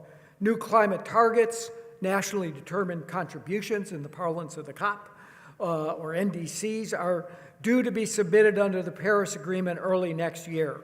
Those NDCs need to be aligned with 1.5 degree world, and while ambitious NDCs are necessary, they're also not sufficient. They need to be backed up with domestic policies that spur innovation and accelerate deployment of clean energy in countries at all stages of development. Even as we invest in America to build a clean energy economy, and even as we work with our allies and partners to build more resilient, secure, clean energy supply chains, we have no intention of pulling the ladder up behind us. Every nation deserves the ability to build a clean energy economy that will protect its own citizens and support long-term growth. The ability to build industries that can innovate, that can scale and compete on a level playing field. The ability to participate fully in building a clean energy future that prevents the worst impacts of climate change and protects the most vulnerable communities. That's why the United States will continue to drive a virtuous cycle of innovation and investment that lowers the cost of clean energy technologies in a fair and transparent way, while at the same time we'll continue to use our public and private dollars to support countries embarking on their own clean energy transitions, as you just heard from our representative from Indonesia. And we'll continue to encourage multilateral institutions to make important reforms necessary to do the same. I'll have a little bit more to say about that. But even as we increase the investment at home and abroad, there's an elephant in the room, and that's what I want to talk to you about today. One that's producing a lot of emission, and that's global trade. We have to take a serious look at our international economic systems, including trade, and harness them for climate action. Our current global trading system was built to promote open and competitive markets, which it has done well, but it wasn't built to curb emissions. In fact, by many measures, global trade is a huge contributor to the climate problem. Emissions from shipping and aviation are a major factor, as you know. These emissions have received a lot of attention. They've been subject to a lot of productive international cooperation to reduce emissions through the production of sustainable fuels and electrification where possible.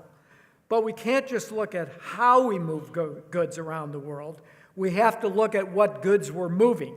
And when you seriously account for the emissions embodied inside tradable goods, the emissions from the production processes that create the commodities and manufactured products that we buy and sell in the global market, then traded goods account for about 25% of all global emissions.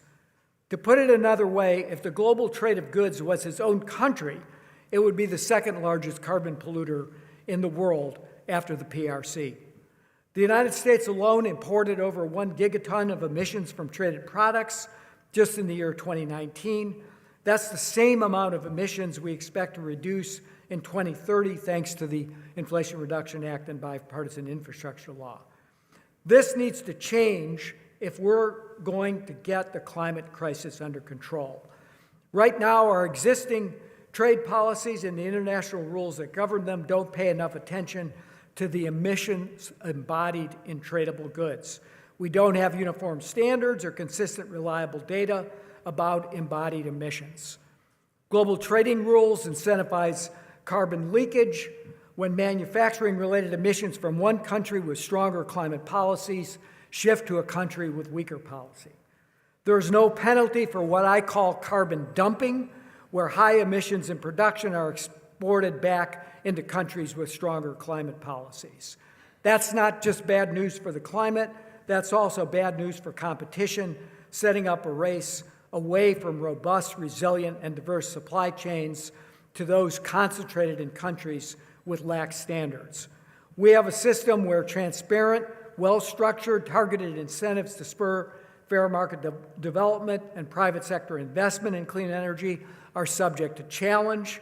Meanwhile, countries collectively spent $1 trillion to subsidize fossil fuels in 2022 alone, and those policies have proven nearly impossible to eliminate despite near consensus about the need to. Let me give you an example of what can happen when policy doesn't take sufficient account of embodied carbon in tradable goods. The U.S. used to be the world's largest producer of aluminum, but after decades of outsourcing and non-market behavior by some countries, only 4 primary aluminum smelters now remain in the U.S. Today, over half of the world's aluminum is made in China, where the average ton of aluminum produces 60% more emissions than it does in the U.S. That's a bad story for American workers who lost their jobs and the American communities that were hollowed out, but it's also bad for the world as a whole. Globally, aluminum production is substantially dirtier than it needs to be. It's what we call a race to the bottom. Our relatively cleaner industrial base shrunk while the emissions embodied in imports swelled. Indeed, we need a smart 21st century approach to climate and trade policy that launches a race to the top for climate action, a global trading system that slashes pollution, creates a fair and level playing field, protects against carbon dumping, supports good manufacturing jobs and economic opportunity, strong labor standards, and rewards every country that's doing the right thing no matter their stage of development. We're not claiming we have all the answers, but we're ready to accelerate progress in turning conversation about climate-smart trade tools and policies into practice. Today, we're announcing a new White House Climate and Trade Task Force, which will have 3 focus areas. First, developing our climate and trade policy toolkit with an open mind about what features and approaches will be most effective at addressing carbon leakage, carbon dumping, and embodied carbon in general. We're drawing on lessons we've learned from the ongoing negotiations led by our U.S. Trade Representative, Catherine Tai, for a global arrangement on steel and aluminum that have been ongoing between the EU and the U.S. We're open to proposals from our colleagues on Capitol Hill and policy thought leaders from inside and outside the government. I'm sure Columbia will participate in this. We're ready to deepen dialogue with our partners and allies around the world, from the UK to Australia to the EU, as it pursues its carbon border adjustment mechanism. Second, the task force will focus on ensuring that we have a credible, robust, and granular data to implement smart climate and trade policies. We'll work closely with our trading partners to develop standardized and authoritative ways of measuring embodied emissions so that each country can harness comparative advantages in clean manufacturing. And we'll take steps internationally to promote common measurement with high standards of embodied emissions.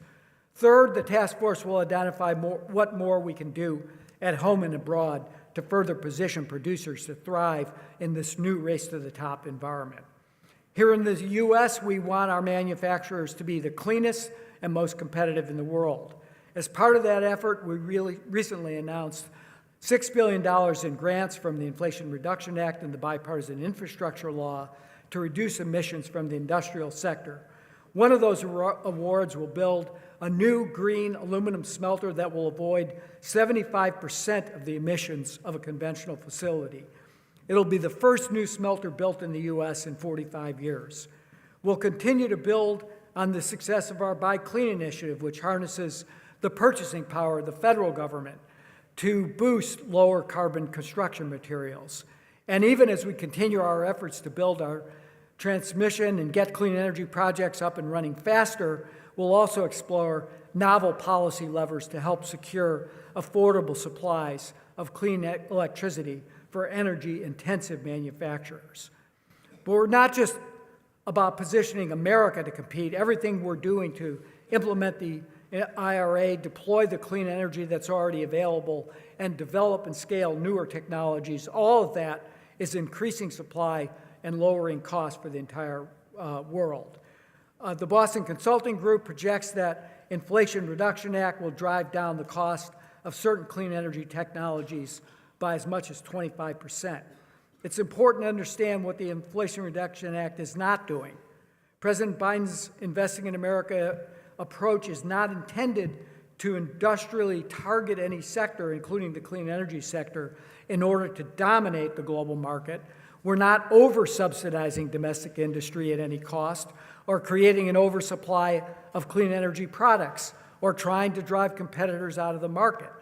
The fact that our transparent, well-structured, targeted incentives are now subject to challenge at the WTO by the People's Republic of China, which has spent decades engaged in non-market policies and practices that have distorted the global market for clean energy products like solar, batteries, and critical minerals, is really beyond ironic. Through the Inflation Reduction Act and other investments in clean energy, including strong support for R&D and demonstration, we're making clean energy technologies more accessible to more nations, speeding deployment and lowering emissions globally, all while creating high-quality production and encouraging high labor standards. The Rhodium Group found that for every ton of carbon pollution reduced at home because of the Inflation Reduction Act, will slash up to 2.9 tons of carbon pollution outside the United States. That's in large part because of how our investments will lower the costs for the next generation of technologies like clean hydrogen and electrolyzers. In addition to creating benefits outside our borders, we're supporting a range of international initiatives to support developing countries in securing the capital they need to decarbonize industry and invest in the clean energy future. At COP28 in Dubai, Vice President Harris launched the Clean Energy Supply Chain Collaborative to work together with like-minded countries to create high-quality, secure, and diverse clean energy supply chains for several critical technologies, including batteries, electrolyzers, and sustainable aviation fuel. We also announced $568 million in new lending from Treasury through the Clean Technology Fund to support clean energy projects in eligible countries. Led by our Treasury Secretary Janet Yellen, the U.S. continues to support the important evolution of multilateral development banks, including the World Bank, to effectively tackle the 21st century global challenges like the climate crisis. This is being discussed this week at the spring meetings of the board in D.C. And as we approach COP29 at the end of this year, countries need to work together to set a new collective, quantified goal to boost global climate finance, moving beyond the $100 billion goal set at previous COPs.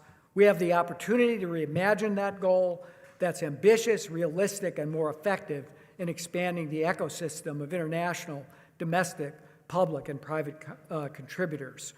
We're serious about supporting climate and trade policies that work domestically, crafted in partnership with the labor movement, the climate movement, U.S. industry, and Congress.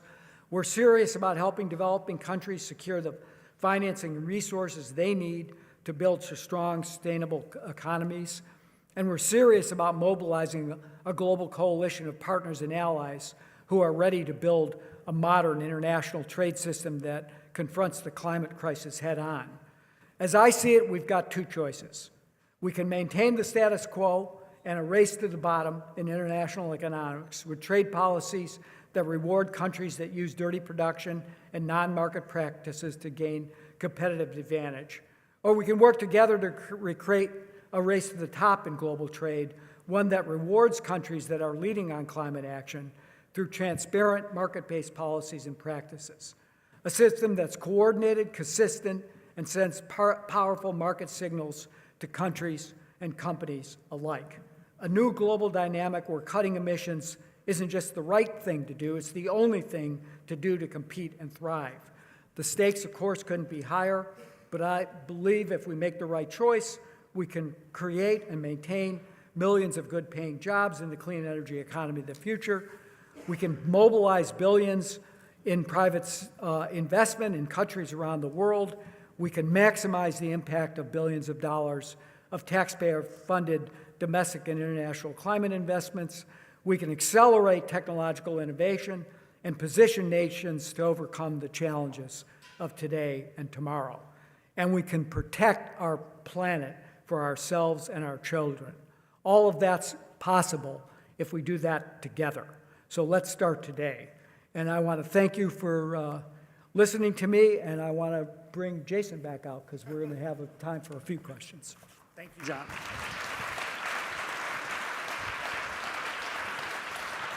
Thanks so much. As you said, we could talk for an hour. I could ask you questions about everything you just said and many more, but we only have a couple minutes. And maybe I'll stay on the trade topic. I'm really pleased to hear the focus on trade in your remarks. It's a really important area of research and focus for us at the Center on Global Energy Policy. We've been investing a lot in the capability at the intersection of trade, climate, the energy transition. Part of our deepened collaboration with the new Institute of Global Politics, your friend Secretary Hillary Clinton has created here at the Policy School. And there are a few different components of it. You talked about some. What does that mean, the kind of climate-smart trade agenda for the policies we see elsewhere? What's the Biden administration's position say on the European carbon border adjustment mechanism? Well, as I noted in my statement, I think it's incumbent upon all of us to think this through and to try to create harmonized mechanisms to lift standards to reduce carbon in embedded tradable goods. The Europeans have settled on an approach, the so-called CBAM, the Carbon Border Adjustment Mechanism. We're in conversation with them about how that's going to work. But we're also in conversation with them, as I noted, about how to create a mechanism to adjust for steel and aluminum. They seem less excited about that. That's being led by our trade representative. We're still hopeful that we can find a path forward with that. We also have opened up a dialogue with the EU on developing a critical minerals agreement so that they can take advantage of certain provisions of the Inflation Reduction Act, and we can work together to create secure supply chains around the world. Quite frankly, we're both overly dependent, as Secretary Yellen just was noting during her recent trip to China, on the concentration of supply in critical minerals, in batteries, in upstream solar technology, on production from the PRC.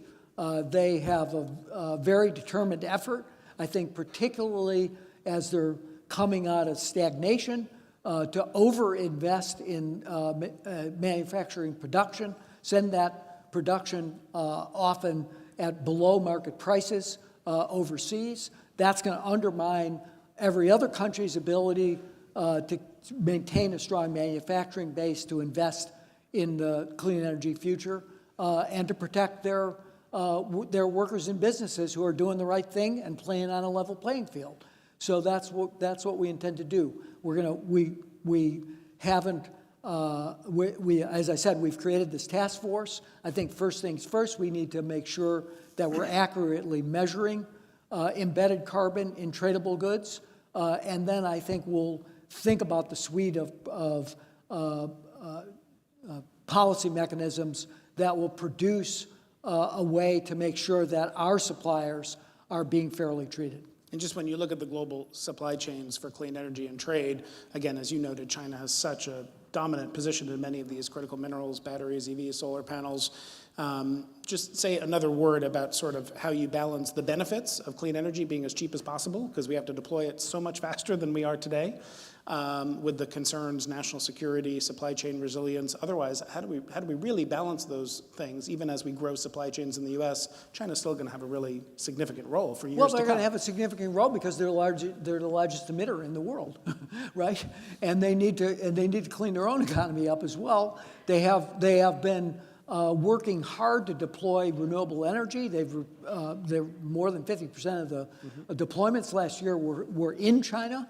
And so, fair enough. And, I spent a lot of time engaging with Chinese colleagues during the run-up to Paris. When I worked for President Obama, I'm already have been engaged with my counterpart in China, who's replaced Minister Xie, who you knew well.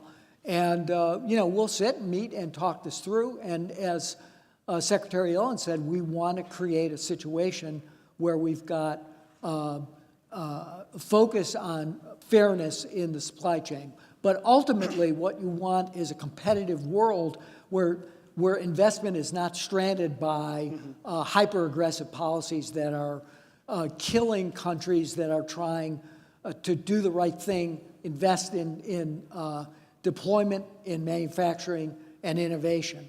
And I think Europeans have experienced that, kind of given up on the solar side of the industry. I don't know if Jennifer, I couldn't hear everything Jennifer said, but they just lost that industry to what may look like at this point unfair competition. They're determined not to repeat that practice in the auto and battery industry. So I think we have some common problems, but we have to be engaged in trying to find answers that work not just for the U.S. and the EU, but for the entire world, so that we're deploying at speed and at scale across the globe.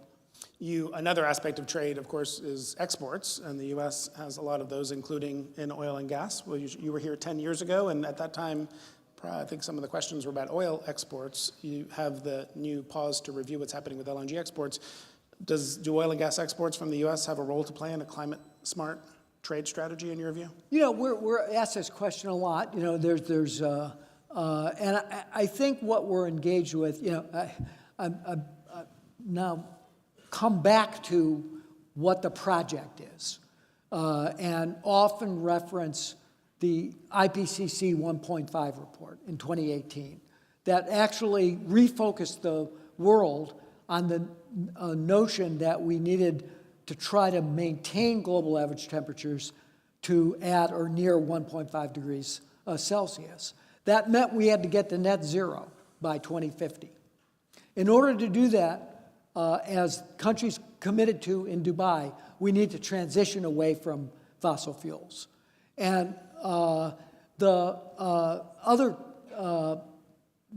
thing that they observed was that transformation of the global economy has never been seen at the size and scale in human history. So it's a huge, daunting task. And we have to do it smartly. We have to accelerate progress on clean. But in the meantime, we need to power our economy. We need to keep costs within, that are reasonable for our consumers. And we need to support our friends and allies. And that's what we've done, particularly with our LNG exports to Europe in the wake of the brutal, illegal invasion of Ukraine and the need of our European allies to be able to reduce their imports of Russian fossil fuels. We've had the capacity and the ability, and I think they welcome the fact that we've been able to supply 50% of the need for imports in Europe. I think we have to be able to do both those things. We have to begin that transition away. We're doing that by supporting the electrification of transportation, by supporting the decarbonization of the electricity sector, and we've got to accelerate the pace. But the suite of tools we have, from setting standards for cars and light-duty trucks, for heavy-duty transportation, for moving to sustainable aviation fuel, to taking on the challenge of sustainable marine fuels and electrification. All those things are part of a substantial transformation. But in the meantime, we have the ability to help our friends in Europe and Asia, and we have the ability to keep prices stable in the U.S. We said in my intro, you're wearing two very important hats, domestic and international now. If there were 4 more years for this administration, you may or may not be part of it. Talk about what the agenda is on climate and the energy transition. What would be the top things that this administration would be trying to pursue? And included in that, we talked a lot today about how to mobilize the rest of the world, right? The Inflation Reduction Act is this massive piece of legislation for the United States. It can have benefits externally by bringing the cost of technology down. But when you think about how do we mobilize finance for the rest of the world, all the tools that the U.S. has at its disposal, and maybe it needs more through Congress, focus on that and maybe some other things too that would be part of a second-term agenda. Well, look, I think we have, first of all, I want to come back and give the president credit one more time for passing not just the biggest climate and clean energy bill in the history of the U.S., but in the history of the world. So implementation of that is critical. That's, that used to be my day job. I'm still doing it. And I've added these international duties on top. But we need to keep going further and faster.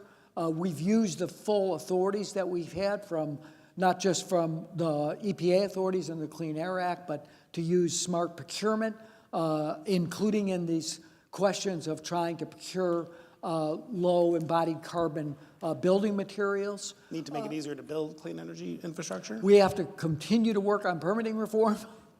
And we've made pretty good progress on that, because at the very most senior levels of the administration, we're seized with the idea that we got to build things in America. We got to build clean in America, and we got to move on. And then I would say what I talked about today, that's a big piece of business for a second-term agenda. How are we going to manage our trade policy, our international economic policy, and our push from the entire world towards cleaner forms of and use of energy? One substantial portion of that, I think, we can try to get done this year, which is again, I mentioned briefly, which is to step up to the plate on climate finance, to end up in the COP29 with a credible, ambitious, new quantified goal to provide climate finance that increases the number of contributors, brings in the private sector more forcefully, reforms the international financial institutions, That's really a critical piece of the global climate agenda this year, and hopefully we'll be successful in the run-up and through the Baku. Does that require Congress, what you just said, or that's something that? No, that's our COP negotiation. Right. And then maybe we'll have a Congress that who knows? One could always hope that we'll have a Congress that takes climate change seriously. Lots more we could talk about. We're out of time. John Podesta, thank you again for joining us at the Center on Global Energy Policy.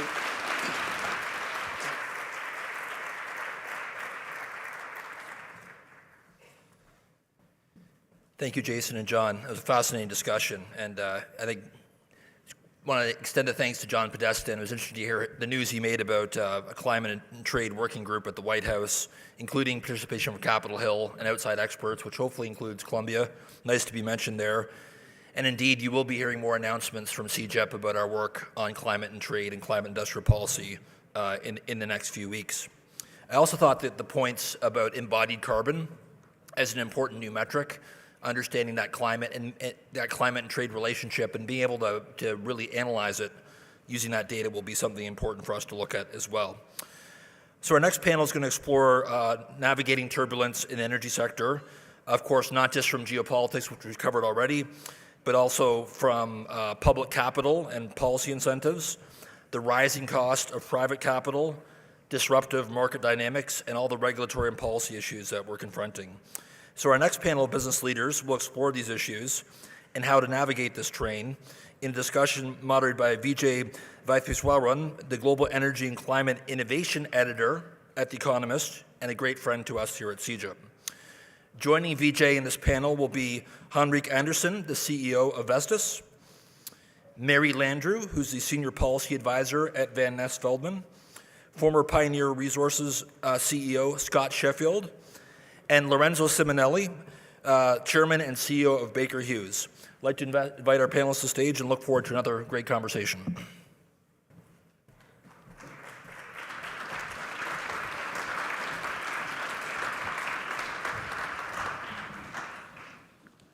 Good afternoon, ladies and gentlemen. It's great to see a full hall here for a session that I promise will stir things up, navigating turbulence in the energy sector. If this is not an interesting time for the energy sector, I don't know what is.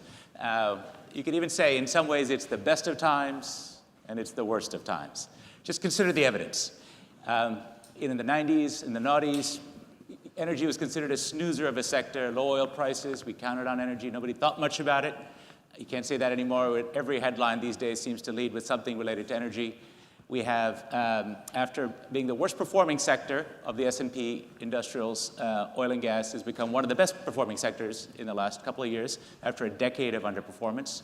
We've seen on the renewable and clean energy side a massive expansion of solar, wind, batteries, electric vehicles. Perhaps 40% of new cars in China this year will be electric, and other countries as well. And we see something like $1.8 trillion invested in clean energy last year, surpassing that invested in fossil energy. So enormous dynamism on all sides of the energy industry. Sounds like a very positive outlook, but we are talking about navigating turbulence, and many of us will know. If you just look at the geopolitics, 2 wars in parts of the world rich in energy and with potential implications on prices, on markets. Europe is just coming out of a couple of years of energy crisis with a lot of reminder that energy security and affordability are as important as emissions and climate. That's posing a challenge. We see the challenge posed to the fossil industry from COP28. Gathered countries agreeing to move away from fossil fuels in an orderly fashion. What does that pose? What challenge does that pose for the oil industry, in particular, oil and gas? And of course, for the renewable energy industry, also represented on our stage today, the challenge is posed by success in a way, that scaling, supply chains, interest rates, inflation. This is not an easy time for wherever you are in the energy industry, and that's not even to talk about elections. More people will vote this year than any time in human history, and in a number of countries, climate, even a green backlash is on the cards, and energy, certainly, and energy security is a topic for the first time in many countries. And how will that shake out? And how do you navigate those shoals for this essential, vital input to the global economy, energy? To help us think through this, I'm delighted to have such a distinguished panel. Maybe I'll start with you, Henrik. Give us your perspective. It's very easy for us to be drawn into a US-centric conversation, so I'm going to ask my panelists, let's hold off until we get further down the conversation to discuss the US election, which of course is very important in this conversation on how to navigate policy and political turbulence. But give us your perspective from Europe. How do you see the turbulence that you are navigating? And as a developer of wind, you have certainly felt those winds, the headwinds. Thank you so much, Vijay. And I didn't go out even with your slightly depressive introduction. You know what? The good thing for us and being up here as a leader of a private company is I don't have to worry about re-election. And it also means that you have an opportunity to look into what's actually facts. And the truth of it is we got a levelized cost of energy that over a decade gave us all the good circumstances, all of the good evidence of that there is a build-out. Whether you're in Ukraine right now, some of the powerhouses that runs in Ukraine against the Russian intruder is actually turbines that were put there in the last months before the war really broke out. So I think in all of that, there's evidence that it works. We can scale it today. If you see in your good home here, IRA is in many ways battled in Europe as the one to blame for Europe's unfortunate situation of energy missing supply. The truth of it is, in Europe, we gave painkillers to 340 million people. We paid part of their electricity and energy bill. We paid the company's bill as well. We paid more money in Europe to compensate consumers for the energy bill that is paid here to build out capacity. So you're taking the view that Europe's response to the energy shock that followed the invasion of Ukraine, which was broadly speaking providing a massive injection of subsidies, largely for consumption, and in many markets not really means tested. It was a consumption subsidy, that this should be weighed up against the IRA funds, and therefore those who say America is unfairly competing with all these subsidies. You are a rare European who says this. Now, in the political circles, that's not what we hear in Brussels or in European capitals. And if you're Joe Manchin, you will know that I'm also saying it when I'm in Europe, and I'm still accepted in Europe. That the challenge here, you just have to just look into the facts. And of course, we came out of a COVID, we came out of countries that were depressed. We were used to compensate people. And therefore, re-elections comes around in Europe. What's the first thing you do? You try to compensate your people that are going to vote for you. So therefore, we are way behind in Europe in demand and supply. You will be ahead and continue to be ahead with the build-out of renewable. It's not for free, but it's the right thing to do. I'm going to come to our former senator in just a second, but just to stick with you on this, since you put the point on the table, it's now become sort of a point of conventional wisdom that America's policies are mostly carrots and Europe's mostly sticks when it comes to encouraging clean energy technologies. That would certainly seem to be the IRA approach, other than as sort of a token methane fee, there's no carbon pricing in America and so on at the national level. Do you broadly accept that that's true? And which is better for encouraging the development of technologies like yours? First of all, I think look at the facts, look at what it actually costs without subsidies. And we got a previous person up here that also represents the UK.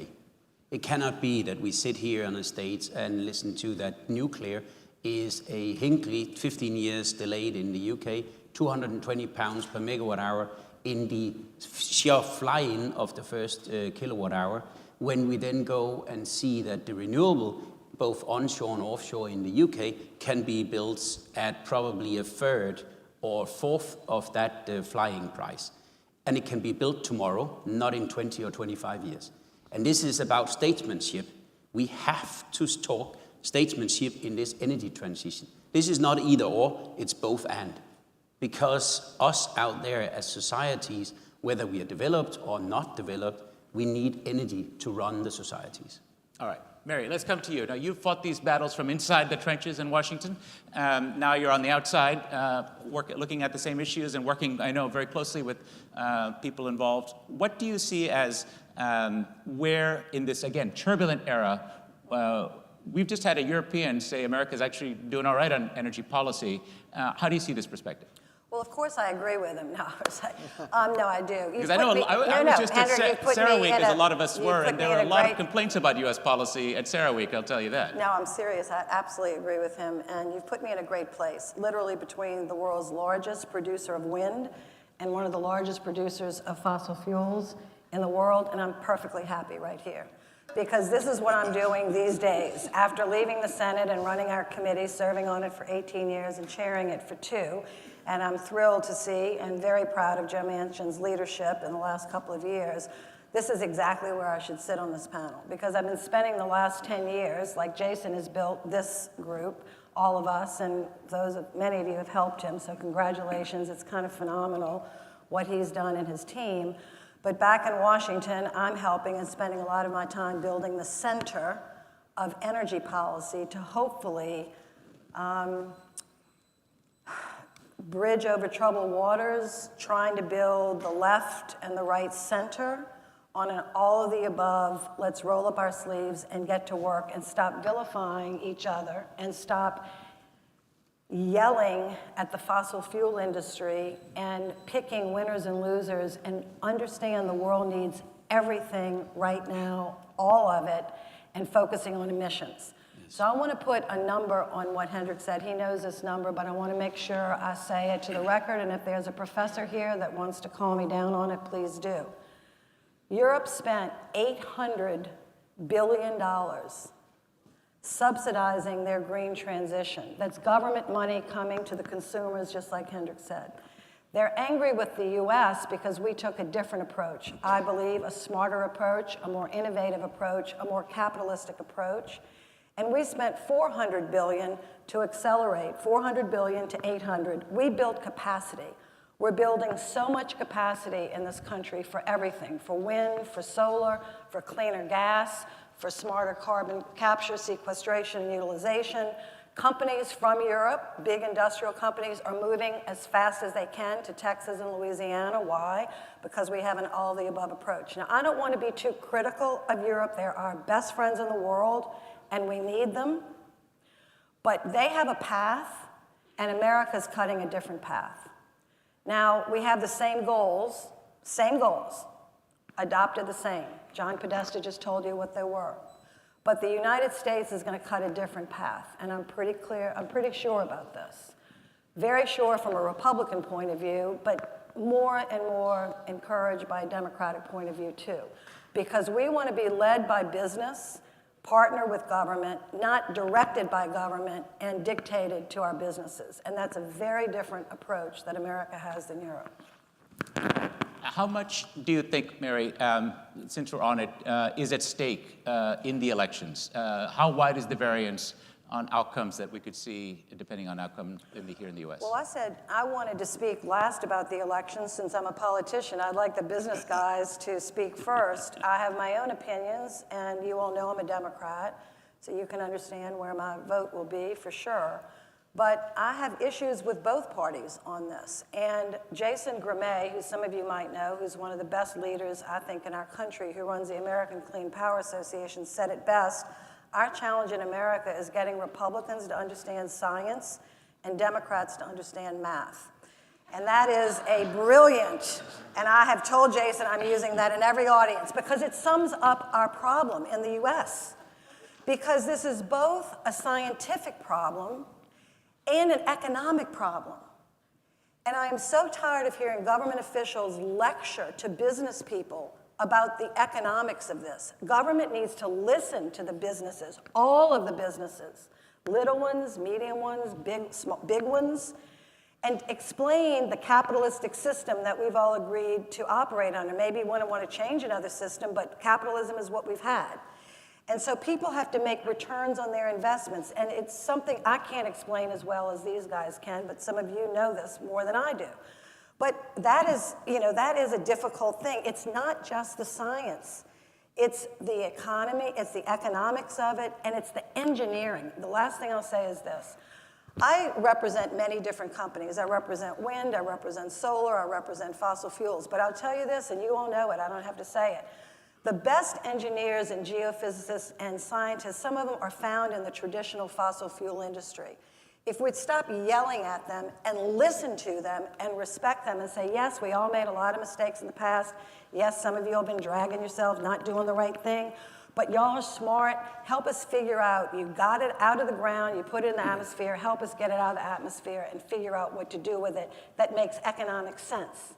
Now, if somebody here wants to give charity and send a gazillion dollars to all the countries and you have enough money to do it, go ahead. But I can't go to my constituents and ask them to pick up that tab. I got unelected one time, I can't get unelected twice. So, you know, this is the truth, so. Maybe just a quick well, but comment here. let's give our other participants a chance. All right, so you're staking out your middle ground, both physically as well as maybe in politics and your efforts now in Washington. You want everyone to be your client, I guess, nowadays. My two best friends. Right, exactly. And you make the point we should focus on emissions, not on source of fuel, which fits your all of the above strategy, as well as trying to talk about the technical expertise the traditional oil and gas industry has, geologists, seismologists, modelers, engineers, and so on. But those points are well taken. Scott, you've worked your entire career in the shale patch, in the energy industry. We're now seeing some efforts at Oxy and others to do things like direct air capture in the shale patch. I was at No Trees, Texas, at the opening of that carbon engineering facility that Oxy's invested in. They claim they're going to build dozens and dozens of them. There are other efforts, Exxon as a low-carbon division. Some people see this as greenwashing, putting lipstick on a pig. I imagine your perspective is a little different. Can you make the case for why we should take Mary's argument seriously, knowing that there are probably people with tomatoes outside that door ready to come on stage? So let be persuasive here. Thanks, Vijay. I wish we had more people like Mary in the Senate. So it was sad to see you leave, but I came back 5 years ago, as most of y'all know. It's been very turbulent, the term you used. And so we both had the investors upset with us, and we had the environmentalists upset with us. So we had to tackle the investors and the ESG movement. So Pioneer, we led the capital framework change for the investors. Instead of spending 105% of every dollar we produced, we spent 50 cents of every dollar we produced. And we gave back about 50% back to the investors. But this is the mantra of capital discipline, right, that we've seen. And that's why you said we were the worst performing. Right. But I want to add, 21, 22, we are the number one performing industry in the S&P 500. Right. We're leading today, barely. Last year, we were back to the bottom quarter. So we've turned the corner in the industry from an investor standpoint. From an ESG standpoint, Pioneer was focused on exposing the issues in the Permian Basin.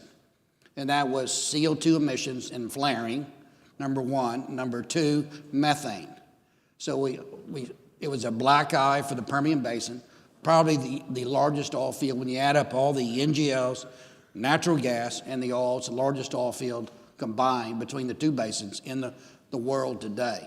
And it saved us from $150 oil today. Can you imagine if we didn't have 10 million barrels a day of shale and 80 BCF a day of shale gas in this country?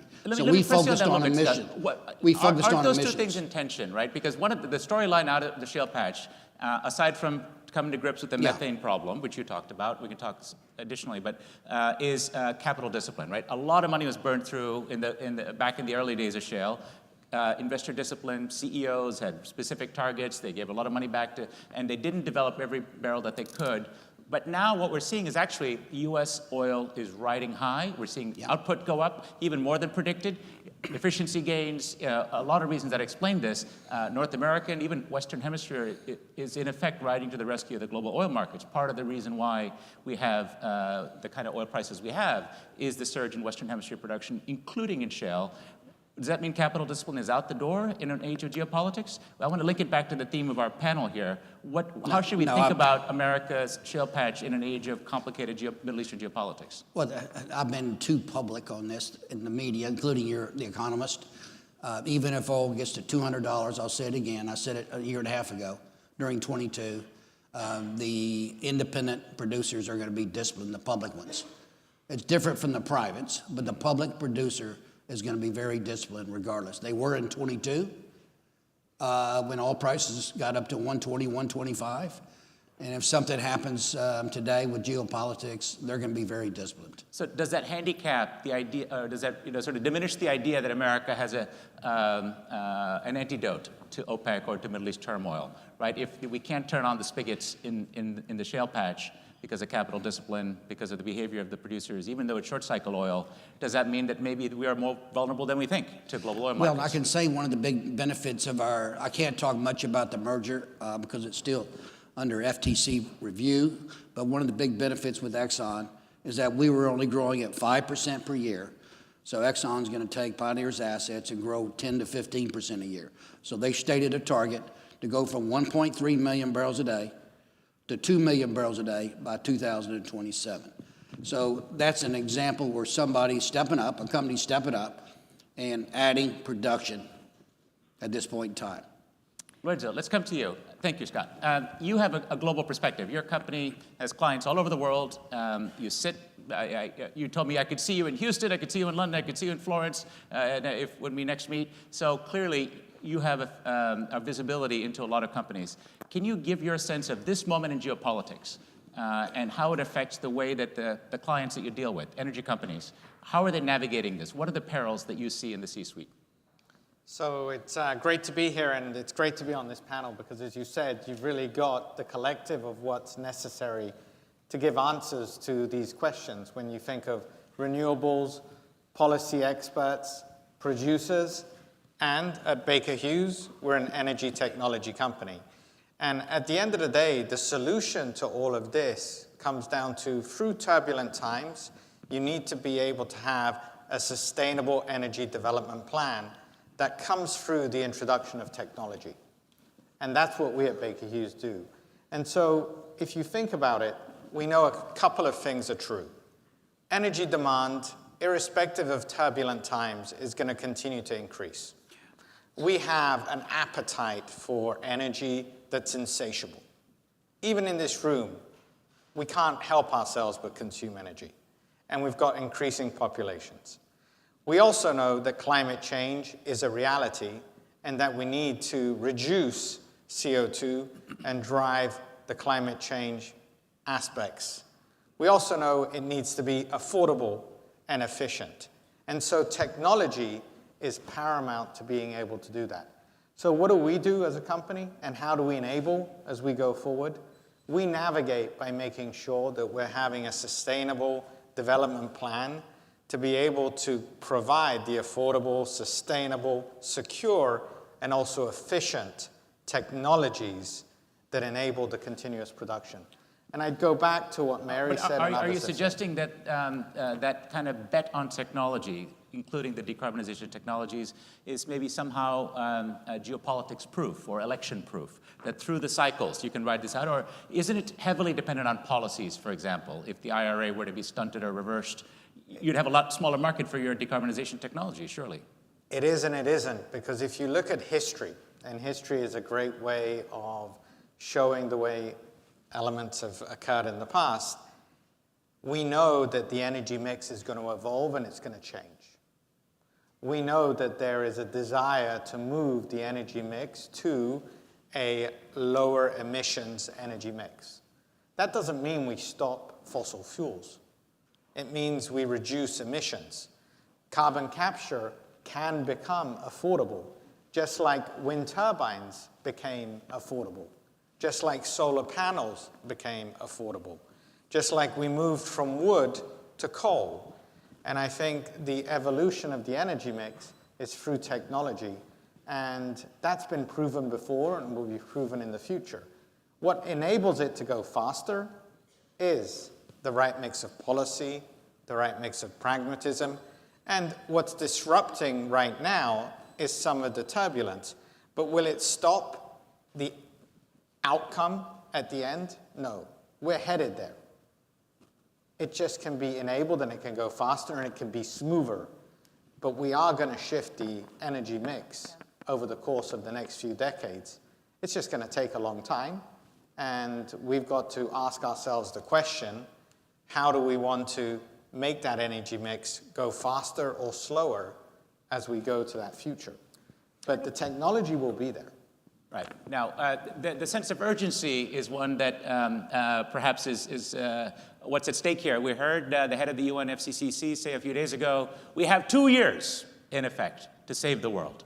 Now, I think he was using his platform for some rhetorical effect there, but certainly what he was talking about was the national commitments need to be much greater in ambition if the goals of the Paris Accord are to be even within sight, which is not the case today. Mary, you wanted to jump in on the specific point about technology and policy. I just wanted to follow up on what Lorenzo said, and we've heard it on the stage all morning. This is inevitable. The world has decided. The world has been, and this is a great tribute to all the environmentalists. Phil Sharp, you're sitting there. You are one of the leaders in our nation. We honor you. The environmentalists have done an amazing job broadly, helping the world understand what the challenge is. Now it's the engineers that have to get to work and figure this out. And we need all engineers from all different backgrounds and all different companies to figure that out. And if we're thinking about capitalism, which is still most of the world, not all, and if we're thinking about democracies, most of the world, not all, and there's some fragile issues right now we could spend all week discussing, but we'll leave those on the table. You have to do this in a way that the public will accept, because the public votes for the politicians, whether they're the Green Party, the Red Party, the Blue Party, the Yellow Party. There is no authoritative, except maybe if you're in China or in Russia, you could make decisions kind of quickly, like they bulldoze cities in China and build X. Could you imagine trying to take a building down, one building, forget the whole community, in the Bronx, without asking people if it's okay if you took their building down? I mean, it's just a complete, so I beg all of us, yes, we have only a few years to get this done. That is true. But if you don't listen to the public and be sensitive to what they will pay, how much they will bear, explaining the trade-offs to them, you'll get such a backlash. We'll go backwards and not forward. So that's all I wanted to say. And I just want to say one more thing about the IRA. The IRA, Europe started down their path of green, green, green way before Russia invaded. Maybe they thought Russia would invade, I don't know. But if it wasn't for American gas and for their willingness to take it and our ability to produce it, we would have a completely different situation. And if it wasn't for the shale revolution, which gets no credit from Democrats, so I want to give them credit. If it wasn't for the shale revolution in Texas and Louisiana and all the basins we know, and the oil shale revolution, I don't know what the price of gas would be for us to get home today. If you might have an electric car, your electricity price would be higher, or your gasoline. Think about it. With Russia invading Ukraine, Israel being attacked right now, Yemen Straits getting blown up, what do you think the price of oil would be? You know why it's steady and stable and we don't have riots in the street? Because of the shale revolution. So, and Mary, all people can do is yell at them, and I've kind of, wanted to calm everybody down and say, look, these guys are producing the energy. You may not like all the bits of it. You're not running for office anymore. No, I'm not. Never again. So never again. Old habits clearly die hard. Yes, as sorry. The great senator from the great state has just spoken. So yes, the U.S. owes a great debt to the shale patch. I think it's been paid today on stage. But Europe also, for those freedom molecules, more seriously. And it was Donald Trump's administration that called LNG exports molecules of freedom and was widely ridiculed at the time, including by some in this room. However, that's actually what did transpire when Europe got into crisis. Now, I want to pivot with the time we have remaining. Where the rubber hits the road is where money meets markets. And so, Henrik, I have a question for you. Your industry and your company has run into some challenges in the last couple of years. They're well advertised, including this part of the world. How much can we say that the golden age of renewables was the artifact of free money, that is, of low interest rates, of incredibly cheap capital, and that now that that age is over, we're going to see, who's, as Warren Buffett said, who's been swimming with no clothes on, and it could very well be your industry. I think the right quote on that one is, the empire didn't have any clothes on, actually, from that poem. But I also say here, I don't think it's a necessary sign of health when you cross capacity and energy assets get, I call them dreamers coming in and trying to build out because capital is for free. Whether it's in renewable or it's in any other assets, it's actually not great. It also has one other downside to it is that extend those graphs where we all look towards the levelized cost of energy. And some of those levelized cost of energy graphs were actually pointing towards zero. And guys, whatever we say, wherever we are in the world, energy can never become for free. Because the value of energy, if we just look across the world, the societies that keep benefiting from that, it should never become for free. And I think a couple of notions here is, it is, as today, even though that the levelized cost of energy has come up, because part of it is the interest has come up, there is an underlying inflation, whatever energy asset you are establishing and constructing. That's actually fully recognizable. We just don't like it as a consumer that some of the things we normally saw that was cheaper now becomes more expensive. The only thing I will encourage is that when we have elected people looking at things that change in pricing, they are willing to adjust it. It's not that hard. It's not that hard. If you want to have a 30-year asset to just increase it with 10%, why not? Because if that's the going rate of building new, adjust it and do it. Otherwise, we don't play by the rule. And therefore, the most of the things where you're saying the golden age has come, that's because some of the projects were caught at factors where there was a different calculation. If we let that decide on the success of it, no way.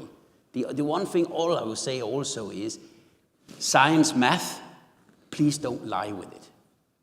Because if we look at the capacity and the target right now, come on, the 2030 goal, it's not going to happen. I'm sorry, if you calculate the thing, there is no way the renewable sector can ever get permitting in place to have that build out for 2030. It's not going to happen. So your 1.5 degree is gone. It's gone. It's not possible. In Europe, there's 5 years of renewable capacity stocked in the permitting backlog. You make an interesting point. Let me ask on this panel, hands up, how many of you think 1.5 degrees is still achievable based on policies in place and what industry is doing today? Hands up. By when? 50. To maintain, let's say by 2030, but to maintain within 1.5 in 2030, hands up. Hands up. How many in this audience think we will be able to achieve the ambition of the Paris goals, keep within 1.5 degrees of warming through and beyond 2030? I see a couple of hands in the back. How many of you think that is not feasible, that's not realistic? Okay, so this is a room of realists, right? This is very different than the same poll in Dubai that I conducted over there, where they're still struggling at COP to keep 1.5 alive. So but I have a government that hold on, traveled to Dubai and said, we will convince the world to triple in renewable. They put one turbine up in the whole of the year 2023. So if we're going to be realistic about, right, exactly. This is so a part of the contribution, I think, of this conference, which I appreciate every year, is energy realism. And having eyes wide open, saying that climate change is real. We need much greater ambition, but sticking to canards and shibboleths doesn't help. So in a world in which we have these difficult challenges, how do we make progress more ambitiously? This is a question for the panel from the floor. That's why I'm turning the conversation to this. We'll start on that end. And if you can choose to answer that specifically, and including the role of China is also asked to the panel. I'll put a sting on that question. Do we need to allow in China's inexpensive clean energy supply chain if the world is to achieve those ambitions, which does not seem to be the case at the moment? We'll start down there, we'll make our way here. Short answers, please. We just have 4 minutes. So go. I'm an optimist by nature. And if you look at China, they are very good at their 5-year plans. They've stated 2060. Do I think they'll meet their goals by 2060? I do. Do I think that we've got new technologies on the horizon that can be breakthroughs? Direct air capture can be a game changer, and it can be a solution. CCUS is a solution. So you're saying things developed outside of China can help us achieve the ambition. Is that what I'm hearing? Yes, and I think China, within its own, will actually stay committed to its goals of 2060. Scott, to you. How do you answer that question? How do we raise ambition? I've been fighting our energy independence for 50 years since I've been working. We finally achieved it in the last 2 or 3 years. And you want to keep I'm it. a firm believer when it comes to minerals, whether it's EVs, hard mining, lithium, it should be made in this country. Let's keep those high-quality, low-cost Chinese EVs out of my front yard. That's your policy. Yes. Okay. Mary, what do you say? If they can achieve it, just clarify, yeah. Mary. I think this is a very complicated answer because I could really argue both sides of it like any good politician could, but we need the supply coming from China, but we also need to build our own capacity in the country, and in our country. And there's the rub, because if you shut it down too hard, we can't build the renewables we need, and the EVs we need, and the batteries we need. But, you know, we don't want to be completely dependent on China. So it's a very complicated, I hope somebody at Columbia can figure it out and send me the memo. Okay, Let me new know. research project for Columbia. Yes. What do you say, Enrica? Obviously in Europe, also the same debate is there on the role of China, although they've struck the balance differently at the moment. Where do you come out on it? I think the world has become exceptionally complicated, and I think a lot of people have forgotten how we created our generation's wealth. And I think that was by trading with each other. I think today we are trying to polarizing that. Every country or every part of the polarization have their own stakes right now. I think we have to acknowledge that the energy policy today, from just to board being very cheap, has now become with a word called independency in it. And therefore I think most regions, areas, EU, US, other large industrial nations would probably prefer to have an independency in their energy supply, of which then brings back a little bit to the German representative on the former panel. You cannot rely and throw your destiny into a one man's hand, turning up and down a tap in Russia, because if you do that, then you are in a pretty shitty situation when the hand turns the other way.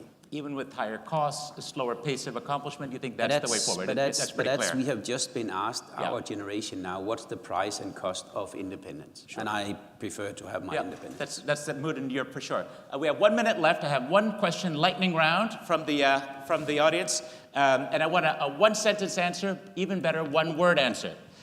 Would you support a carbon tax? Lorenzo? Yes. Yes. Yes. Yes. Okay, well, here we go. We have, and I've advocated at The Economist for 20 years, yes, we'd like a carbon tax.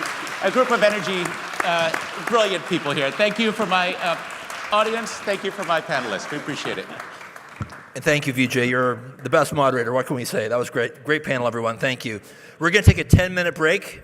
Please come back in 9 minutes. And we really appreciate and look forward to the next two panels on infrastructure and then electricity. Thank you. See you in 9 minutes.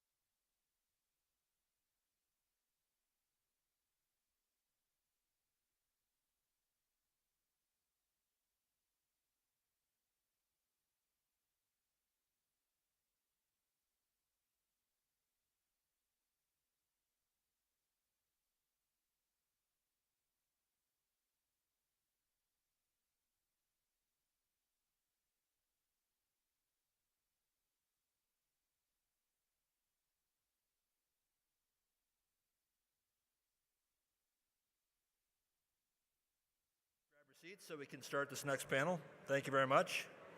Time is ticking away already. Can you believe that? You won't want to miss this. It's going to be good. So we've already heard today a lot about the inevitability of the energy transition and the associated hard questions about trade and how different economies around the world are interacting with each other as they retool.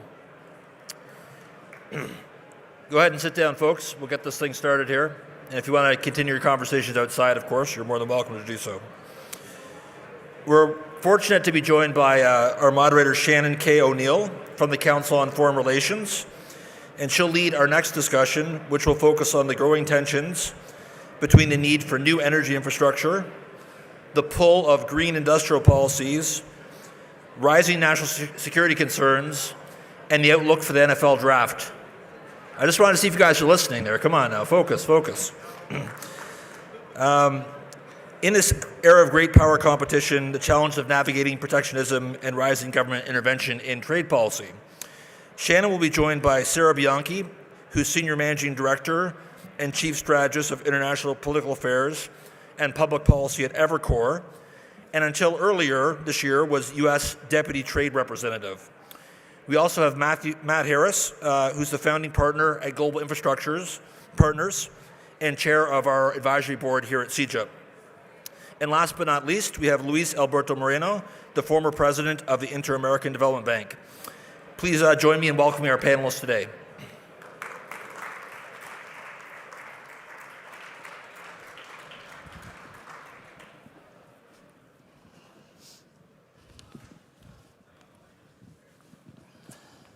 Great. Well, good afternoon. Thank you all for joining us and coming back in to listen to this panel. And we are going to be following up on some of the conversations we've already had today, but talking specifically about energy infrastructure, trade, and industrial policy, and where these all meet.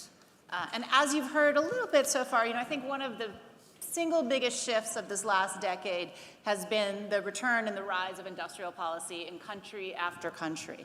And one of the areas of highest priority, of the most activity, dare I say the most ambition, has been the energy sector for so many of these industrial policies. And so, governments are making big bets. They're putting out lots of legislation or lots of different policies to try to hurry the energy transition, rightly addressing some of the market failures there and sort of the speed of adaptation of renewables and the like. But governments have lots of other priorities when they're putting these policies in place, right? They're thinking about national security issues and sort of the great power competition return and how the dependence they have vis-a-vis geopolitical rivals. They're thinking about economic competition and who's going to lead the various technological races, who's going to come out on top in those spaces. And some countries are thinking about economic development and diversification. Those nations that didn't do as well in the globalization of the last 40 years, they think perhaps this green transition is a way for them to get back in the game and to grow their economies and to prosper more broadly. So there's lots of goals out there. And we're going to talk a little bit about what they are, if they're succeeding, and where it's going to leave us in terms of global energy infrastructure today. So Sarah, let me start with you. And let me ask you to talk a bit about, as your take on, especially U.S. policy, these competing goals. Where is the U.S.? I mean, some of these goals are in line with each other. Some are actually counterproductive or very different in sort of balancing. So as you look at the policies of this last 3 or 4 years in the energy space, what have been the priorities here? How are they balancing these competing goals? Well, thanks. And first of all, thanks for having me. It's great to be here, and I'm honored to be a visiting fellow at the Columbia Energy effort. Really something I wanted to be part of, just all the great work that is going on here. So thanks for having me. I think that the United States government is really learning as it goes. When the Inflation Reduction Act passed, obviously showing such an important priority to fund and help fund the energy transition, there was a lot of feedback from allies and close United States partners. And there were some issues that we worked actually very hard in the Biden administration to try and resolve. So issues with Korea, who had just built a plant in Georgia, but wouldn't be up and running in time, and issues with Japan and others. And so there was a lot of things, I think, as you kind of go back to industrial policy that you have to kind of work through in the global economy. And I think those conversations have been iterative, but I think directionally, we are coming to a bit of a more common understanding with allies, and certainly there's been a lot of investment from allies in the United States. I would say with regard to China, it's been way more complicated. There are a lot of provisions in the Inflation Reduction Act very much limiting foreign entities of concern. So you see that playing out in the EV space, in the mineral space, and and I think, as Jason talked about earlier, with connected vehicles and a lot of concerns about that, I think those tensions are going to continue, and that we're going to continue to see, eruptions on occasion when, a member of Congress realizes that it's a Chinese solar plant or whatever that's getting 45x tax credit. So I think, a long way to go. We're in the early innings of this, but, very much bifurcated in terms of how it's playing out, whether it's China versus other nations.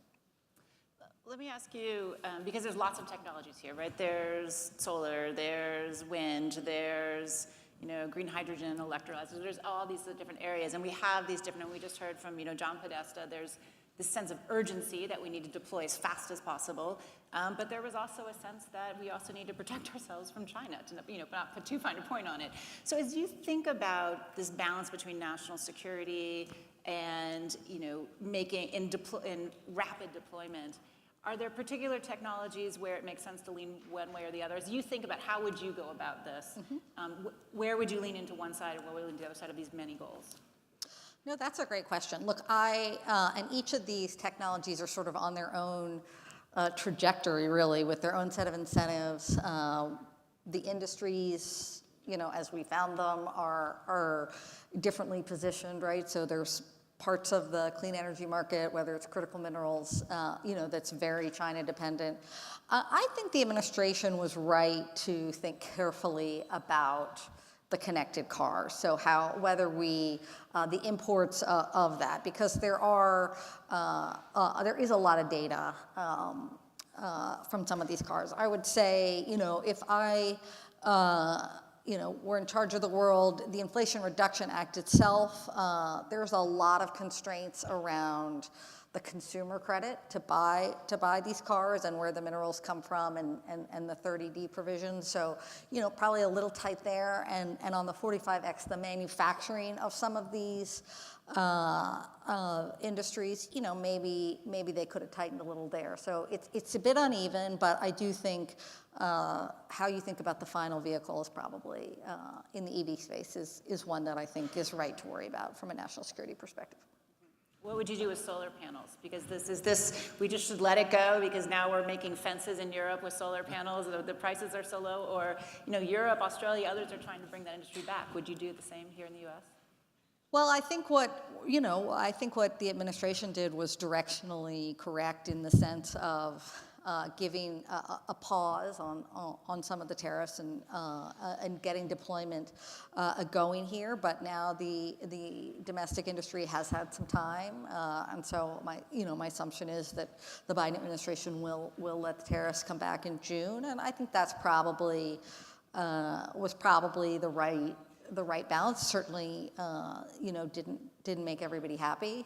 None of these things ever did, but there are places where the United States industry just wasn't, advanced enough, and so you did need to give time, and there were concerns. But I think all of these, again, they're all sort of on different paths, depending on the state of each industry, and I think there will need to be a lot of additional policies as we go forward and we see how the process unfolds. Matt, let me turn to you because, all these policies you were putting in place and there's lots of investment being made there, but the trillions of dollars that are needed to make this transition, to invest in energy infrastructure, aren't going to come from governments and taxes in the end, right? It's going to come from the private sector. And talk a little bit about, if you would, how policies are influencing the investment decisions that you're making. Are these really making a difference in nudging you? And if so, in what sort of directions? Sure. So thank you, by the way, Shannon. And it's great to be here amongst all of you. Such a great convening. So I think as we think about the scale of energy transition and decarbonization, maybe just to put it into a reference frame, somebody showed me a great chart last week of the 5 sort of central investment super cycles of the last 150 years, starting with electrification, industrialization, globalization, digitalization, and now energy transition. So the estimates are varied, but something like $100 trillion of investment over the next 25 years in order to decarbonize, much of that being in infrastructure. I think your point is right on. There is no way that governments are able to do that either from a funding perspective or from a knowledge and know-how perspective. There are, in many cases, already investable sectors and subsectors in the energy transition that can be done without policy, without incentives. Renewables are an example. Now, we still have renewables incentives, but when we look at a deal at GIP, we don't assume any incentives that are necessary to make the math work. Other industries are different, and that's going to be the case for quite a period of time because the cost of carbon abatement in many of these sectors and subsectors is well above what it would be for a traditional fossil fuel solution. So when I think about policy and I would think about how can government and the private sector work together, because that's really what's necessary. Deficits matter, funding matters. I think about 3 things. One is a softer thing, and I think about it as accountability and convening, right? It is bringing together parties in some sort of way that will allow investment to occur and allow the parties to have a bilateral conversation about what's necessary. The second is economic, and that can be incentives, that can be policy-driven, rebates, grant programs. I was out visiting a company that is building a high-speed electric rail, the first one in the United States. It'll go from Las Vegas to Los Angeles at 200+ miles an hour. They got a $3 billion grant from the Department of Transportation, and Secretary Pete is going out for the groundbreaking. That's how significant it is, $3 billion as a grant.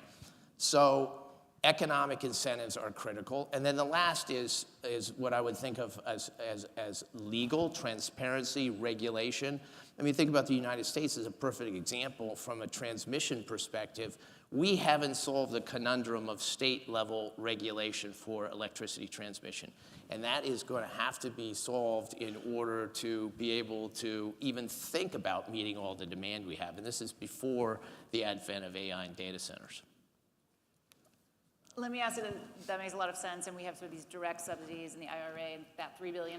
You have the regulations here in the U.S. Let me ask you a bit about, because I know you participated in some of these with the U.S. government. I mean, one of the areas, there's these direct, effects, and then there's some of these other types of frameworks that have been developed. So there's the, Indo-Pacific Economic Framework, IPEF. There's America's Partnership for Economic Prosperity, APEP. There's the, Trade and Technology Council, TTC, with Europe. And these are frameworks. Often they have an energy pillar. They have supply chain pillars. How much do these matter? The critics would say these are really photo ops and there's not a lot there. There's nothing, mandatory. There's not side. But do these matter for the investment environment as you think about this around the world? They do matter, but my issue heretofore with them has been the lack of really significant private market participants at the table.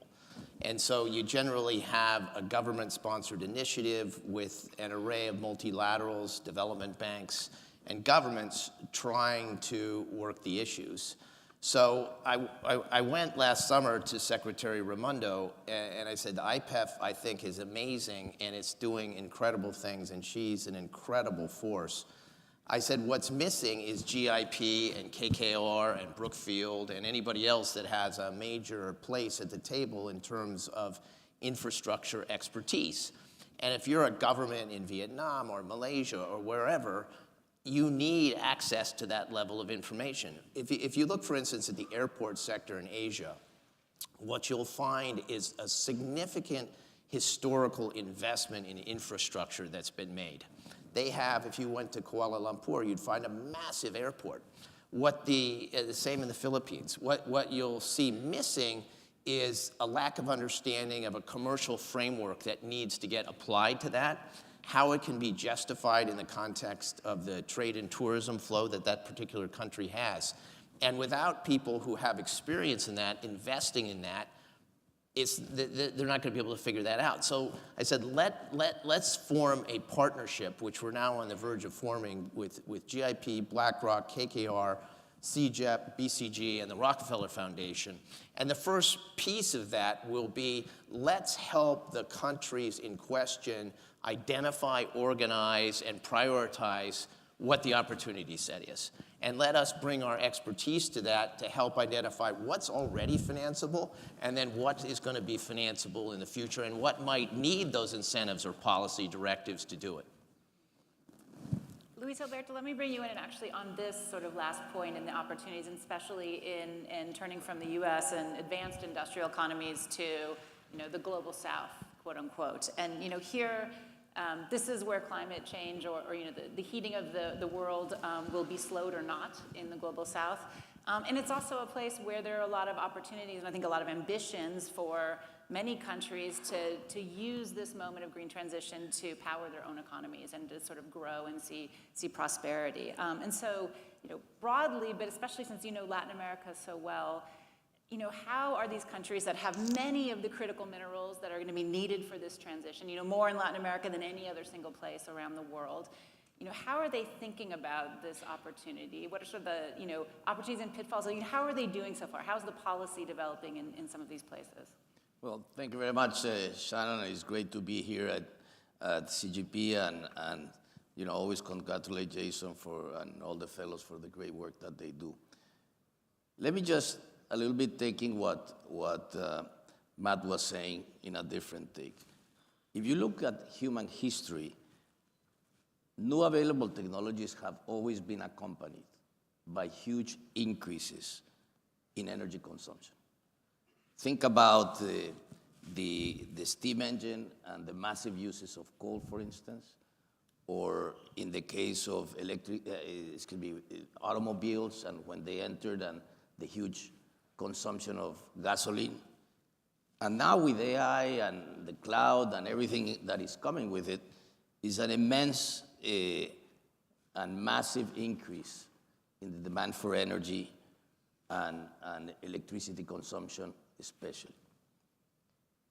As we have all heard in this conference, the energy transition is easier to talk about than to do. And it is especially hard for, let's call it the global south, as you suggest. You asked me to talk about Latin America. There is no region of the world better suited with the inputs for the energy transition. Over 65% of the lithium of the world, over 45% of the copper of the world, largely a clean energy matrix that is founded fundamentally in hydro, where 70% of the energy, especially in South America, comes from hydro. And then you have the challenges that you have today with El Nino, where you have huge problems of droughts, and every country is trying to wrestle through this. And the give and take is fundamental in understanding where these countries come from. There are things that they have been doing, some are correcting it, others are not, when it comes to fuel subsidies. Fuel subsidies don't make much sense unless you are directing them to public transport. But if I can afford a car, I should be able to pay a higher cost of gasoline. But since this is always a political price, it becomes very difficult. Some countries have begun to advance.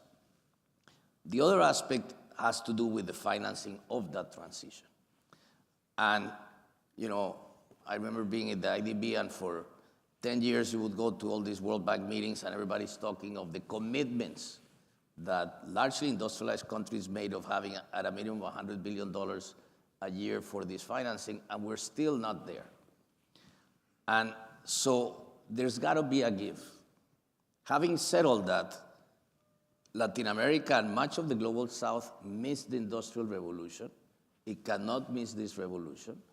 And the question is, how can you use energy as a way to attract ways to develop talent and really development through these new technologies?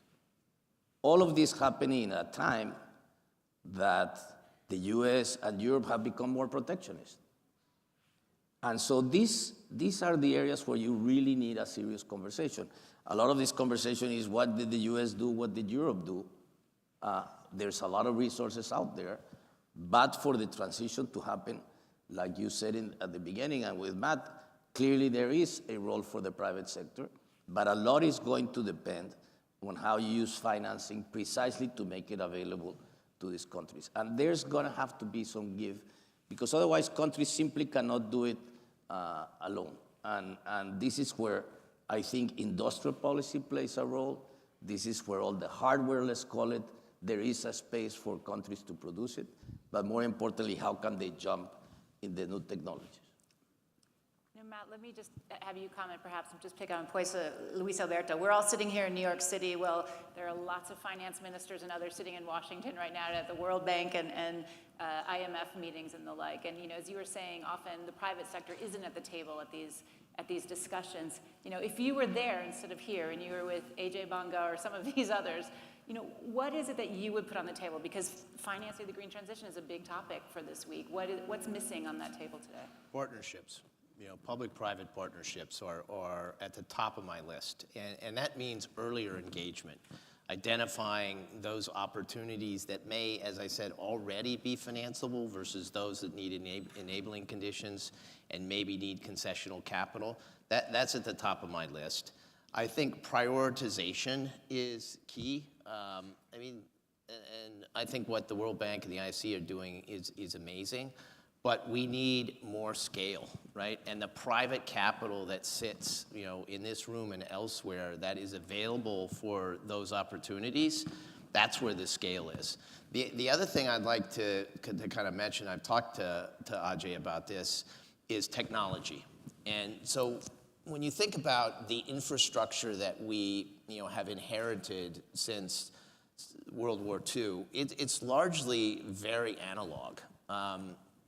It's single user derived, it's extractive, it's not circular, it's not smart.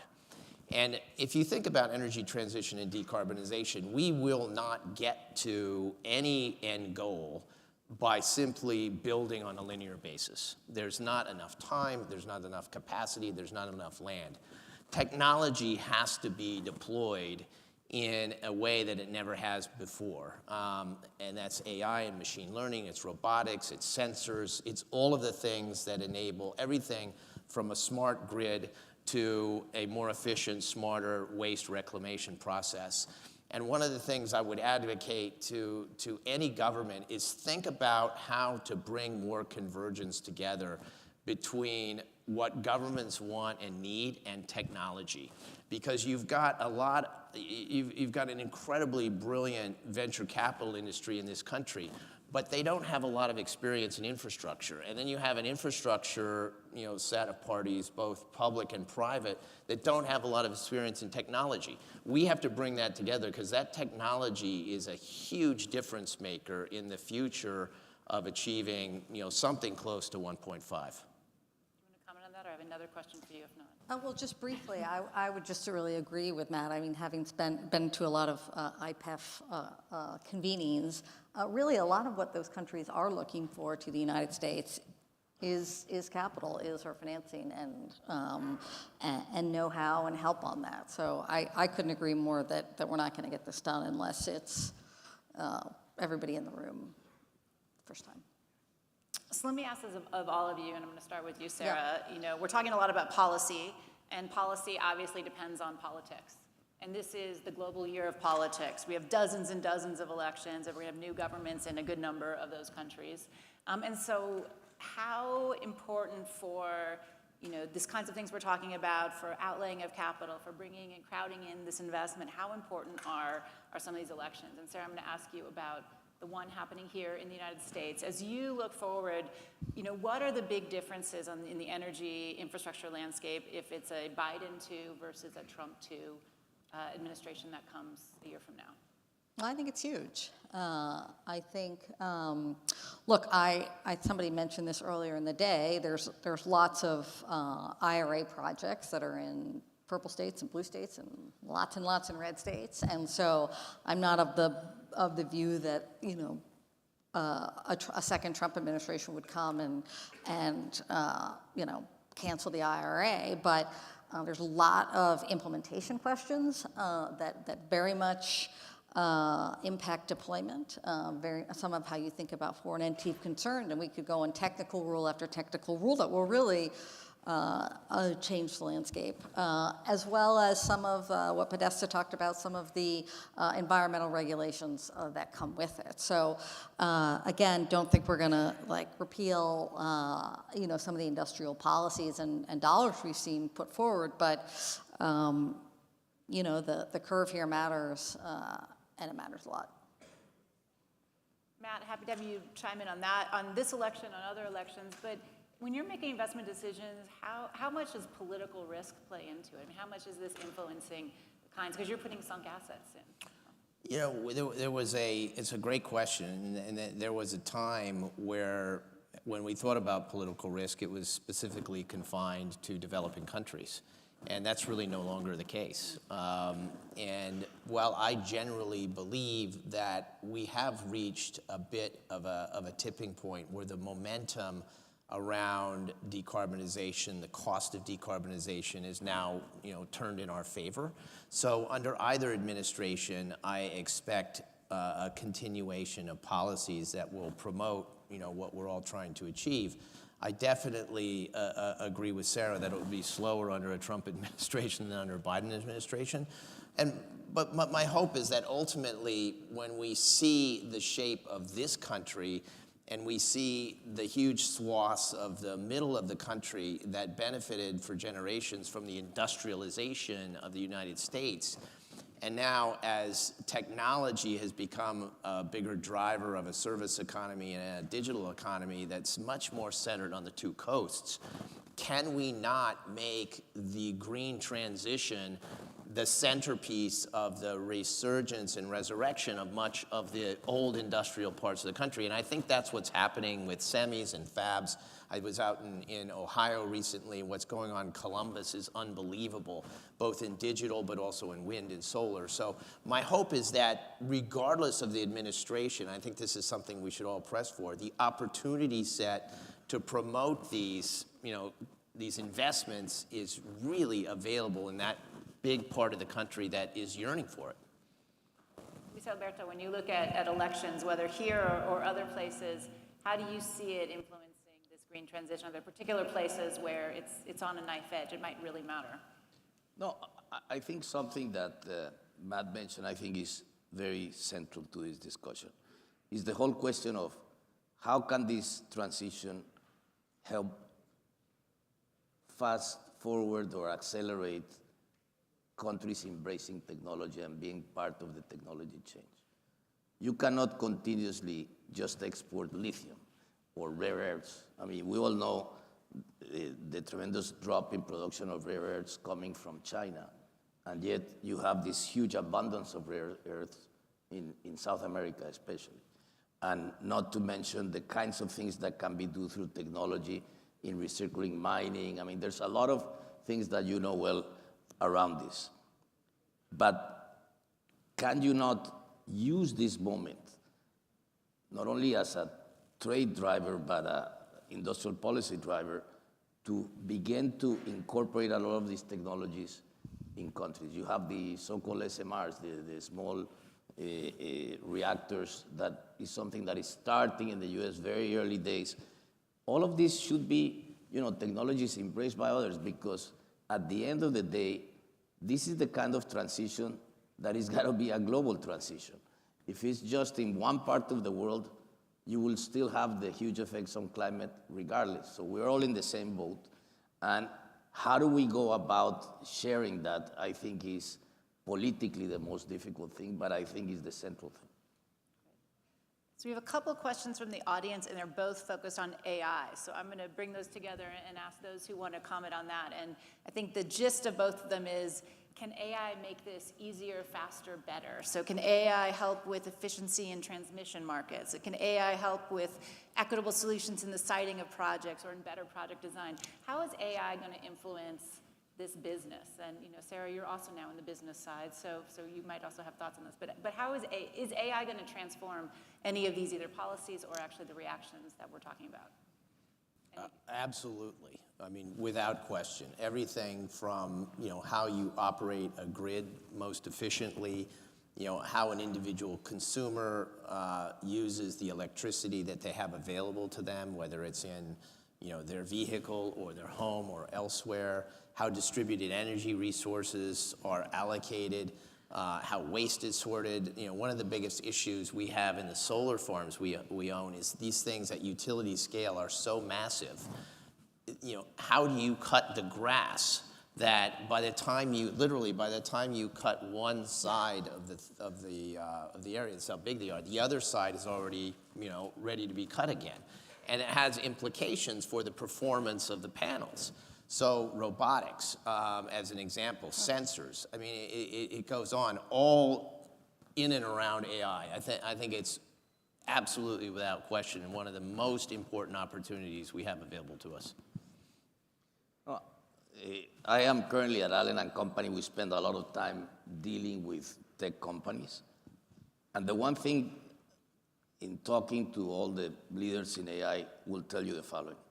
The speed of the fall of costs of chips is far faster than what we saw with semiconductors in Moore's Law. And the binding constraint for the development of AI is going to be energy.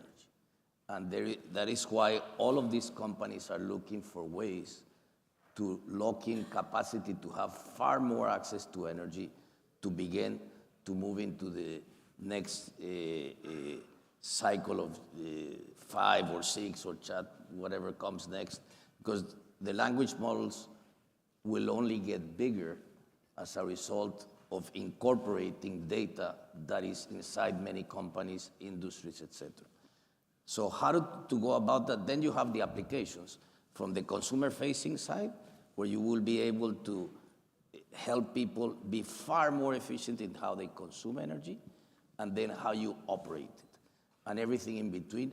Not to mention a huge portion of this, which is industry.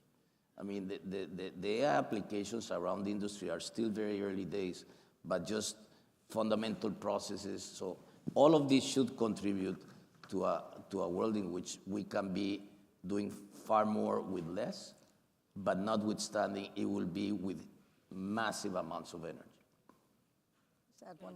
The only thing I would add, I defer, but to absolutely agree. But as everything becomes more high tech and more AI, the national security things come into play in a bigger way, and we're already seeing that very much in the chips, space, where governments are trying to, draw which line is too high tech and which one is, not. And so I think it just becomes some of the, national security is going to feed in throughout this in more ways than it even does today.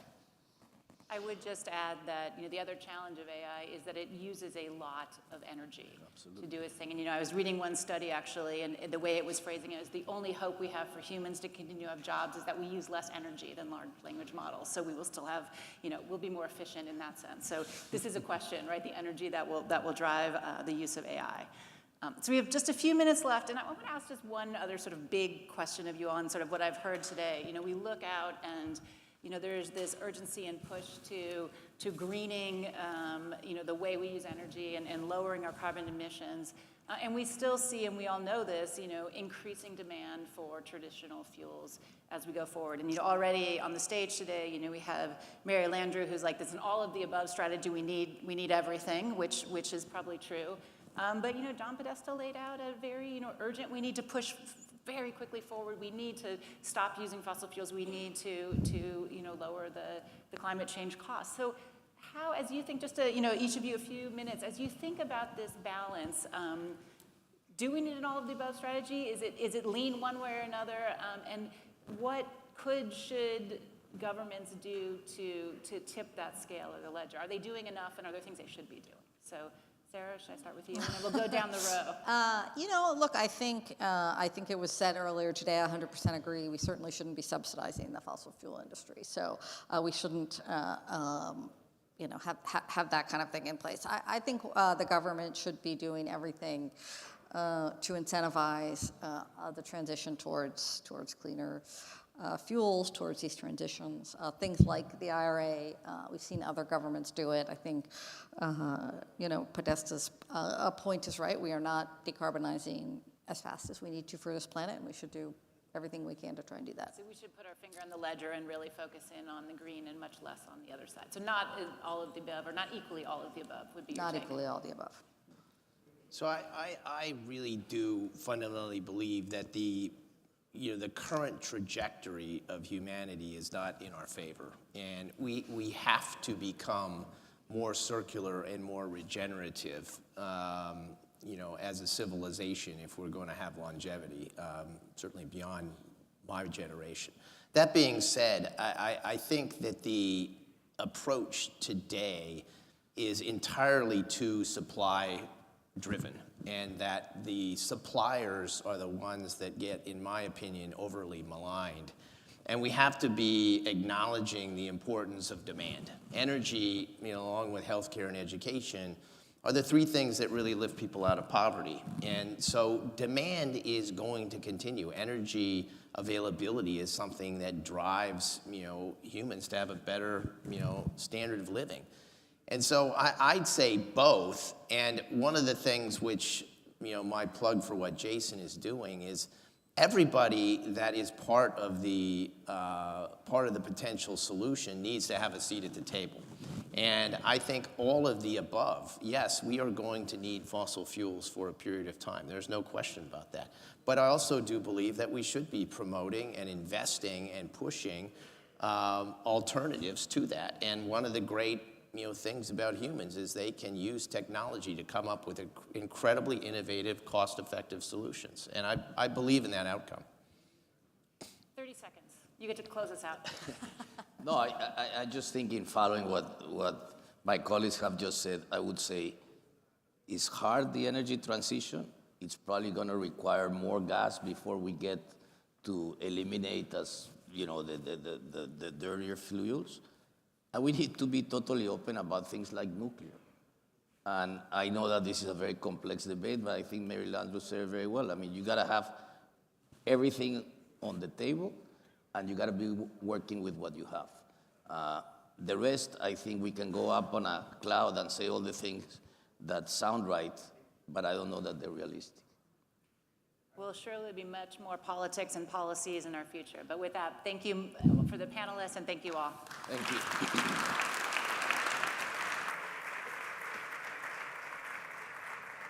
Thank you, Shannon and panel. That was another great discussion. Okay, so for our final panel of the day, we'll be hearing from several energy business leaders on the question of decarbonizing electricity in an era of rising demand. We've had some good discussion on that earlier. We're going to go a little bit deeper on this demand question and how do you manage that challenge at the same time you're managing the challenge to decarbonize. So we have our moderator is Justin Moreland, who is a senior climate correspondent at Time Magazine. And on the panel we have Pedro Pizarro, who's president and CEO of Edison International. We have Maria Pope, who's the president and CEO of Portland General Electric. We have Sumant Sinha, who is CEO and founder of Renew. And we have Scott Strazik, who is the CEO of GE Vernova.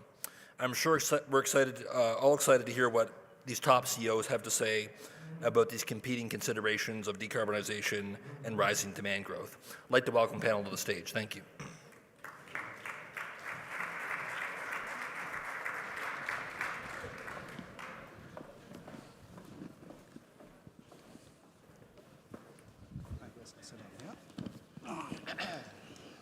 Well, thank you, everyone, for sticking with us. I know it's the end of the day, but hopefully we'll have I debated whether to use this, an electrifying final conversation. Just have to have a little bit of a pun to end the day. As was said in the introduction, this session is all about the power sector and the challenge of decarbonization in a time of rising demand. We've heard it across the day, the various factors from the push for electrification to rising demand from AI and data centers. So we're going to dig into those challenges, but also look at how there might be some opportunities here. And with that, I wanted to start with Pedro and Maria to ask sort of a very level-setting question. We know that demand is on the rise. How are you seeing it in your business, and how concerned should we be? So I'll start, Dan, first, thank you, Justin. Great to be here with you. From an EEI perspective, we're the Industry Association for Investor-Owned Utilities, covering about 70% of the load in the country. If you had asked us 2 years ago, the projections for load growth were about 2.5%. The answer now is closer to 5%. In my home state of California, we've seen flat load for the last 15 years. We're seeing more in the 2% end. And that's being driven by three things nationally. In our home state, we see more of it coming from transportation electrification. I think at a broader national level, you're seeing data centers and AI, right? But you're also seeing the repatriation of manufacturing. The bipartisan infrastructure law and the CHIPS and Science Act both worked. And so you're seeing jobs coming back to the US. So how are we dealing with it? We are utilities, we are planners, right? And so there's a near, mid, and long term. I think long term, the trajectory continues to be pretty clear around supporting the clean energy transition and getting to as clean as we can, as fast as we can, but reliably and affordably. In the near term, though, the answer is really very regional, right? And I think in some regions, I'll take California as an example, we had a real pinch point back in 2020 with some really tough heat waves. Immediately after that, the state did a bunch of things, including adding gigawatts of storage, which made a big difference when we had another massive heat wave in 2022. I think in other regions of the country, you're going to see not only development of new resources, whatever can be developed quickly, but you also see optimization of existing resources. That's where technologies like grid-enhancing technologies can be a good part of the equation. But I suspect you're also going to see units that were slated to retire that may not retire quite as quickly as was originally planned, just to help balance it all out. And then, of course, working with customers to get good demand response as part of the picture. So just for a little bit of perspective, we're a vertically integrated utility. So we have 16, 17 generating facilities. We transmit, we distribute, and we sell power to about 2.5 million people and about 1 million different entities. The high-tech industry is our largest segment. We are home to 15% of the semiconductor manufacturing that takes place in this country, and one of the largest data center areas as well.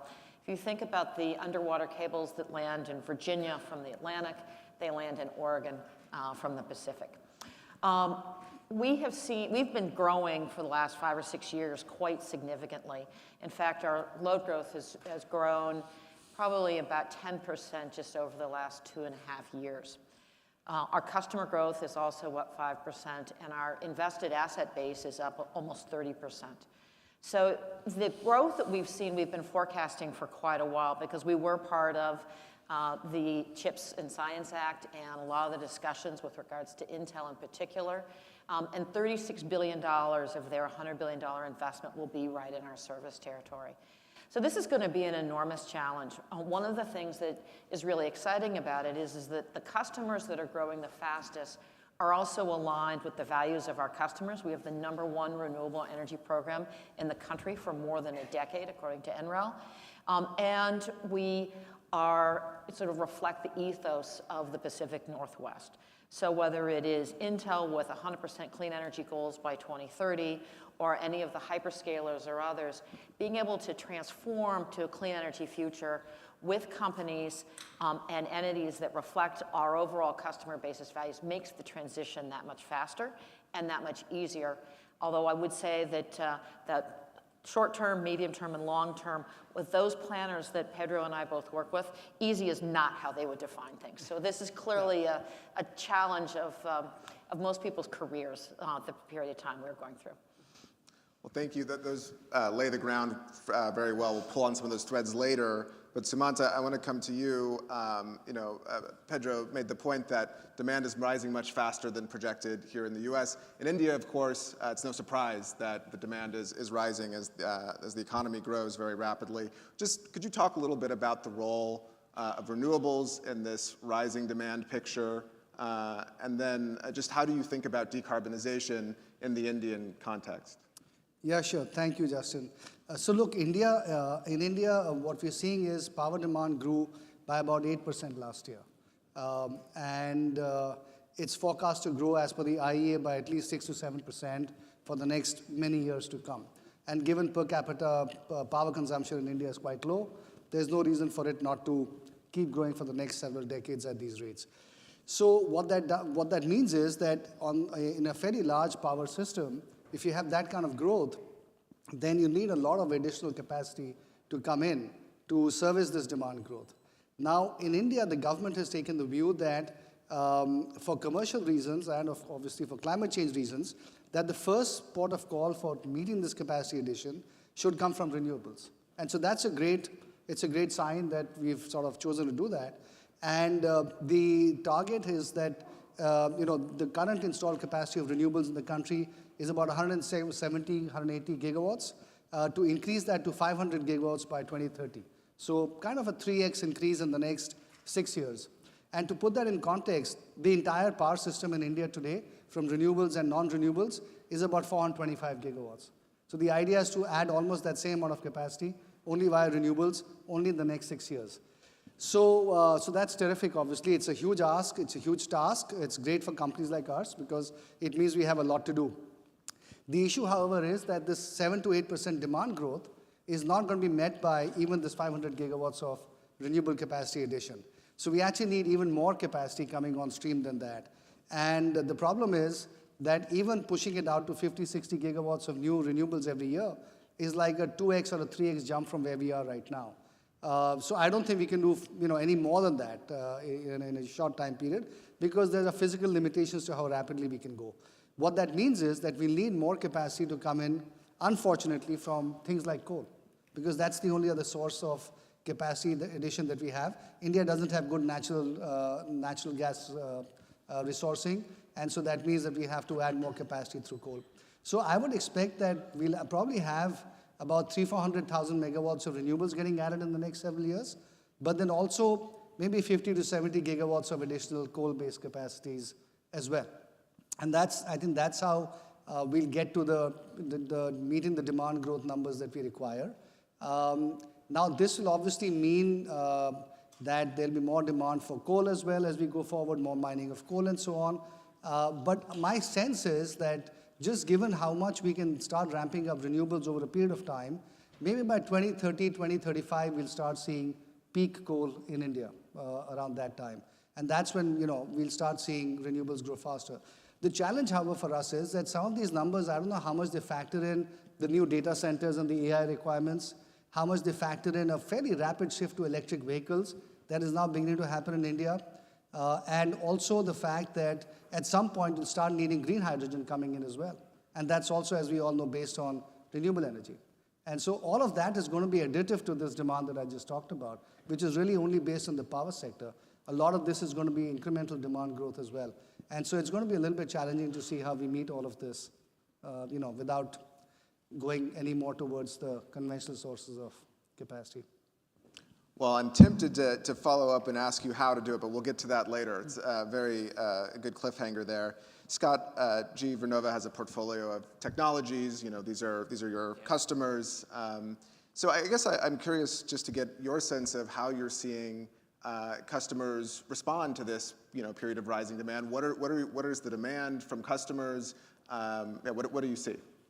Well, I think our customers have incredibly difficult jobs right now because the reality is the load and demand growth that they need to manage is significant at the exact same time that they already have very discrete sustainability objectives that they need to meet simultaneously. And that's leading to very active discussions on really what the art of the possible is with capacity across a number of different technologies right now. The reality is there's going to be a lot more gas capacity additions added this decade in many parts of the world. We need to add an incredible amount of wind this decade and a decade of action using the technology that exists today, and we need to do that while we're modernizing and expanding the grid, in which in all three of those cases, there's going to be real capacity bottlenecks that we need to address. But there's also going to be, in many cases, real sustainability challenges if we don't simultaneously continue to advance real breakthrough technologies. So the conversations with the customers really center on how do we multitask across both of those things, fulfilling the demand this decade while also continuing to build a chart towards our medium and long-term targets, including the sustainability targets that does still lead to some level of creation and innovation that doesn't exist in totality. So this is a complicated challenge, but an incredible opportunity to serve customers that have incredibly hard roles today.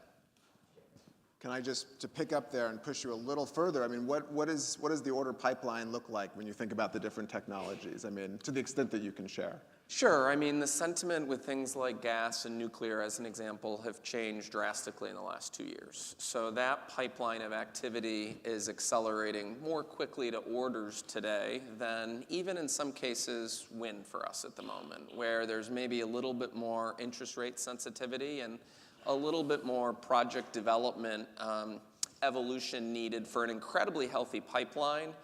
But you also need to get through the interconnect queue. You've also got to get the investments in the grid that aren't just dependent on that renewable power generation, but a system that could move faster than it is today. And there's some log jams there that are slowing down the development than what it could be, but that will solve itself. It's going to have to solve itself, because if it doesn't, the world's not going to get to its objectives. So you mentioned interest rates, and of course that's been a theme throughout the day. Sumant, I'd come to you first, and I'd love to hear others just on the role of this high interest rate environment in India and what challenges that's posed for you in financing projects.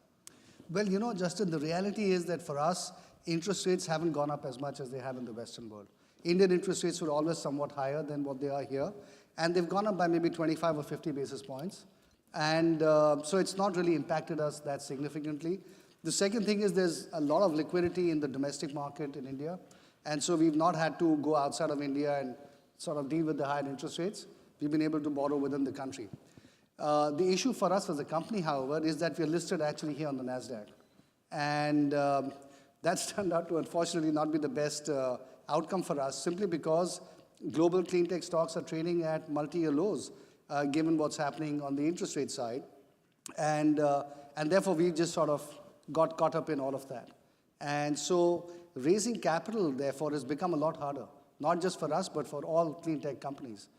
Because if you're trading at levels which are so low, then it's not very easy to raise a lot of capital. And to me, this is one of the most sort of underappreciated issues of dealing with climate change, that the interest rate environment is just not supportive of raising the huge trillions of dollars of capital that we need to raise at this point. And the funny thing is that despite all the growth that is there in the market, that is not being reflected by investors in the valuation of companies. And that's a little bit unfortunate, but it is what it is. I'd also say California already has very high energy prices, but the impact of interest rates on other states' utility prices is very significant.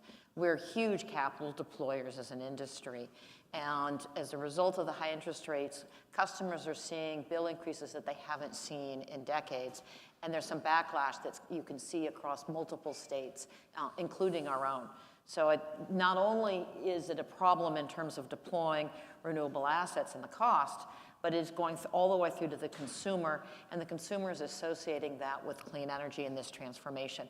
Whether that is the case, it could be any kind of capital, but it is absolutely the connection that many consumers are making. Maybe if I could piggyback on that, I think that's right, Maria. I would add, though, that when you think about the investments required, right, fortunately, the industry does have continued access to capital. This is not an access issue, it is a cost issue. It's a cost to the consumer issue because all those costs generally get passed through the bill. But a really important insight that I don't think is getting enough play yet is that as we look at the analysis, and we've done all this analysis around what it'll take to get the California economy to full net zero by 2045, one of the punchlines that comes out from the analysis is that, yes, we're going to have to make some really significant investments across the state in renewables and storage and the grid to facilitate a lot of electrification and other tools. But because this is a transition, right, and you have usage that's going today into gasoline and natural gas, a lot of which will transition to electric over those couple of decades. And because electric technologies are more efficient than their fossil fuel counterparts, we see our average customer actually spending 40% less on their total energy bill in real terms by 2045. That's huge. By the way, about a share of wallet perspective, it means that the share of wallet, the percentage of disposable income that's going across all forms of energy goes from 7% today to 3% in 2045.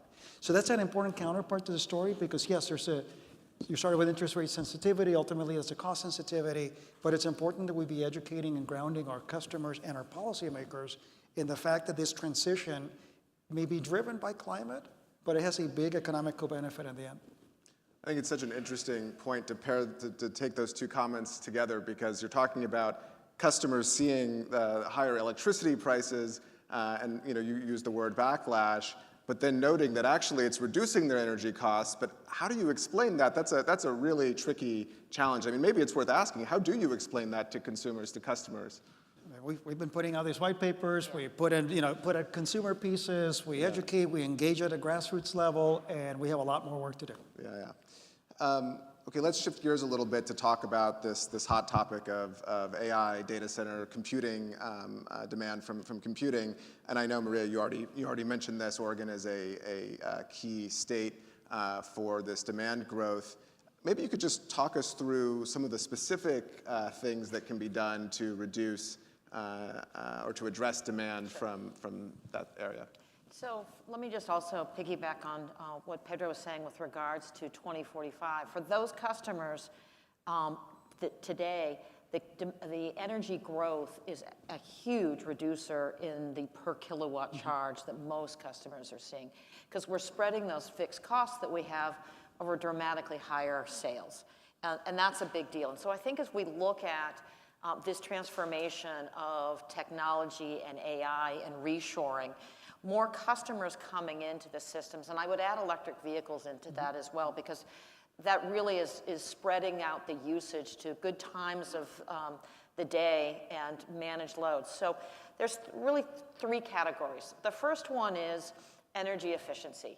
And to date, the tech industry has really not focused as much as they could on driving down energy efficiency and how we're processing large language models, how we're doing inference, and how we're computing overall. And I think you'll see as the technologists really focus on that area, that there will be dramatic reductions in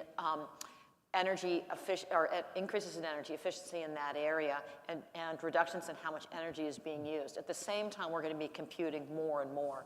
So that growth that we need to see managed is the interconnection between customers and their utilities. So we're really operating between the different customers almost as like one seamless unit. And we have a number of programs with our customers where we will shift their energy usage. They will call an energy event and get paid for it. We will use their backup generation. There's some really good white papers also written on this topic around how we can use battery storage to create a much stronger and resilient grid. Today, we're building the second largest installations of battery storage outside of California. It's really important we have these come on the system. But if you think of every data center which sells a 24/7 product, they have backup associated with that.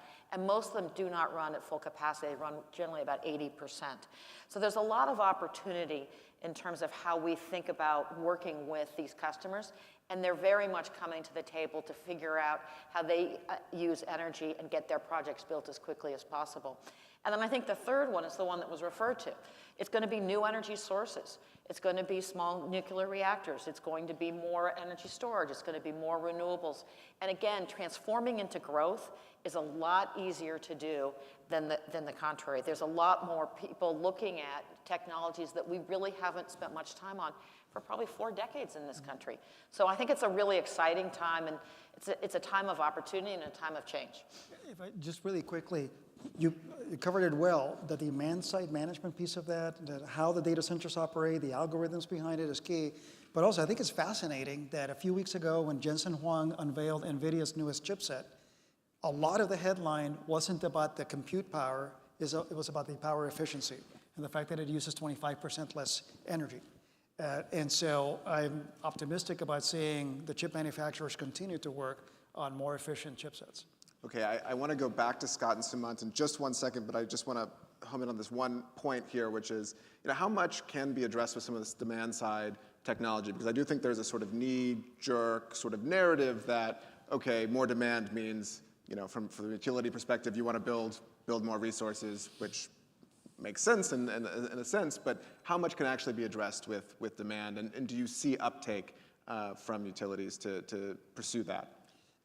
So today, I think most of our peers have pretty robust demand-side management programs, right? And that can be either, as you're approaching a peak, finding ways to curtail usage. I would also include energy efficiency in that, which has been a real big driver of energy use reduction in the country and will continue to be that.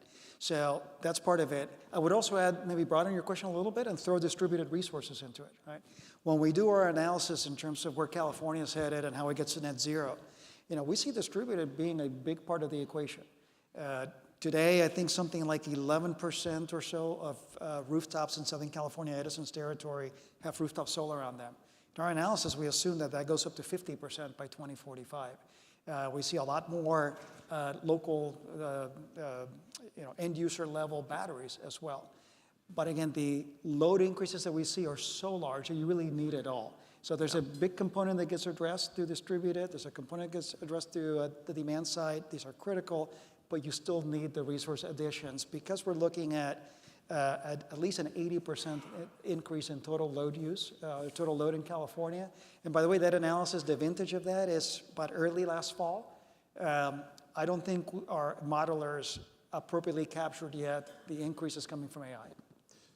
Great. Okay, so Scott, I want to come to you. Maria mentioned small modular reactors. You also alluded to new technologies coming down the pike. What are you most excited about? What do you see potential for, either with SMRs, but more broadly? We'll commission our first small modular reactor, 300 megawatt block of power with Ontario Power Generation in 2029. It'll start to become a relevant part of the capacity additions into the early 2030s, adding gigawatts a year of new nuclear. So it's definitely going to be part of the equation in the next decade. Lorenzo referenced direct air capture earlier, and many forms of carbon capture, whether it be direct air capture or point source carbon capture. As you look ahead into the next decade, at our research center today in Niskayuna, New York, we've got a direct air capture facility that's pulling carbon out of the air 24 hours a day, 7 days a week. That's a start. We've got a long way to go to industrialize the product at scale, and that's often going to take until the next decade off also. And while we work on those types of technologies, we've got to really take advantage of this decade of action to leverage all the technology that exists today to continue to electrify and decarbonize the world. And there's a lot we can do.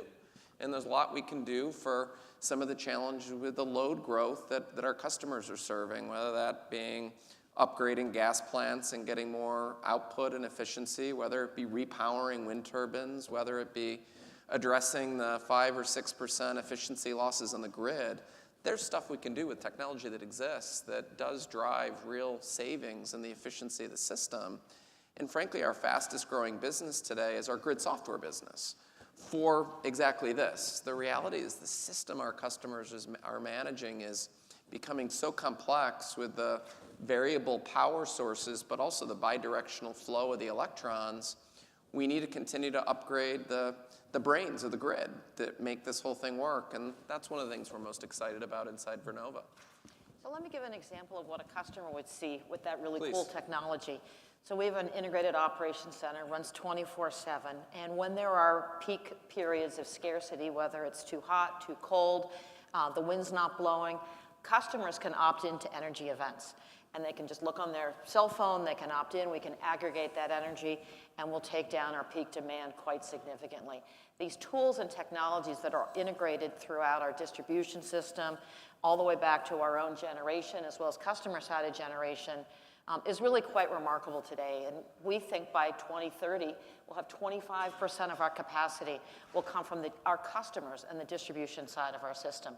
So the technologies are not just like new nuclear, but they're really, generational changes that we're seeing in terms of how the entire grid is operating.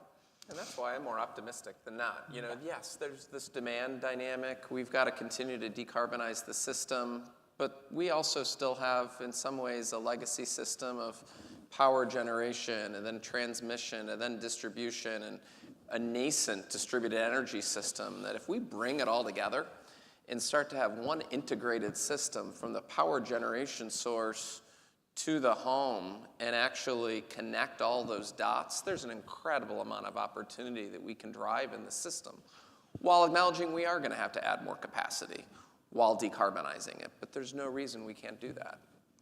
Sumata, I want to come back to you on new technologies, particularly on green hydrogen, which I know has been a focus of yours. What have the barriers been? What are the opportunities? How are you seeing that market play out? Yeah, a lot more slowly than we thought earlier, unfortunately. I think the reason is that, simply put, green hydrogen is just more expensive than the alternative gray or even blue for that matter. And so there's no real incentive for any user of hydrogen to just suo motu decide to shift. And so unless there's a mandate or unless there's a massive subsidy, I don't think that the shift is going to happen fast enough. And that's why we're seeing that there are every jurisdiction or region has announced massive plans or targets, but it's things that are actually on the ground moving fairly slowly.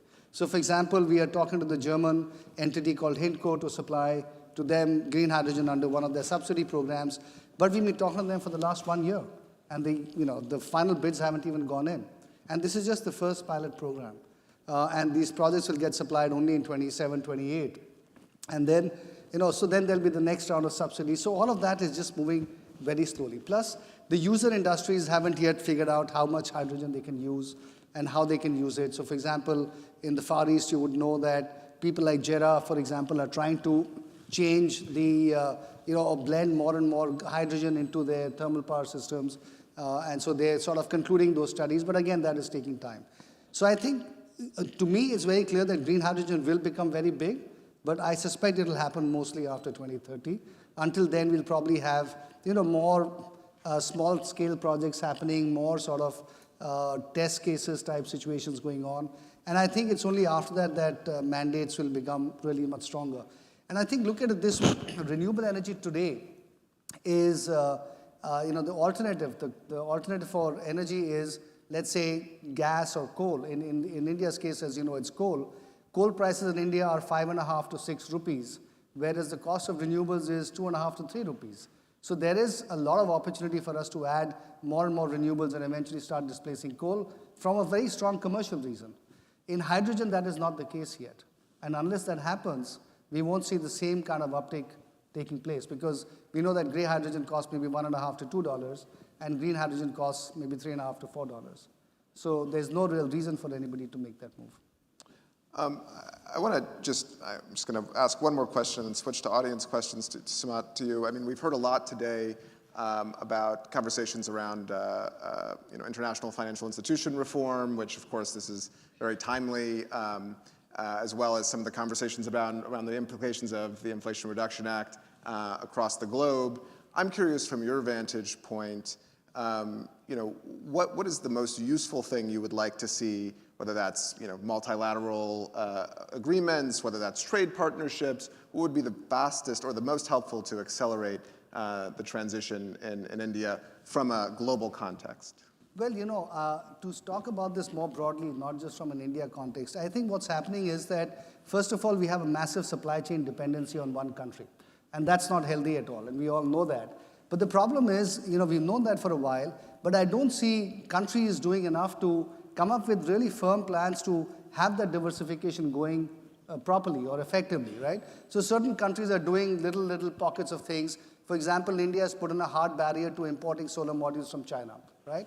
The US has come out with some form of trade barriers, non-tariff barriers, and then, obviously there's a massive subsidy through IRA. The European Union knows that it needs to diversify, but it's not really done anything tangible yet. So these countries, these regions aren't really coming together and saying, okay, let's sit down and discuss what kind of trade policy do we need for addressing the supply chain issues going forward. That's not happening. I don't see any conversations in any of the forums that I'm going to of countries coming together and having those kind of very fundamental trade policy discussions. So I think that's one fundamental issue that we are looking at.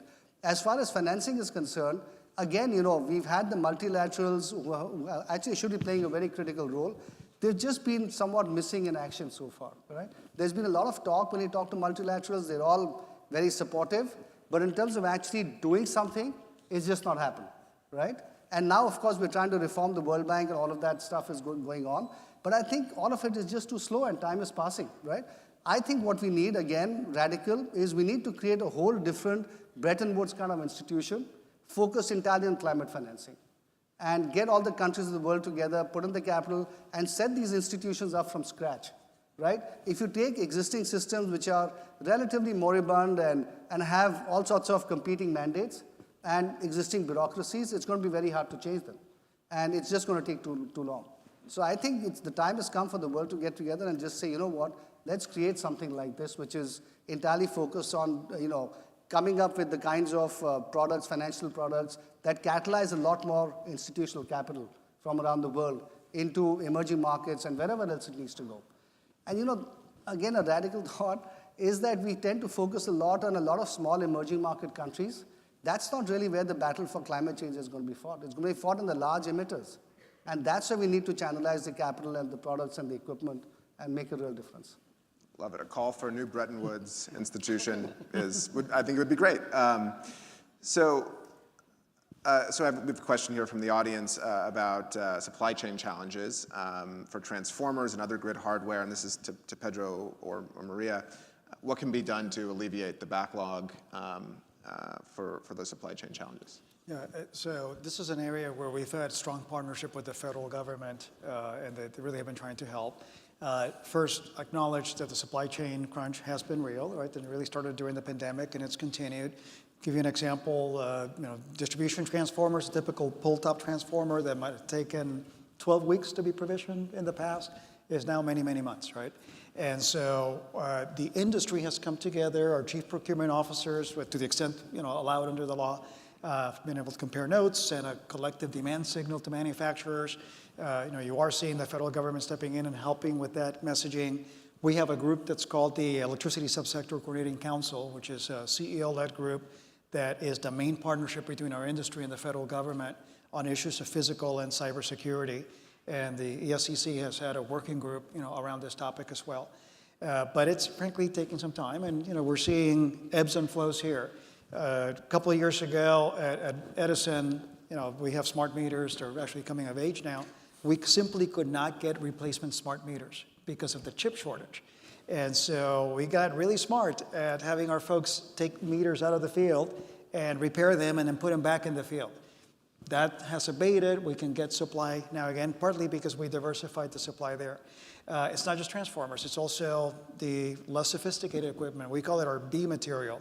Things like connecting elbows and stuff that you wouldn't, it's not big SKUs, but it's a lot of them. So we're all living through this, and importantly, getting that demand signal to manufacturers. Then on the government side, their help in helping to build manufacturing supply in the US or in near-shore friendly countries, because it's not just about supply availability, it's also about the security, and especially the cyber security of the supply that we can access. Scott, do you want to come in? If I had a little perspective there, I'd just say when you think about the macro dynamic where if we accept the demand for electricity is going to grow by 50% the next 20 years while we simultaneously decarbonize that the electric power system, we're not going to solve this with hobbies. We need to really take this on from a supply chain perspective, building things that we can industrialize at scale. Yep. And this can be a little bit less about the next modest new product introduction that provides a little bit more technology, and really take a step back and say, are we hardening a supply chain for this world challenge that allows us to ramp up the industrial scale that's required in the world? And that may be some of the most exciting part of what needs to happen. Because in some ways within the energy transition, we've been guilty of having many small iterations on what sometimes I talk about as PowerPoint economics that we think save the world money or carbon efficiency. But that only comes to be if we can actually do it at scale. And from an OEM perspective on our end, that's really what we're focused on. So you think about wind, we're spending a lot more money of our engineering today in wind on robotics inspection technology to make sure the blade comes out of the factory right the first time versus developing the next blade. Because there's just such a scale challenge we have that we've got to approach the problem in maybe a different way. I also think we've been using our infrastructure was built decades ago. We have gotten every last bit out of that infrastructure. Sometimes we've replaced it and modernized it, and many times we've left it. And so there is, to a certain extent, some aging infrastructure debt that we all need to deal with. As this country moved our manufacturing offshore, we should expect when we move it back onshore, and it's much more energy intensive, particularly on the electricity side, that it's going to take some investment. It's going to take some investment at scale. So we only have 1 minute left. I'm going to ask this question and then add of my own, and hopefully we can answer it in a minute. But the question here is, can supply chains keep up with renewable build-out timelines, which I think connects with what we were just talking about. But I also just want to ask, when you think about this moment of rising demand, does this slow our decarbonization timeline, or in the long term, are you able to make things, or will things be able to level out? And I'd ask Pedro just to maybe close us out on this one. I think the long term stays the same. Maybe there's a little bit of movement around that. The near term will have its bumps in the road. But markets end up responding, and especially with the help of government to get there, I'm optimistic that we can address this. Might it change, as I said earlier, some retirement dates? Might it change some of the path? I'll also say it's not just what the energy sector is doing and what government is doing, but it's also what large corporations are doing. We have our other Edison International company is Trio, which is an advisory services company serving about a quarter of the Fortune 100. It's global scope. We're not seeing all these customers who have their net zero commitments signaling anything yet about changing those. But there's some recognition that the path there may be a little different than we thought. Okay, great optimistic-ish note to close us on. Thank you to the panel. Great discussion.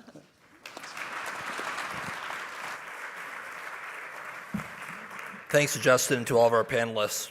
And with that, we have concluded our final panel of the day. Panelists, guests, media, students, thank you all for attending the Center of Global Energy Policy's 2024 Global Energy Summit. I want to give a special thanks to Jason for his leadership, to our CGIP Advisory Board for their support, and to SIPA and Dean Damilola, who couldn't be here today, for her support for the center as well. But I want to end with special thanks to our CGIP staff volunteers who did a great job, to our indefatigable events and comms team, and to all the CU staff from facilities, catering, AV. Everybody made this event possible today, so let's give them a big round of applause. Thank you. We'll see you all next year. Have a great evening. Thank you.